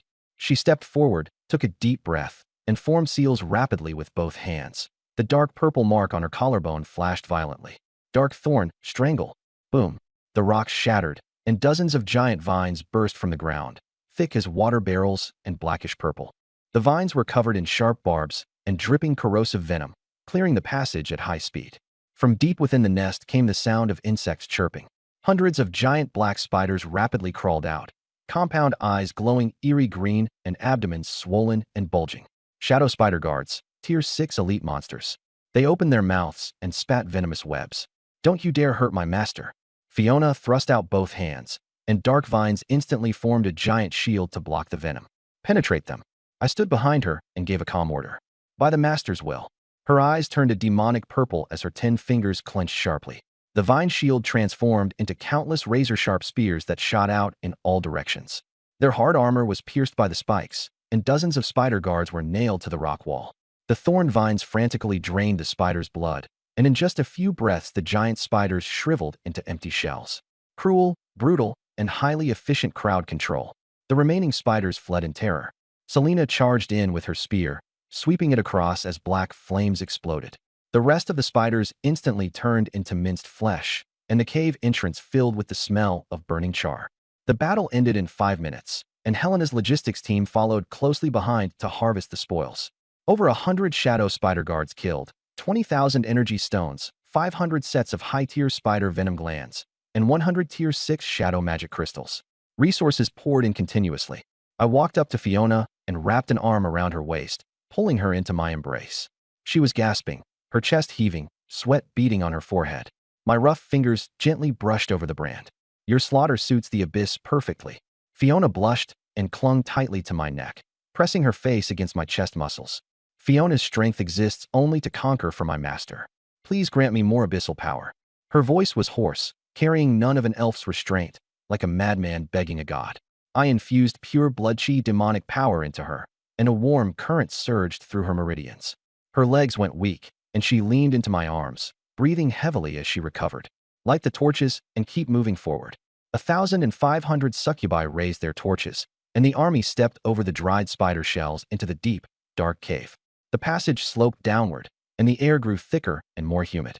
They encountered several ambushes along the way, but all were resolved by Evelyn's heavy bow and Fiona's thorn magic, and the energy stones kept steadily increasing. After traveling more than 10 kilometers, a huge underground cavern suddenly appeared ahead. A wide underground river stretched across the center, its black liquid churning with thick, poisonous miasma. An island stood in the middle of the river, made entirely of piled-up bones, and on top of the island sat a treasure chest that shimmered with diamond light. Evelyn, scout underwater. The purple-haired female archer's golden eyes pierced through the toxic water. It is indeed a treasure chest, but beneath it are tens of thousands of living creatures, waiting for us to cross the river. A trap. An ordinary lord would rush straight toward a diamond chest and inevitably suffer total annihilation. I was not surprised at all. High returns always come with high risks. I looked at Fiona beside me. Build a bridge. Use your abyssal magic to pave a road to the island in the middle of the lake. Understood. Fiona stepped to the edge of the dark river and quickly formed hand seals, the abyss mark on her collarbone bursting with purple light. Dark thorns grow.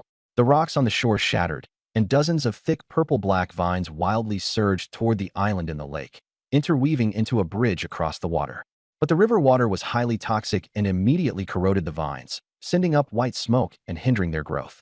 Fiona bit her lip, sweat beading and sliding down as her magic was flung through by the poisonous water, her legs trembling so hard she could hardly stand. I strode onto the thorn bridge and came behind her, wrapping an arm around her slender waist. Keep laying it. Don't stop. A powerful abyssal force poured through my palm, and a scorching current filled her parched meridians. She instantly softened into my arms, the abyss mark blazing with an eye-searing purple light. The vines reversed the corrosion and grew with drug-like ferocity, the thorn bridge spanning the lake and rooting itself into the pile of white bones on the island. As soon as the bridge was complete, the dark river exploded. Tens of thousands of shadow sirens burst out of the water, their upper bodies seductive and their lower bodies black fish tails, releasing eerie songs that struck directly at the mind. But the abyss succubi only sneered, completely unaffected. You ugly eels dare to show off before our master. Serena roared as she charged forward on horseback, her spears sweeping through and incinerating dozens of sirens in an instant. The 1,500 succubi stormed in like a dark cloud. The sirens' songs were useless, and they were crushed in close combat. The river's surface was filled with blood rain and stench, while corpses sank one after another back to the riverbed. I released the gasping Fiona from my arms and patted her perky butt. Go rest. Blushing and drunk with happiness, she weakened her legs and retreated to the shore. Alone, I stepped over the bone pile and headed straight for the diamond chest at the top of the island. With one hand, I lifted the lid, and diamond light illuminated the cavern. The system went wild.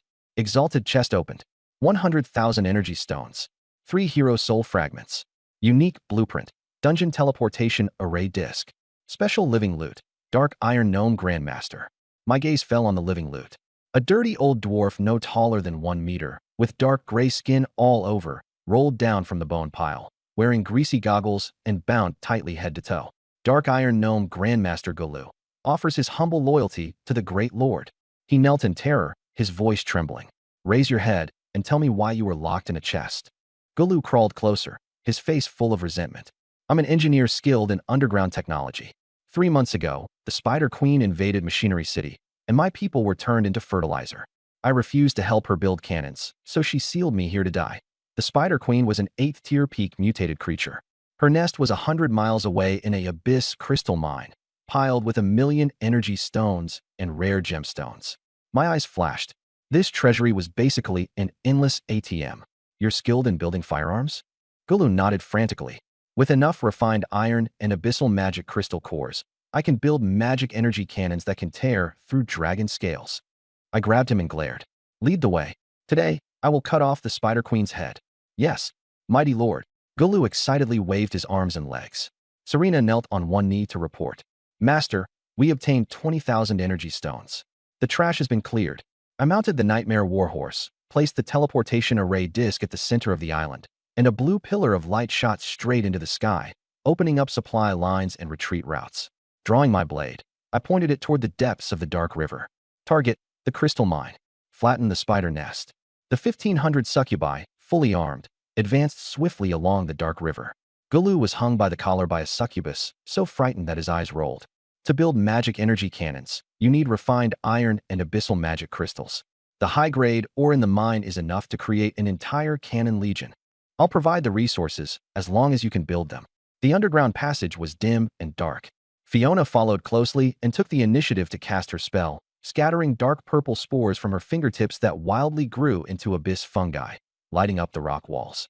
She knelt and offered a hollow fruit shell filled with purified dark river water. Master, please drink. I took it and drank, letting a few drops fall onto the mark on her collarbone.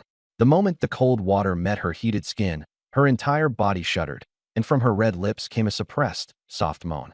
Pressing his thumb against her collarbone, he forcefully rubbed the water droplets into her skin. His rough strength brought a seductive flush to her collarbone. Light magic is very useful. Keep it up. Fiona looked at me in a daze, her cheek pressed against my damp hand as she greedily savored that powerful aura.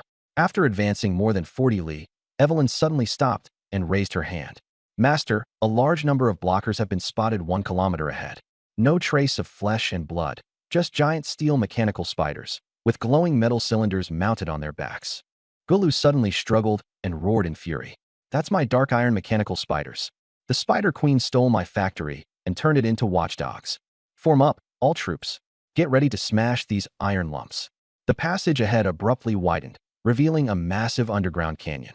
500 mechanical spiders, each as large as a heavy pickup truck, lined up at the canyon entrance, the metal cylinders on their backs flashing red.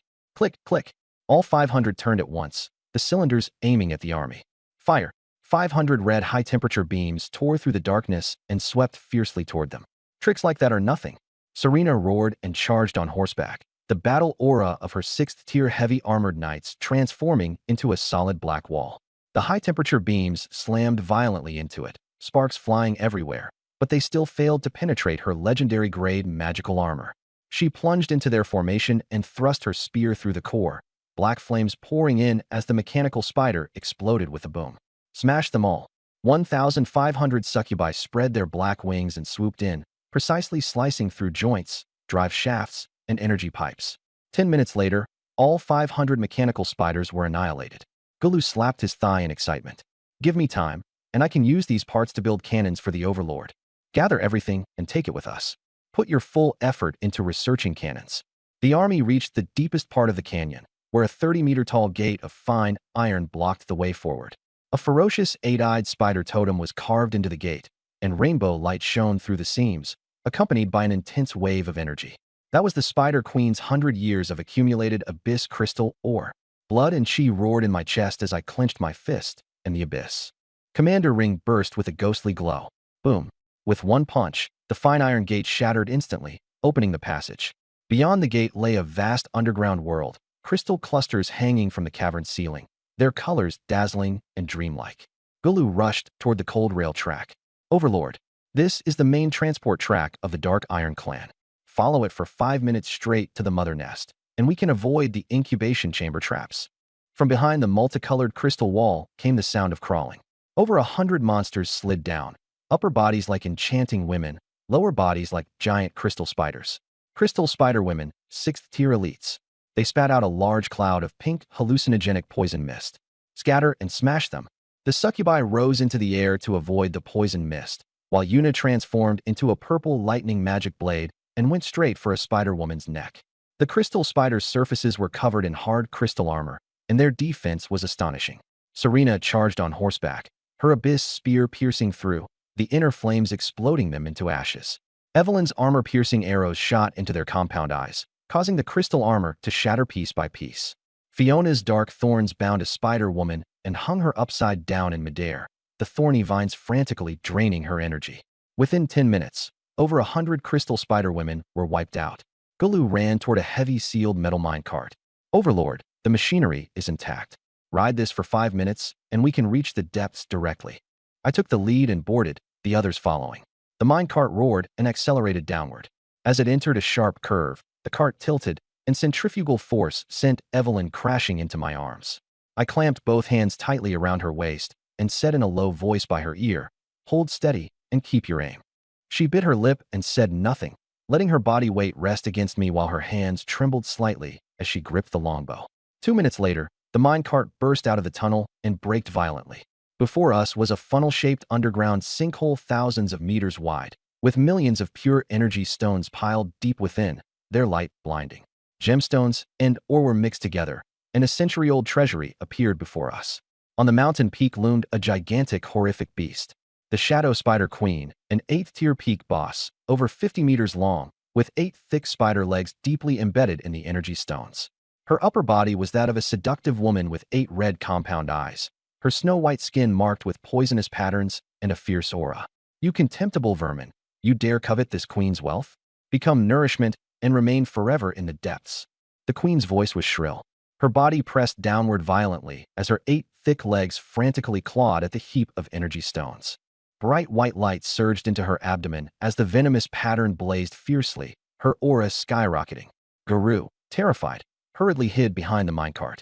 My lord, she's extracting the essence of the vein. If the despair poison light condenses, the entire underground city will be destroyed. My eyes narrowed. An 8th-tier peak boss still dared to calmly channel a big move right in front of us. She was practically courting death. Fiona, cut off her energy supply. As you command. Fiona rushed to the edge of the vein, pressed both hands hard against the ground, and the dark purple mark on her collarbone burst into dazzling light. Abyss spread, darkness devour. Countless purple-black thorny vines rapidly spread, severing the energy absorption, and huge patches of crystal instantly turned black. The Spider Empress locked her compound eyes onto Fiona and roared, raising 2 massive black arms over 10 meters long like sharp spears as she thrust them forward violently. Fiona had exhausted all her magic power and could not dodge. She looked up calmly at the massive arms stabbing toward her, showing no fear at all. She was willing to die for her master. Just as the giant arms were about to pierce through her, a streak of shadow flashed as I stepped in with both hands to meet the attack. With a thunderous boom, a shockwave exploded outward, and the ground caved in with a pit several meters deep.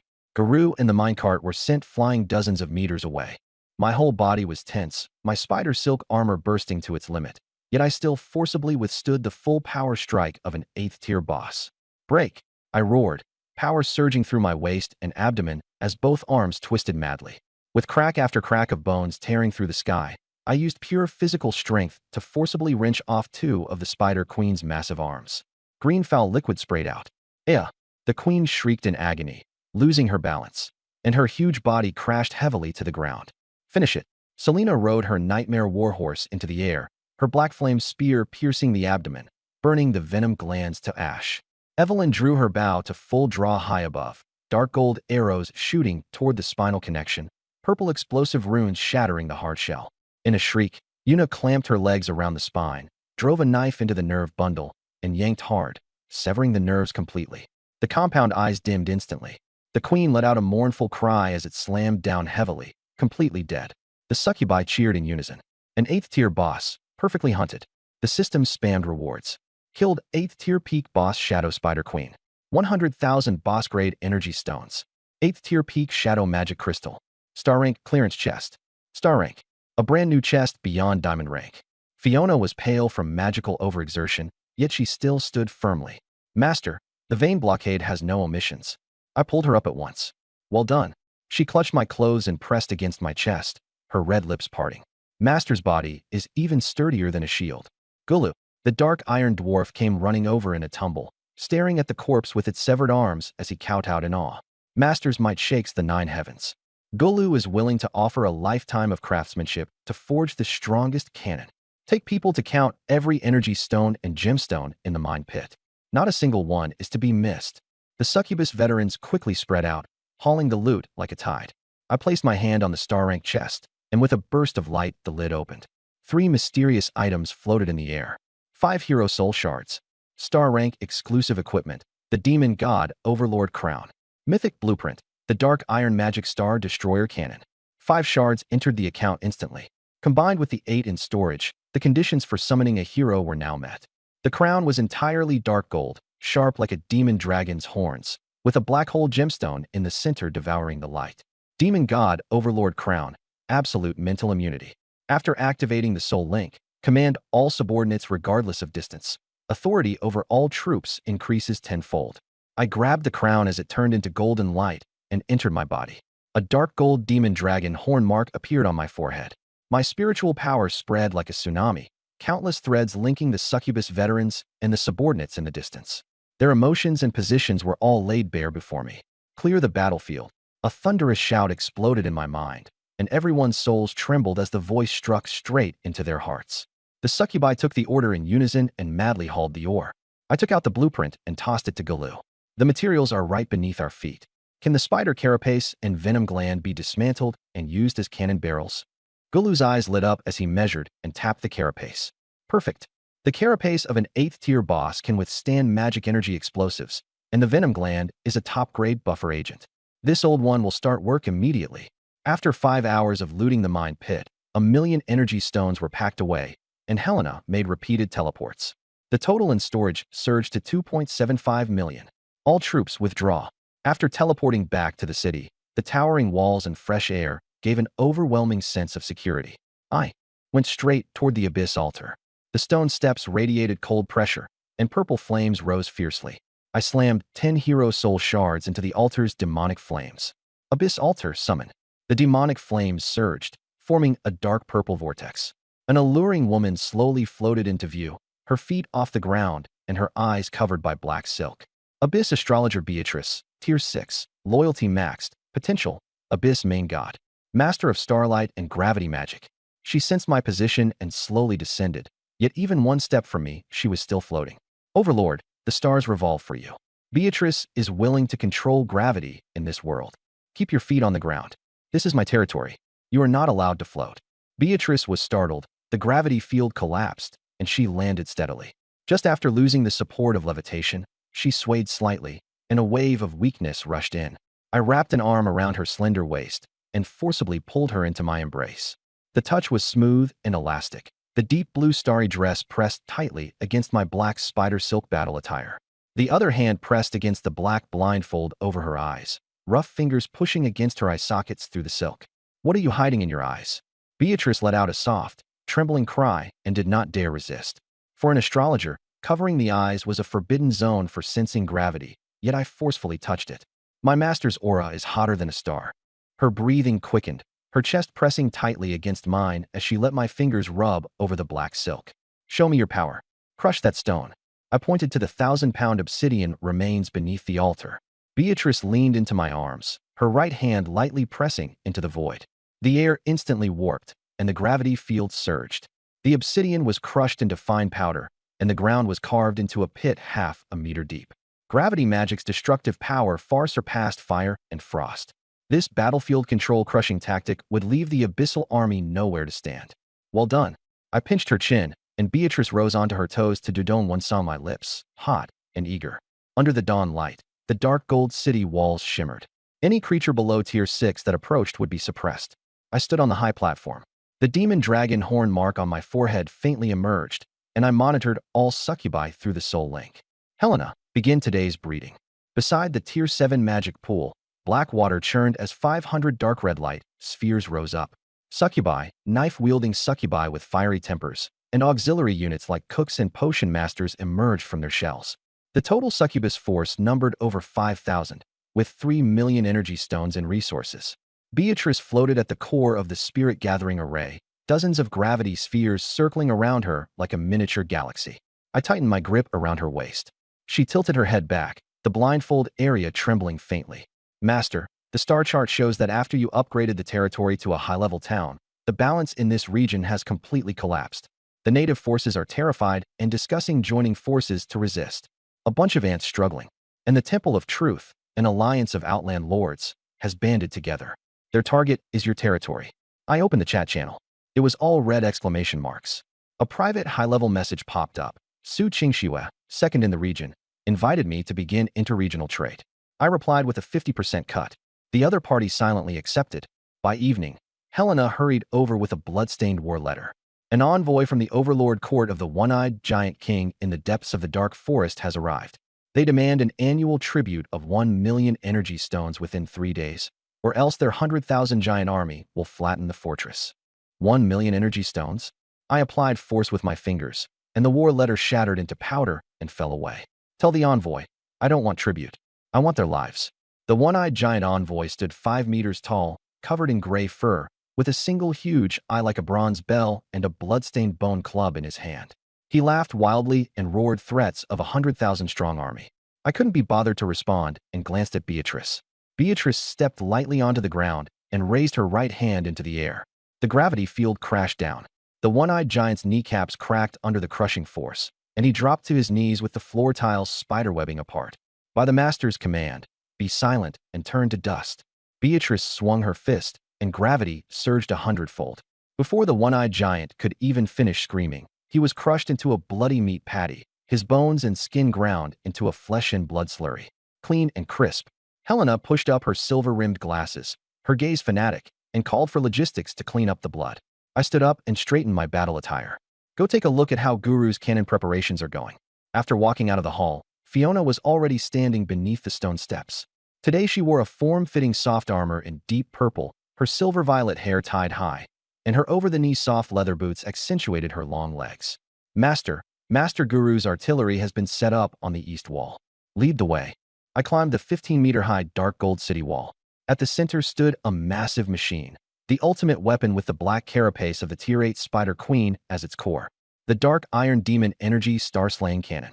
The cannon barrel was thick, its surface engraved with energy-charging runes, radiating an aura of destruction. Guru threw down his wrench excitedly when he saw me. Overlord, the cannon body is stable. It just needs energy infusion, and we can test fire immediately. How many energy stones are needed? 200,000 for maximum charge. One shot can destroy a mountain 50 li away. 200,000 per shot. Having several million in my account, I could afford it in full. Through the soul link, I ordered Helena to transfer 200,000 energy stones. A moment later, the energy stones poured into the reactor. The runes lit up one by one, and the low hum grew steadily stronger. Charging will take 10 minutes. My lord should go to the observation deck first. I walked toward the lookout tower behind the city wall and sat down, and Fiona closely followed, closing the door. She formed seals with both hands and burst forth dark, natural magic. Purple-black thorns sprang from the ground and wrapped around her legs.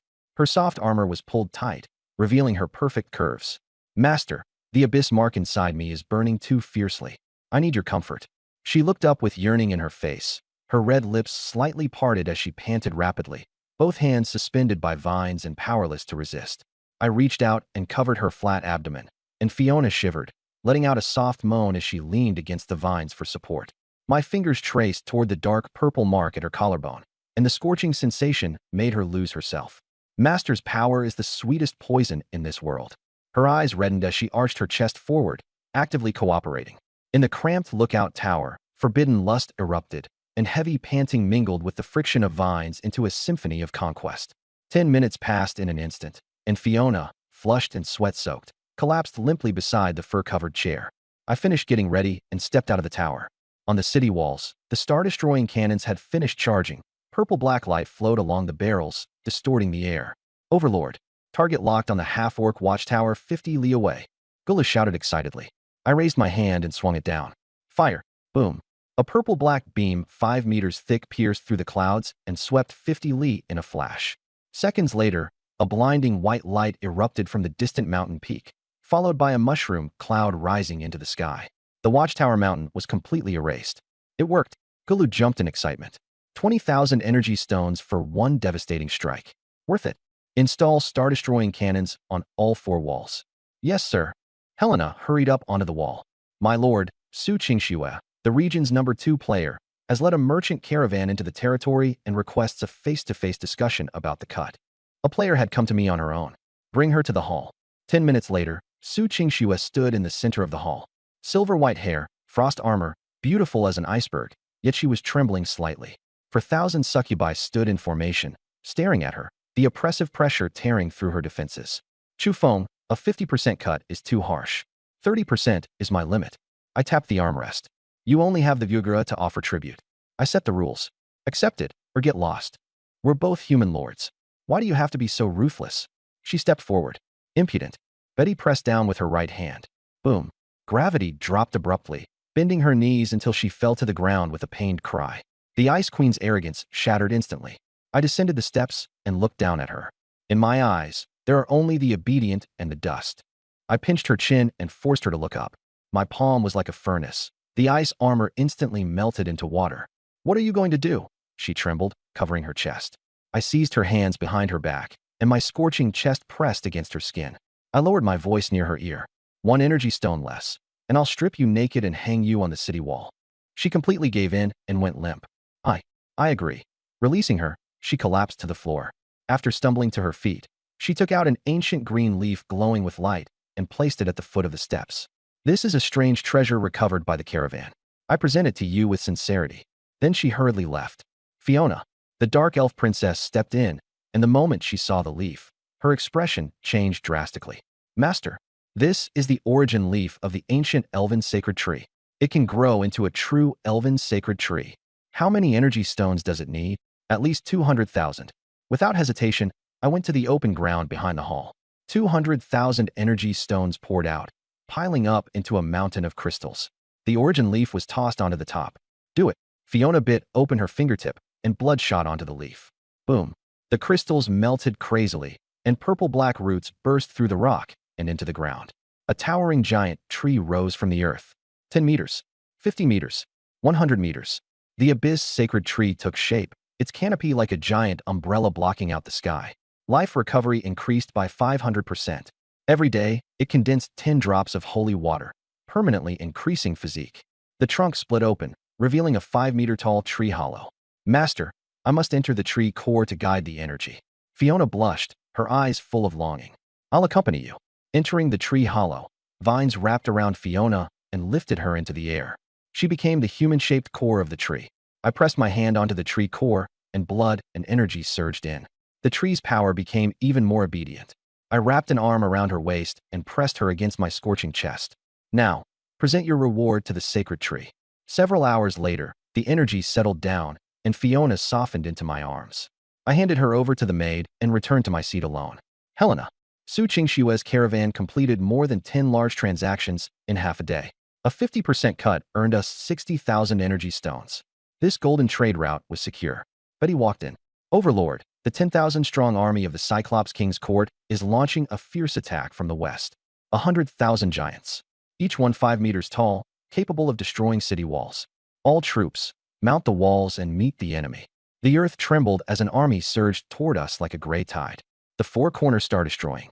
Cannons had finished charging. Fire, for deafening blasts rang out, and 4 purple-black beams instantly shot across more than 10 kilometers. 30,000 giants were vaporized before they could even cry out. The enemy formation was cut in two, and the remaining giants were paralyzed by fear. From the direction of the magic palace came a thunderous dragon roar. The mythic great abyssal dragon hatchling soared into the air. Its body length had already reached 10 meters. Go have a feast. The dragon turned into a streak of black lightning and hurled itself at the remnants of the army. Dragon breath ignited dozens of giants, and its claws smashed apart a 6th-tier commander. The massacre began. The battlefield was thick with blood and killing aura, and the bottleneck at the 5th tier was pounding wildly within my body. The moment of breakthrough had come. Serena, guard the city gate. Don't let a single one in. I rushed straight to the spirit-gathering array and sat down cross-legged. I crushed 10 high-grade magic crystals with my bare hands, and a storm of energy locked around me. My chi and blood surged violently, bones crackled, and muscles tore apart and reformed. An obsidian gold pillar of light shot straight into the sky. Breakthrough to the 6th tier. My strength doubled. Behind me, the wings of a demon god unfurled, their dark golden feathers igniting with hellfire. My aura was wild and hard to control. Camilla approached gracefully, and a wine-red suspender dress appeared, her tail quietly growing out. Master's energy is too wild. Camilla knows best how to soothe it. Holding a glass of red wine, she stepped straight across my thigh, her tail winding around my waist. I grabbed her tail tightly with my rough hand, pinning it down. Her whole body trembled as she clung tightly to me. Master's hand. With dazed, soft breaths, she took the initiative to kiss me. 2 hours later, the energy finally stabilized. Helena hurried over. Master, the scouts have discovered something unusual. These 100,000 giants aren't here to assault the city. They're fleeing. What? Tracking shows that 150 kilometers away, there's an 8th-tier mutated titan beast. The entire scene fell silent. An 8th-tier beast, the true overlord. I lounged against the throne, murder in my eyes. Afraid? Doesn't exist. I just broke through and my strength is off the charts. Anyone who dares come looking for death is welcome. Helena, what do we do with the spoils? Throw all the corpses into the bone conversion pool. 3 million energy stones credited. 3 million. A windfall from the heavens. I opened the panel. The total jumped to 7.75 million, leaving me just over 2 million short of reaching level 8. The dragon cub strolled into the hall, its black scales flashing as it rubbed its head against me ingratiatingly. Camilla swayed over, her wine-red dress fluttering. Master, a big client has arrived at the trading market. She looped her arm through mine, her chest pressing against me. A merchant dispatched by the Central Empire. Arrogant attitude, and he brought along 2 metal puppets 5 meters tall. A cold smile curled at my lips. Putting on airs on my turf? Looking for death. Come on, let's meet him. I flipped onto the demon dragon and shot through the clouds and tearing sky. High above, the wind howled. Camilla pressed close to me, and her tail secretly slipped into my battle suit, lightly tracing over my abs. Don't fidget. Concentrate on leading the way. Master's temperature is too high. I can't control my tail. The demon dragon plunged down into the trading market, dragon claws crushing the blue stone as overwhelming pressure spread across the entire place. An old white-haired man in a golden robe stood with two bronze puppets beside him, his gaze greedy. Imperial Envoy Merchant Jean Bat, a 6th-tier mage. He unleashed mental pressure like a tidal wave, trying to give me a show of force. I stood firmly on the dragon's back, not even furrowing my brow. The pressure, mixed with the crushing force of a deep abyss demon god, suddenly rebounded and exploded in midair. Bat gave a muffled groan and stumbled back 3 steps, his face turning livid. This is my territory. Don't try to fool me with such laughable tricks. I strode straight to the main seat and sat down. Bat hurriedly changed his expression and took out a rune-engraved wooden box from his sleeve. My lord's name is famed far and wide. This old man represents the Imperial Merchants Guild in purchasing the high-tier materials in your possession. In exchange, I've brought a treasure you cannot refuse. The box opened, revealing a dark silver metal collar engraved with ancient binding runes. A myth-grade beast taming collar. It ignores rank and forcibly tames heavily wounded beasts. Once a contract is bound, they will never betray you. A mutated 8th-tier titan happened to be nearby. I'll take it. Name your price. 5 million energy stones, or 10 8th-tier magic crystals. What outrageous greed. Camilla smiled lightly and walked up to Bat, her tail swaying as it exuded the seductive scent of the abyss. Royal succubus mental control activated. Bat shuddered all over, his eyes turning vacant as he dropped to his knees at Camilla's feet. What's the bottom price? 3 7th-tier magic crystals. Hand over all the blueprints and high-tier equipment. Bat obediently removed 3 storage rings in the box containing the collar. 3 7th-tier magic crystals were thrown in front of him. Payment is settled. Get out of my territory. Camilla withdrew her control. Bat came to his senses as if his soul had left him, and he fled in panic. Holding the collar, I felt its ancient power. The key to subduing the 8th-tier titan was now in hand. Camilla leaned against my shoulder, her chest rising and falling violently. My hand slid along her back to grasp her dark red tail, and I poured in the power of the abyss's origin. She stiffened all over, her dazed eyes flashing with a peach blossom glow. She parted her lips to bite my collarbone, her legs going weak and leaving her unable to stand steadily. After a short rest, I returned to the Demon King's spire. Beatrice. The abyssal astrologer floated over, her deep blue, starry dress fluttering. Find the exact location of the 8th-tier titan. She waved both hands, silver gravity orbs combining into a topographic map as her spirit power searched across dozens of miles. Sweat dripped from her forehead as the gravity field shook violently. Locked on, 40 miles due west. It's currently devouring an abandoned iron mine and absorbing the energy of the earth veins. Her magic power ran dry. The gravity orbs exploded apart, and she plunged straight down. I sprang up instantly and caught her frail body. My fingers gently brushed the edge of her black silk as Beatrice let out a restrained breath, her body tightening. Your perception is worthy of a reward. She wrapped both arms tightly around my neck, pressing close to my chest muscles. An hour later, I changed into my black spider silk battle suit and walked out of the spire. Beatrice followed behind me, her cheeks flushed. The Western campaign force had already assembled. Evelyn stood atop the dragon cub, her purple hair flying. Lure that big guy to within 30 miles of the western city wall. The demon dragon roared skyward and charged west. On the city wall, Guru was drenched in sweat as he adjusted the artillery cannons. Master, the main cannon is ready to fire at any time. Within 30 li, we can blast away at least half of it. He climbed onto the city wall and stood firm on the battlements.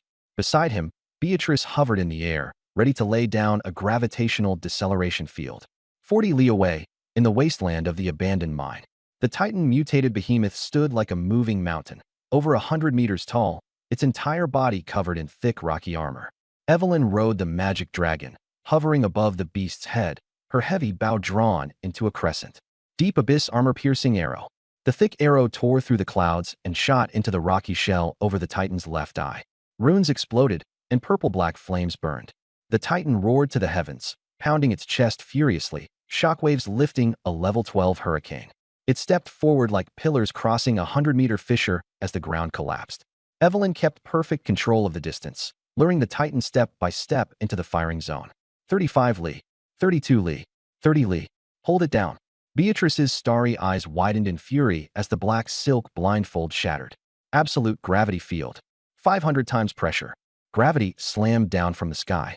The Titan's steps froze, its spine seeming to be crushed beneath a mountain. Its rocky armor cracked open, and it dropped to its knees, smashing a deep pit into the ground. Fire! Gulu yanked the firing lever hard. A purple-black pillar of light, 5 meters in diameter, pierced 30 li of sky. The beam struck precisely into the Titan's chest, instantly vaporizing its hard armor. The Titan let out a miserable howl, a charred black hole left in its chest as green blood poured down like a waterfall. Its massive body lost control and crashed to the ground, completely losing its ability to resist. Dark gold wings suddenly spread behind him. He leaped forward, charging straight at the fallen Titan, the beast-taming collar gripped tightly in his hand. The Titan's chest had been blasted open into a scorched black cavity, its aura weak. Its savage right eye shot out a fierce glint, and its dying roar was deafening. Even in its last breaths, it still raised its giant arm and smashed down fiercely. With a cold gaze, he clenched his right fist and did not evade. The two fists collided head-on, and the sound of cracking bones was ear-piercing. He hung suspended in the air, steady as a rock, while the beast's stone-like giant palm crashed down. The hard armor shattered inch by inch. Absolute strength was crushed beneath my own hands. He flashed downward and, with one hand, fastened the collar around the Titan's neck. Golden light exploded as the collar rapidly expanded and fused with flesh and blood. Ancient runes shone. The Titan's struggle stiffened, the fierce light in its eyes fading, replaced by obedience and submission. Obtained 8-tier commander-level pet. Mutated Earth Titan. Stand up. The Titan struggled to its feet and obediently crouched beside him. With this 8-tier meat shield, the territory's defenses would be as solid as a fortress. He climbed onto the giant beast's shoulder and looked toward the abandoned mineral vein. What else are you guarding? The Titan thrust its left arm deep into the mine and dug frantically. A moment later, it pulled out a huge, earthy yellow crystal core in its mouth and respectfully handed it over. Earth Vein Core. It can be used as energy for defensive formations and can strengthen earth element buildings. Gulu was so excited his beard was flying everywhere. Master, this core can install an earth shield for the territory, doubling physical defense. He put it into his spatial ring. Taming an 8-tier giant beast and obtaining a top-grade core. This was a huge profit. Go rest and recover. The Titan obediently lay down and fell into slumber. With a shake of golden wings, he turned into a streak of light and flew back to the city wall. Beatrice leaned against the wall, panting heavily, her magic nearly exhausted. Her fair legs were weak and crossed, and the black silk eye covering was shattered. Her starry eyes stared fixedly at him. Master. Her legs went weak and she nearly slid down. He scooped her up in one arm. Beatrice let out a soft moan and nestled against his chest. You were already drained of mana, and yet you overused magic. Useless. Holding her, he strode straight toward the Demon King's spire. He placed her on the black crystal stone table, where she floated slightly, her skin dazzlingly white. He braced both arms on the table, trapping her in his embrace. Your body is resisting the power of the earth. Without magical power, I can't control the law of gravity. Master, I need your strength as true weight. His gaze turned cold as he suddenly pressed down with his entire body. Beatrice let out a soft cry, her back pressed against the cold, hard stone table. He hooked one hand around her slender waist, feeling the trembling through the lace. Is this heavy enough? She clutched his shoulders tightly, her legs wrapping around his waist. The Lord's oppression is the anchor of my soul. She completely abandoned her aloofness and took the initiative to offer her red lips. 2 hours later, Beatrice's complexion was rosy as she nestled in his arms, her starry eyes filled with indulgence and infatuation. After getting dressed, I walked to the window and looked down over the territory. Helena hurried in, holding a ledger in her arms. My lord, Master Gulu has completed the Earth Pulse Shield. A brand new defensive array can be deployed within 3 days. Good. The merchant caravan from the novice trade market has brought high-value bounty intelligence. What intelligence? A sealed, ancient underground city has been discovered in the eastern part of the Dark Forest. Forces from all sides are gathering there. Legends say the center of the ruins hides a teleportation scroll leading to the divine realm. Early in the morning, I walked to the edge of the level 7 Abyssal Demon Pool. The pitch-black pool water churned, releasing an enticing sweet fragrance. Nurture. The surface exploded, and 500 dark red light orbs shot into the sky. 495 hot-blooded short-blade succubi emerged from their shells. The remaining 5 had an unusual pale yellow, heavy tone. 5 succubi wearing khaki skin-tight explorer leather armor knelt on one knee. Equipped with tactical belts, lock-picking tools, and exploration compasses, they were Abyss ruin hunters. The leader had short hair reaching her ears and dark purple eyes, full of fervor.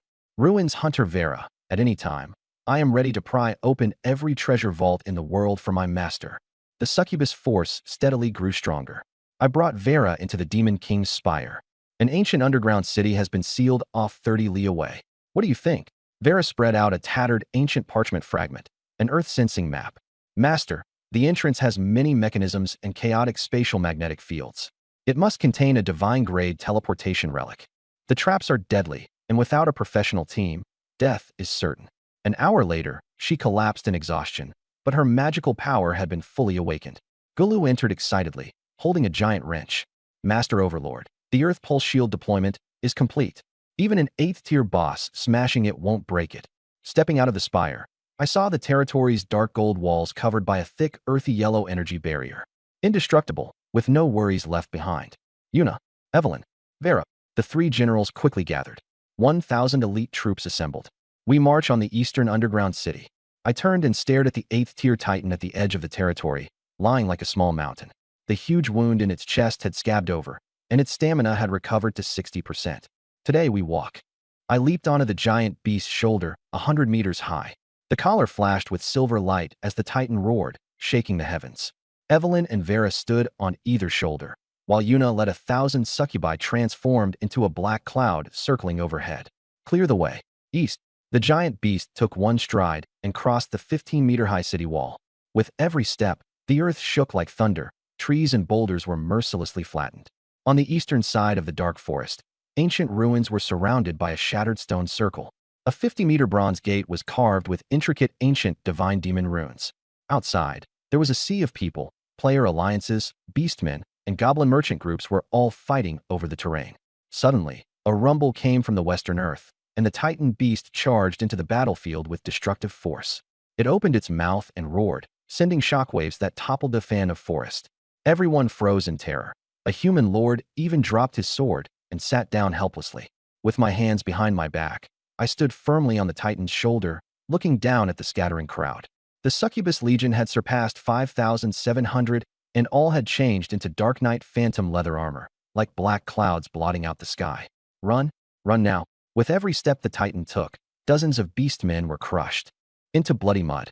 Within 10 minutes, the tens of thousands outside the bronze gate had all fled. The titan stopped in front of the bronze gate. The divine demon runes on the door flickered with dangerous waves of energy. Vera leaped down and took out a purple glowing probe, inserting it into the crack of the door. Master, forcing the door open will cause the interior to collapse, and all the treasure will spill into the void. Can you open it? Give me 5 minutes to crack the spatial lock array's core. The gate slowly opened a 2-meter gap, and behind it was a silver spatial vortex spinning madly. A violent suction burst forth, and Vera was suddenly swept away. I shot forward like lightning, grabbed her tactical belt on the thigh, and yanked her back into my arms. My arms locked tightly around her, my blood and chi turning into force that resisted the pull. Vera's back pressed against my scorching chest, and she wrapped her legs around my thigh. Master's protection is more reliable than any safety rope. 5 minutes later, the runes dimmed, and the spatial vortex stabilized into a blue portal. Well done. I patted her upturned butt and stepped through first. All troops, through the portal. After passing through the light gate, an open expanse unfolded before my eyes. Not a wet, dark underground, but a colossal mechanical city floating in the starry sky. Metallic floating islands were connected to one another, and at the center stood a silver tower full of ancient technological vibes. Master, this is an ancient interstellar teleportation hub. Vera activated the star map hologram, and tens of thousands of points of light represented countless unknown worlds. The Divine Realm teleportation scroll was actually the core password to open the hub. The 10,000 Worlds continent was merely a beginner village. The high-dimensional interstellar battlefield hid far more resources and even stronger enemies. Notify Helena and Gurul to bring the entire arms factory in. This interstellar hub will become the springboard for the Abyss demon god territory to break out into the myriad worlds. Blue light gates flickered as Helena, Gurul, Ayla, and a large group of logistics succubi entered one after another. When Gurul saw the place, he was overjoyed and said this was a miracle more than 10,000 years ahead of dark iron technology. Vera, how's the cracking progress? Master, there's a big problem.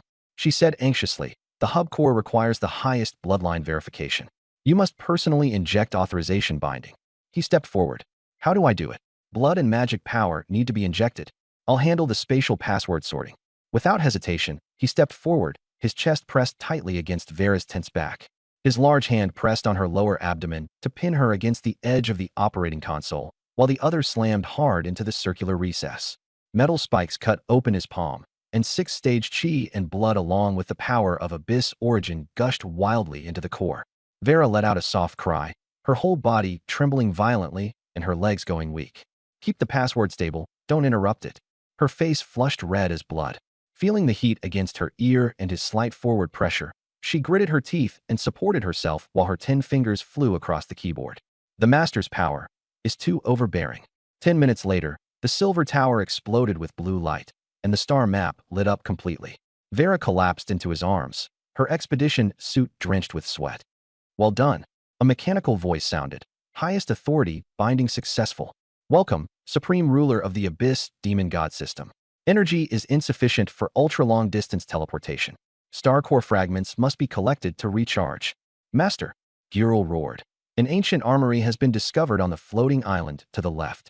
Give me high-grade magic crystals, and I'll transform it into an Abyss Steel Legion. Vera leaned in and quickly translated. The abandoned interstellar mining barge is very likely to have star core fragments. Lock it in. Girl, take the men and get the entire armory taken care of. I want the Steel Legion to crush everything. The dark iron dwarf led hundreds of succubus craftsmen straight toward the metallic floating island. The three of you come with me. Everyone else guard the hub and set up defenses. After pressing the teleport key, a blue pillar enveloped the four of them, and space was torn apart. A few seconds later, they stood in a gray-black alloy passage, the smell of machine oil and rust thick in the air. The gravity system had failed completely, leaving them in true weightlessness. He burst with chi and blood, stepping on the metal deck as steady as a rock. Yuna and Evelyn spread their demon wings and floated steadily in midair. But Vera, having lost gravity, cried out and drifted toward the ceiling. He grabbed the tactical belt on her leg and yanked hard. She was pulled back into his arms and crashed into his firm chest, instinctively wrapping her arms around his neck and clamping her thighs around his waist. Hold on tight. With one hand supporting her hips, his palm was scorching hot, penetrating through the thin fabric to her skin. Vera's face turned red as if it could drip blood as she became a part of his body. Up ahead, the mechanical locked gate has to be manually torn open by dismantling the circuitry. I carried Vera forward and let her reach the control panel. She pulled out the probe, beads of sweat sliding down her neck. 5 minutes later, the gate opened. 3 red beams suddenly swept toward us. Autonomous guards. The old machines were still carrying out their kill program. Take them out. I strode in. Evelyn flipped through the air, eagle-eye ring locking onto the target. Abyss armor-piercing arrow. 3 arrows flew at once, sparks bursting as 3 metal spheres were instantly disabled. The alarm blared wildly. A large swarm of metal spheres charged in, with cutting blades hovering all around us. Yuna let out a bloodthirsty screech, kicked off the wall to rebound, and her purple blade light precisely severed the energy pipelines. 5 minutes later, all the guards were down, wreckage strewn across the floor. I carried Vera all the way through the level, breaking through every thick door the same way. She was drenched in sweat, limp against me, her eyes dazed. The core power room is ahead. The star core fragment is inside. She weakly pointed at the 10-meter-high giant door. I put her down and gripped the tactical belt to steady her. Back off. I clenched my fist. The demon god ring flashed with black light, and the blood chi of a 6th-tier peak erupted. 3 punches slammed into the door, and the ancient alloy gate crashed down. Light surged from behind it. In the center of the circular chamber was a huge mountain of blue glowing crystals, star core fragments. This stuff was enough to activate hub warp travel and recharge mythic equipment. The moment I stepped in, a huge, icy compound, I suddenly emerged from behind the crystal mountain.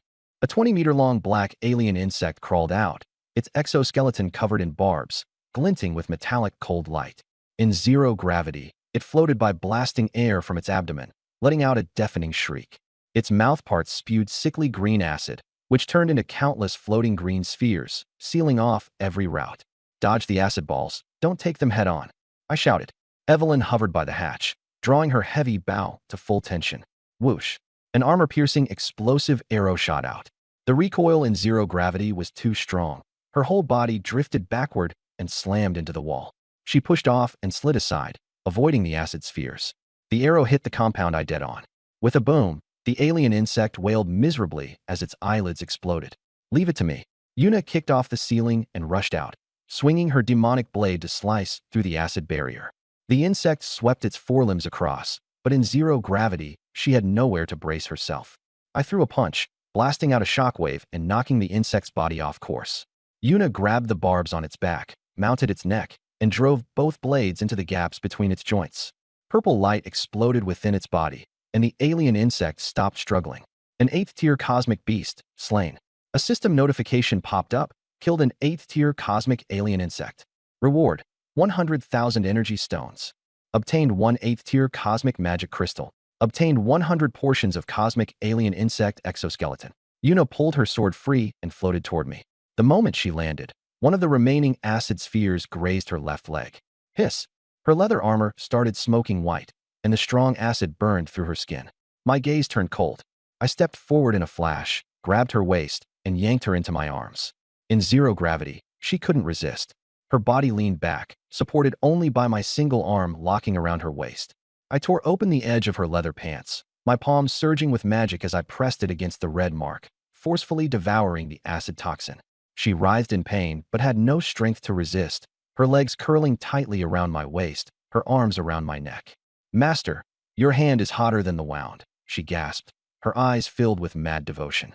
My hand tightened on her waist as I brutally pulled her against me. Inside the zero-gravity chamber, the roar of machinery drowned everything out. Half an hour later, I let go. Yuna's flushed skin had recovered, and she obediently adjusted her damaged leather pants. "Vera, load the Starcore fragments." She operated quickly, filling the space capsule with 10,000 units of fragments. "Master, that's enough to activate the highest-level dimensional warp." On the return trip, a flash of blue light later, we arrived in the main control hall of the ancient interstellar hub. Helena led her troops in kneeling to greet us. I walked to the console. "Vera, activate the core energy." Starcore fragments poured into the reactor. Rumble. The tower erupted with earth-shaking brilliance, blue light illuminating hundreds of floating metal islands. Sleeping machinery awakened, and the holographic star map expanded wildly. A scanning sound rang out. "Interstellar warp system activated at 100%. Abyss Overlord Authority confirmed. Successfully scanned a Divine Realm resource plane." A golden coordinate popped up. "Divine Realm Vanguard Outpost, Bright Highlands. Stores massive amounts of sacred energy stones and high-tier divine metals garrison force. 12-wing Archangel Legion." A cold smile appeared at the corner of my mouth. The newbie village was over. The final battle between the Abyss and the Divine Realm would begin at this outpost. "All troops, listen up." Demon god wings faintly emerged, and overwhelming pressure swept across the battlefield. The automatic door slid open, and Gulu entered with 100 black mechanical mechs. The mechs combined insect carapaces with dark iron technology, boasting absurd physical defense. I coldly examined the formation. Succubi harvesting from the sky, mechs advancing on the ground, the strongest array. Seal off the hub entrance.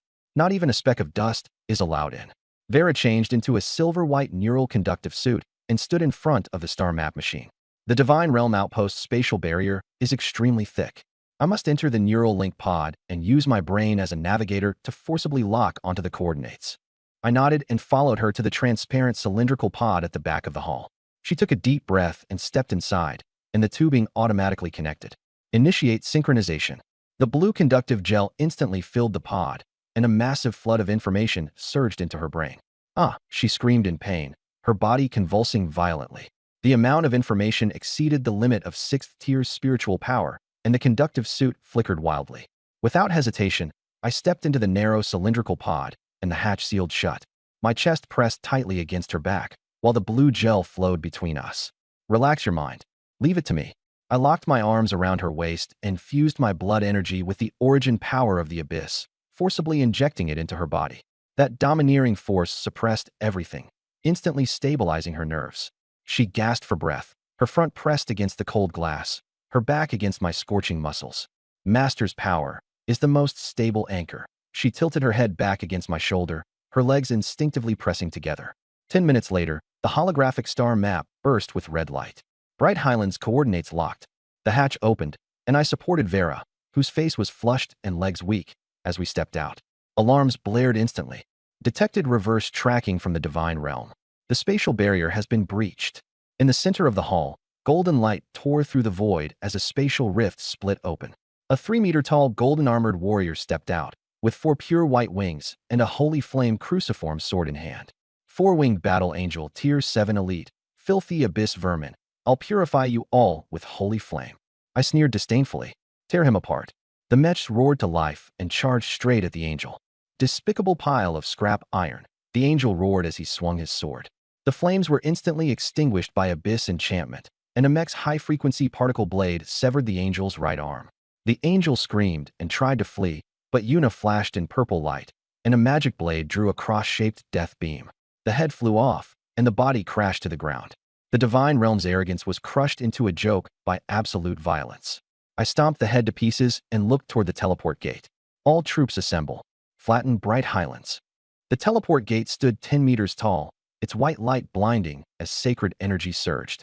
Vera panted by the control console. The divine realm barrier's backlash is strong. I must remain connected the entire time to ensure safety. I strode forward. Forced the endurance. I suddenly lifted her up, pulled down the zipper of her conductive suit, and pressed my thumb against the neural node at the back of her neck. Frenzied blood energy poured in. She let out a sweet cry, and energy instantly filled her meridians. Biting her lip, she operated the console, and the teleport gate stabilized like a rock. 10 minutes later, charging was complete, and I led the mechanical army through the teleport gate. 100 abyss mechs trampled over metal, their black iron bodies gleaming with a dim luster. Beyond the gate lay a pure white marble plaza, with golden clouds suspended in the air and a dense sacred aura. The mechs feared nothing. Sacred energy was worth nothing to them. Just after landing, hundreds of double-winged angels rushed out roaring. The mech's shoulder cannons fired, purple-black magic shells piercing armor and tearing apart flesh wings, while high-frequency particle blades sliced the angels in two. In 5 minutes, hundreds of divine wing guards were crushed, and a bridgehead was established. I led 2,000 high-tier succubi through the gate. Holy light scorched the succubi's skin, and abyss aura was rejected. Behind me, the demon god's black wings spread wildly as the 6th tier pressure was released, and a black phantom dispelled the sacred aura within 1,000 meters. He took a black formation disc from his ring and smashed it onto the ground, and a 10-meter 6-pointed star teleportation array rose up. The two-way supply route was opened, planting a stake for the abyss in the divine realm. Yuna reported from reconnaissance. There's a holy light fortress 5 kilometers ahead. The resource core is there. Mechs, lead the way. Flatten the fortress and empty the stockpile. The mechanical behemoths crushed the marble, followed by 2,000 succubi. A few kilometers later, the castle came into view. The 100-meter-high white walls were covered in sacred runes, and a golden barrier locked down the fortress. The holy aura pressed down like a tide.